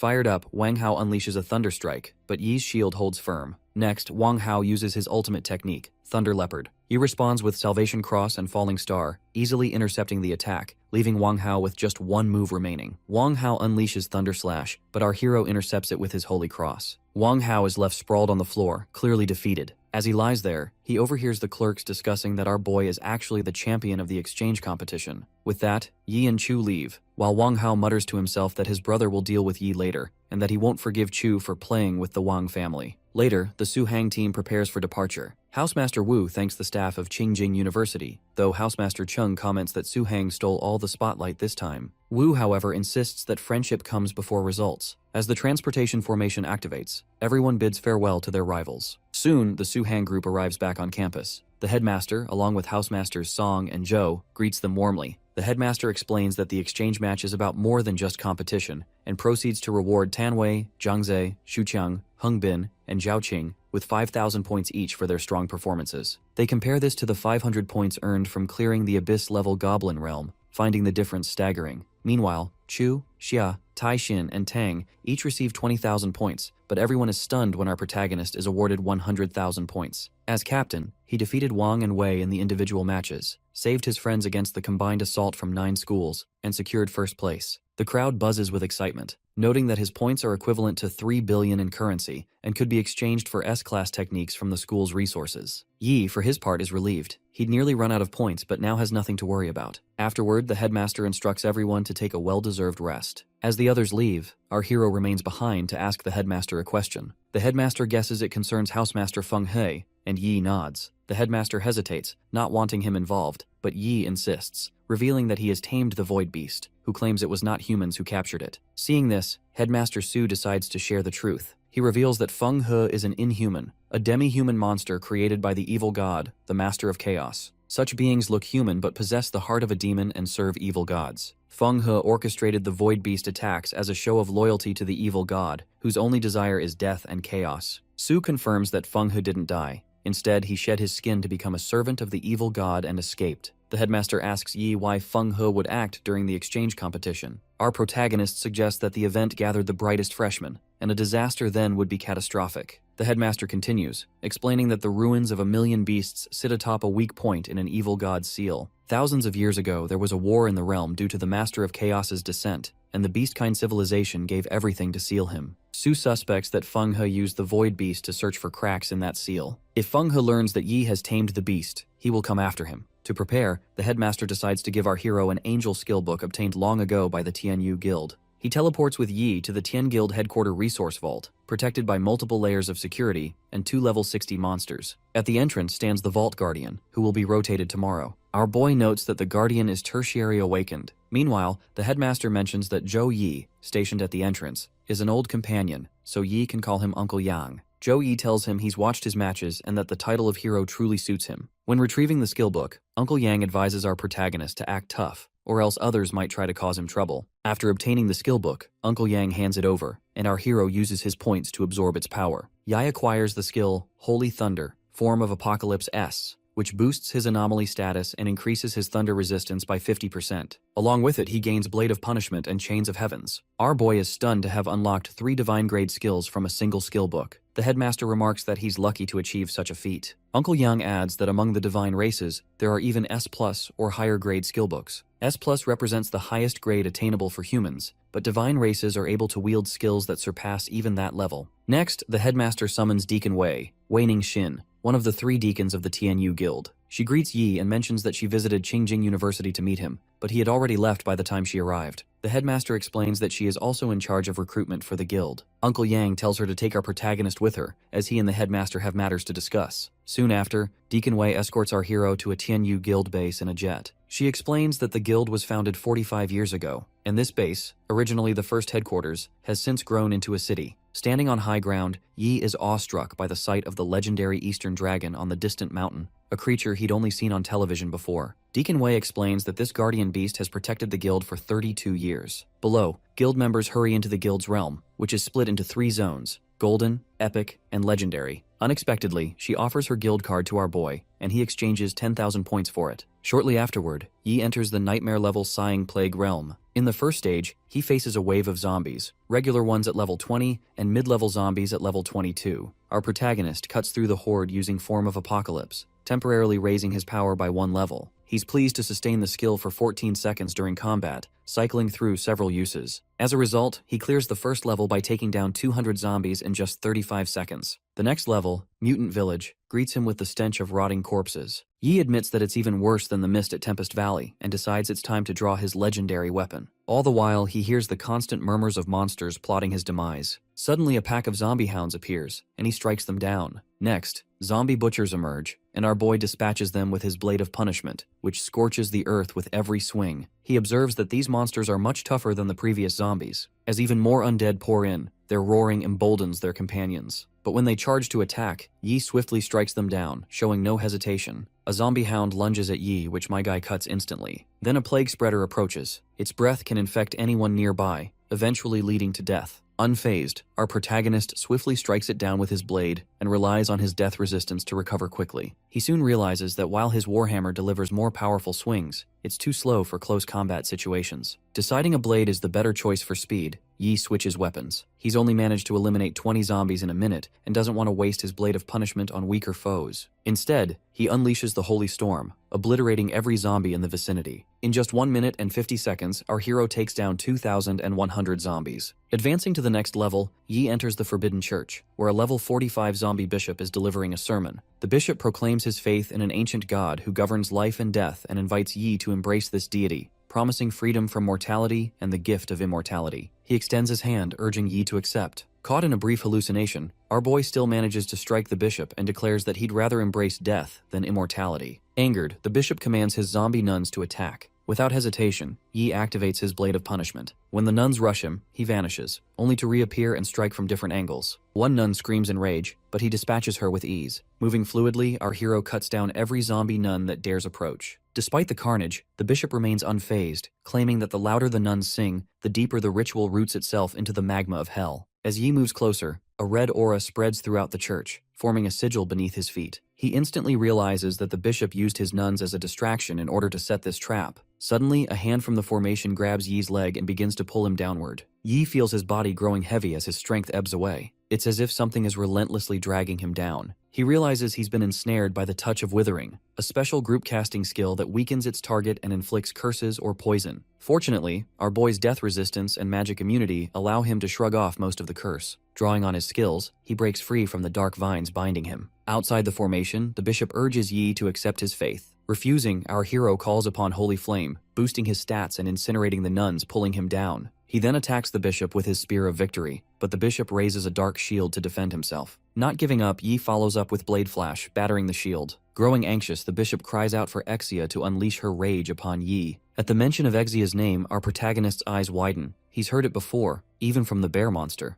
As the bishop's body begins to disintegrate, Yi resolves not to let anything sinister occur. Channeling Divine Swordheart, he prepares to shatter the shield in a single blow. Combining it with Form of Apocalypse, he obliterates the shield in one mighty strike, splitting the bishop's body in two. Yi then transforms into his angel physique. From the bishop's remains, a twisted voice proclaims it will consume Yi in Exia's place. Multiple mouths emerge from the remains, shooting projectiles at our hero. Quickly, Yi summons Holy Shield and counters with Holy Thunder Chains of Heaven. The bishop screams in agony, crying out to his god for vengeance, but our protagonist responds resolutely, insisting he face the judgment of light. Yi attacks again with Chains of Heaven, prompting the bishop to shriek that Exia will reduce him to ashes. Reflecting, our boy notes that class skills generally fall into categories: attack, defense, buffs, debuffs, and limitation skills. While rare, there are also summoning or creation type skills, but limitation skills are the scarcest, with control skills being the strongest among them. Curious, Yi asks who Exia truly is. The bishop declares that Exia is the greatest, unrivaled god and ruler of all. With a single thought, she can turn any enemy to ash, damning resistors to hellfire while granting immortality to faithful followers. Yi mocks the bishop for preaching immortality while existing as a mutant monster. The bishop, slipping into memories of his past, recalls a time when he was human and beloved by his people. Then a plague ravaged the village, infecting everyone. Desperate, he begged the higher priests for help, but they ignored his pleas. Finally, one day, he returned to the village holding a cross, announcing that salvation had come. The bishop tried to heal the infected with the cross he carried, only to discover it was a fake. The villagers died rapidly, and the ones still breathing begged him for help. Overwhelmed by hopelessness, he was approached by Exia. With her power, the sickness vanished. the villagers were freed from pain, and even the dead returned. The bishop felt content to exist as a zombie if it meant his people could live. In the present, he shouts that being chosen by Exia means it's his duty to spread her light across distant lands. Our hero notes that the bishop can't be saved and resolves to end things. He attacks with his blade while the bishop desperately calls for Exia's help, but receives no response. Yi points out that his god has abandoned him, and the bishop's many mouths scream that they will drag our protagonist to hell with them. Before the bishop can self-destruct, Yi uses his chains and follows up with Holy Cross, destroying the bishop's body completely. With Exia silent, our boy receives experience, potions, and items for clearing the realm. An exit portal appears, but before leaving, he decides to destroy the statue of the evil god Exia. Using his golden beam, he obliterates the statue and, to his surprise, receives a holy crystal, a rare secondary awakening item, for the first time. Realizing the opportunity, the protagonist decides to farm this realm several more times. Upon exiting, Deacon Wei praises him for clearing the realm in just 10 minutes and 25 seconds. Yi offers her the items he acquired in exchange for another entry. Stunned, Deacon Wei listens as our hero explains that he's aiming for the fastest clear time and believes he can beat the current record. She informs him that he must be at least level 27 to challenge the leaderboard,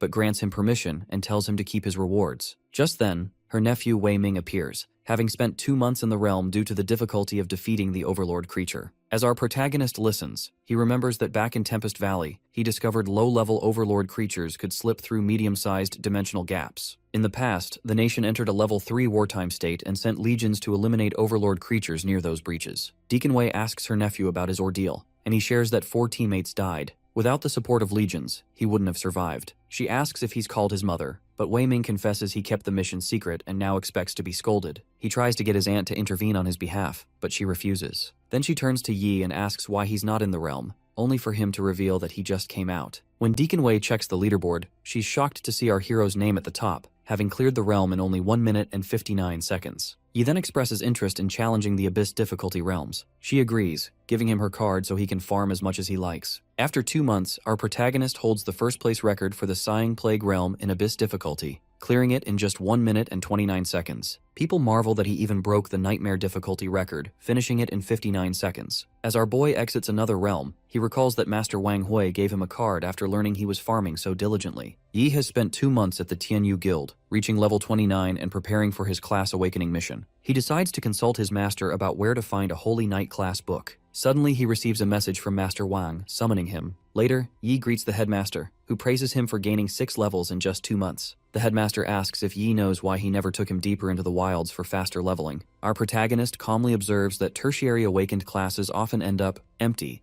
with more levels but less real training, which prevents them from reaching their full potential. The headmaster commends his answer, explaining that some use family resources to quickly boost their level, but even after secondary or tertiary awakening, they remain weak if they lack proper training. Now that Yi has reached level 29, the headmaster decides it's time to awaken his secondary form. Headmaster Wang explains that a Saint Knight's secondary class will be the Apocalyzer, which enhances mastery over Holy Light and greatly increases offensive power. However, he points out that this is designed for regular knights, while Yi's own offensive abilities are already formidable. The headmaster then hands Yi the class awakening book for Apocalyzer. Our protagonist connects with it mentally, reviewing the requirements for class awakening. There are 4 in total, one of which is the Will of Repent. Our hero wonders if this refers to the remorseful will of cultists who once followed evil gods. Headmaster Wang asks if Yi remembers the Repent skill he acquired in the Plague Realm, explaining that he will need to use that skill to extract the Will of Repent within half an hour, or the soul will dissipate. Meanwhile, our boy is curious about how the headmaster knows he possesses that skill. The headmaster clarifies that he was certain Yi would gain it while farming in the Plague Realm, as it is essential for Saint classes. He notes that Yi has already fulfilled every requirement except for collecting 100 wills of repentance. Therefore, he suggests that our protagonist take on missions involving cultists, which are posted on the school network, in order to gather the necessary wills. Later, Yi browses the school site and observes that Suhang has fewer students compared to other schools. This is because the school invests more in each student, resulting in lower recruitment numbers, though there are still plenty of missions available. Ignoring the initial ones, our hero chooses a mission in Longfeng City. Unexpectedly, upon attempting to accept it, he discovers that it's classified as high risk, with a casualty rate exceeding 70%. Despite this, Yi decides to proceed. He summons his space butterfly, marking the area with its mana so that, with help from his void beast, he can teleport back if necessary. After leaving the campus, the narrative shifts to Wu, who is training in the combat room. Wu learns that Yi has departed for a high-risk mission. His assistant provides details, revealing that 2 students, levels 26 and 28, lost contact after taking the same mission, which led to its current high-risk rating. Still, Wu is confident in our boy, knowing he has trained diligently for the past 2 months. Wu instructs his assistant not to intervene. Meanwhile, our protagonist leaves Ning'an City's teleportation square,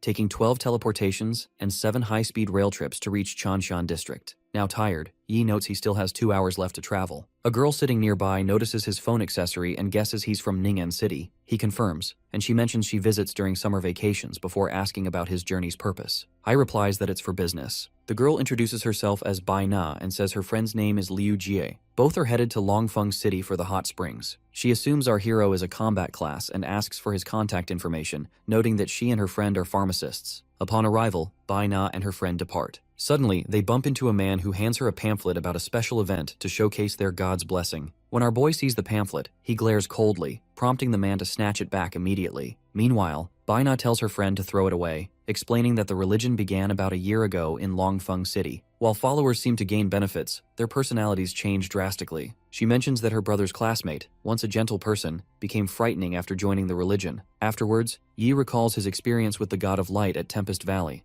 reminding himself that miracles aren't something one can manifest daily. He suspects this is a clue about the cultists, recognizing that disguising as a mainstream religion is typical cult behavior. A large crowd gathers at the special ceremony held by the Holy Faith, all eager to witness a miracle that might help them level up faster. Among them, a group of 4 investigators has arrived to examine the so-called miracle of the Holy Faith, which managed to attract 10,000 followers in just a year. Zhao Ling reminds her teammate, Gu Man, that simply gathering evidence will be enough for their mission. Meanwhile, Zhang Cheng informs her that he has already deployed micro-robots to monitor the entire event. Their teammate, Liu Yuhan, attempts to access Yi's information but is unable to do so. The whole team realizes they can't view our boy's details and concludes that he must be above level 20. Suddenly, Yi fixes them with a cold stare, unnerving the group and prompting them to avoid drawing his attention in the future. For his part, our protagonist pays them little mind, remaining focused on his true target, the Holy Faith. After a few minutes, Father Liu Xiu Yuan of the Holy Faith welcomes everyone. Our hero quietly notes that Liu Xiu is at level 18, accompanied by 2 others at level 17. Liu Xiu announces that the Holy Master regards all equally and bestows blessings upon believers. The faith offers specialized realms and unrestricted resources to its members, including every kind of potion and treasure. He further declares that each member will receive 8,000 coins every month. The announcement excites the crowd, fueling fantasies of quickly becoming elites through the Holy Faith. Liu Xiu then unveils a statue of the Holy Master, calling it an honor to look upon a god. Unable to appraise the statue, Yi suspects it may be a magical artifact. Meanwhile, Zhao Ling's team goes on high alert, intent on collecting proof of a fraudulent miracle. Liu Xiu prays aloud for the Holy Master to reveal his power, so the congregation can witness a true miracle. Suddenly, a brilliant light bursts from the statue,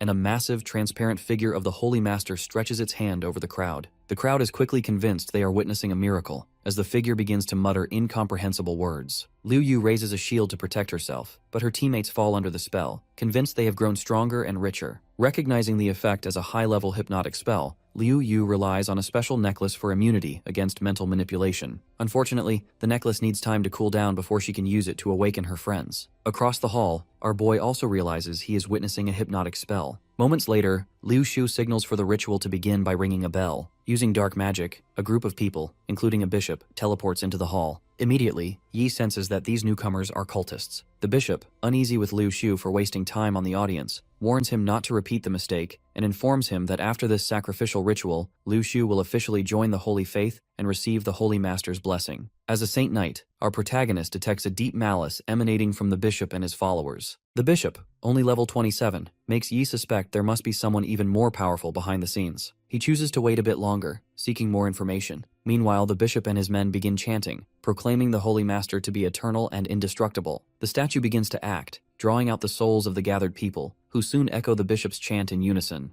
Our hero reflects that souls are essential for resurrection spells used by priests, and that some classes are capable of returning to life in soul form. Souls, he notes, are of vital importance to both ordinary folk and the powerful alike. Although the crowd appears unchanged on the surface, Yi observes that their personalities have been completely altered after their souls were stolen. Yi wonders what purpose the statue has for the stolen souls. At the same time, Liu Yu fears everyone will die if this continues, so she tries to wake Zhao Ling with an icicle spell, but it fails. Meanwhile, Liu Xiu notices Liu Yu resisting the hypnosis and attempts to control her with black flame magic. Fortunately, our protagonist intervenes, casting holy protection, while another girl in the crowd raises a shining shield to help. The girl, Liu Ran, follows up with a shining light attack against a cultist, but he remains unharmed, remarking that she must be from the Court of Light. Startled by his strength, Liu Ran attempts to escape using teleportation magic, but the cultist counters with a swamp spell, and his partner launches a fireball attack. Ran barely manages to shield herself, realizing she might have escaped if only one opponent had targeted her. She retaliates with holy power, even as a close combat cultist approaches. The cultists quickly form a shield, putting her on the defensive. Ran begins to despair, wondering if 4 years of training will end here. At this crucial moment, Yi sighs and finally unleashes his hammer of repentance. With a single strike, he destroys the entire 9th floor and leaves several cultists unconscious. The bishop recognizes our hero as a high-class knight of the court, while Yi calls them sinful cultists. Watching from the sidelines, Ran wonders if our boy is a secondary awakened class, since he just defeated adversaries all above level 25. The bishop, now desperate, sends his men to stop our protagonist, but they are vanquished instantly. Panicking, the bishop shoves Lu Shu forward as a distraction and tries to escape. As before, Yi knocks Lu Shu out with one move and summons his space butterfly to track the fleeing bishop. After the chaos, Ran introduces herself as a light mage from the Court of Light. Seeing Yi up close, she notes the aura of holy light surrounding him. Our boy learns that Ran was on an adventure, accepting the mission, and she credits him for saving her life. Curious, she asks if he belongs to the court. While explaining that he is not affiliated with the court, our protagonist casually destroys the fake holy statue with just his fingers. Ran is stunned, suspecting he might be a holy son. She reflects that the titles of holy sons and daughters are bestowed by the court upon geniuses, who receive the greatest resources for cultivation. These individuals are considered invincible among their peers, and can challenge those of higher levels. For their safety, only the court knows their true identities. Ran wonders if they should wake everyone immediately, but our hero advises against it,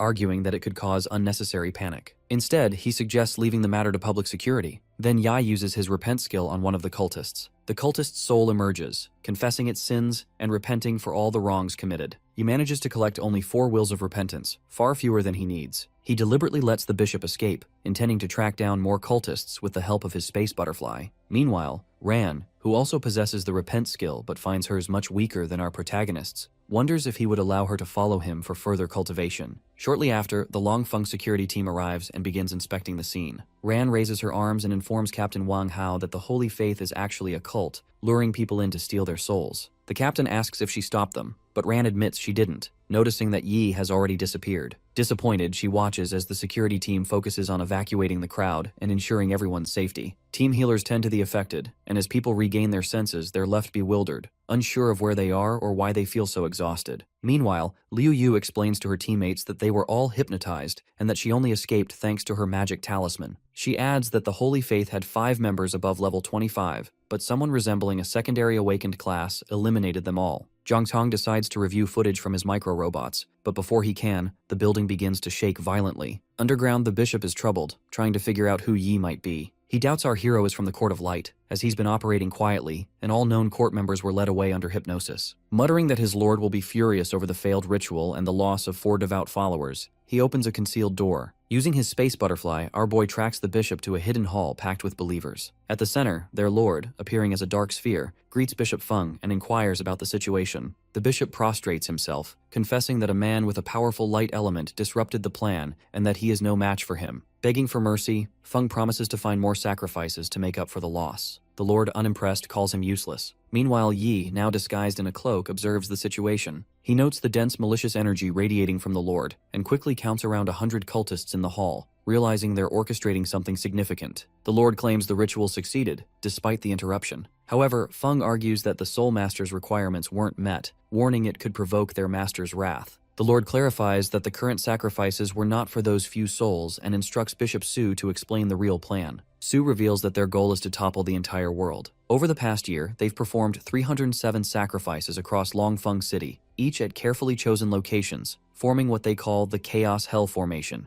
By drawing in people's desires and expanding their ranks, they've set the stage. They've even laced the city's water supply with a transparent potion, weakening the population and making them more susceptible to control. Our hero wonders about their ultimate aim with the Hell Formation. Bishop Su continues, explaining that secret tunnels connect each sacrifice site, filled with runes and spell formations. Tonight, the Chaos Hell Formation will be activated, channeling the souls and life energy of the entire city into the seal of the Master of Chaos. Their intention is to sacrifice the entire city to awaken the Master of Chaos, plunging the world into darkness and reshaping it according to their design. Determined to stop them, Yi summons his weapon and launches an attack on the Lord, followed by the cultists, wielding both his sword flash and form of apocalypse. Su retaliates fiercely as the Lord recognizes our protagonist, mocking Feng for failing to shake his pursuer and belittling him for his lowly origins, promising his death. Meanwhile, our hero finds himself struggling to keep pace with Su's power. Su summons his phantom scythe and conjures a dark cyclone, escalating the battle to a new level of danger. Su's dark cyclone engulfs the battlefield, forcing Yi to rely on his holy protection just to withstand the onslaught. Su taunts our protagonist, pointing out the vast difference between first and secondary awakening,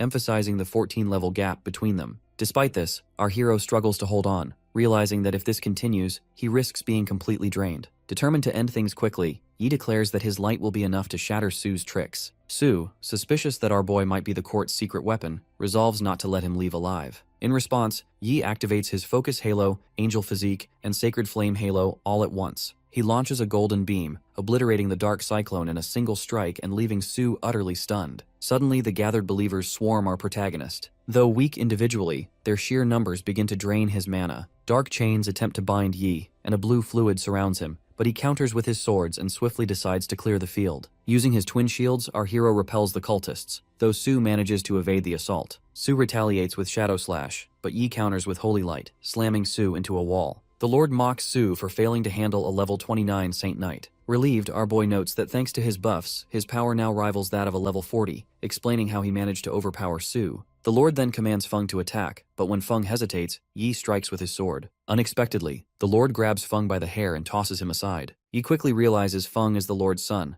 but the Lord dismisses him as a useless pawn, meant only to serve the Master of Chaos. Disgusted, our protagonist calls out the Lord's ruthlessness, but it coldly replies that after the chaos, all life will be its children. Curious, our hero asks how the Lord knows him. The Lord reveals it is aware that he is the champion of the National Freshman Exchange Competition. As Yi turns to face Su, who charges again, the Lord begins preparing its own attack. Our boy nimbly dodges by using his Void Beast's jump, then lands a powerful punch on Su. The Lord, amused by his actions, recognizes that he has tamed the Void Beast. Yi follows up with his punishment of light, eliminating another cultist, but his focus shifts to the Lord. Piecing things together, he concludes that the Lord must be Feng He, the one who previously escaped. The Lord nods and, assuming human form, claims that after the Master of Chaos awakens, he will ascend as one of the new gods. He explains that, if not for our protagonist's interference in the exchange competition, the Master of Chaos would have awakened months ago. The Lord sets his sights on taking the Void Beast as a gift for the Master of Chaos, and plans to use Yi's holy power to fuel the awakening. Meanwhile, our hero braces himself, knowing that facing Feng He will be a monumental challenge, as Feng He now stands at level 49. Next, Feng He unleashes spikes from the ground, targeting Yi. Our boy dodges nimbly, but all the cultists around them are already dead. Feng He continues his assault, sending more spikes toward our hero. Yi summons Holy Protection, but some of the spikes break through, striking him despite his defenses.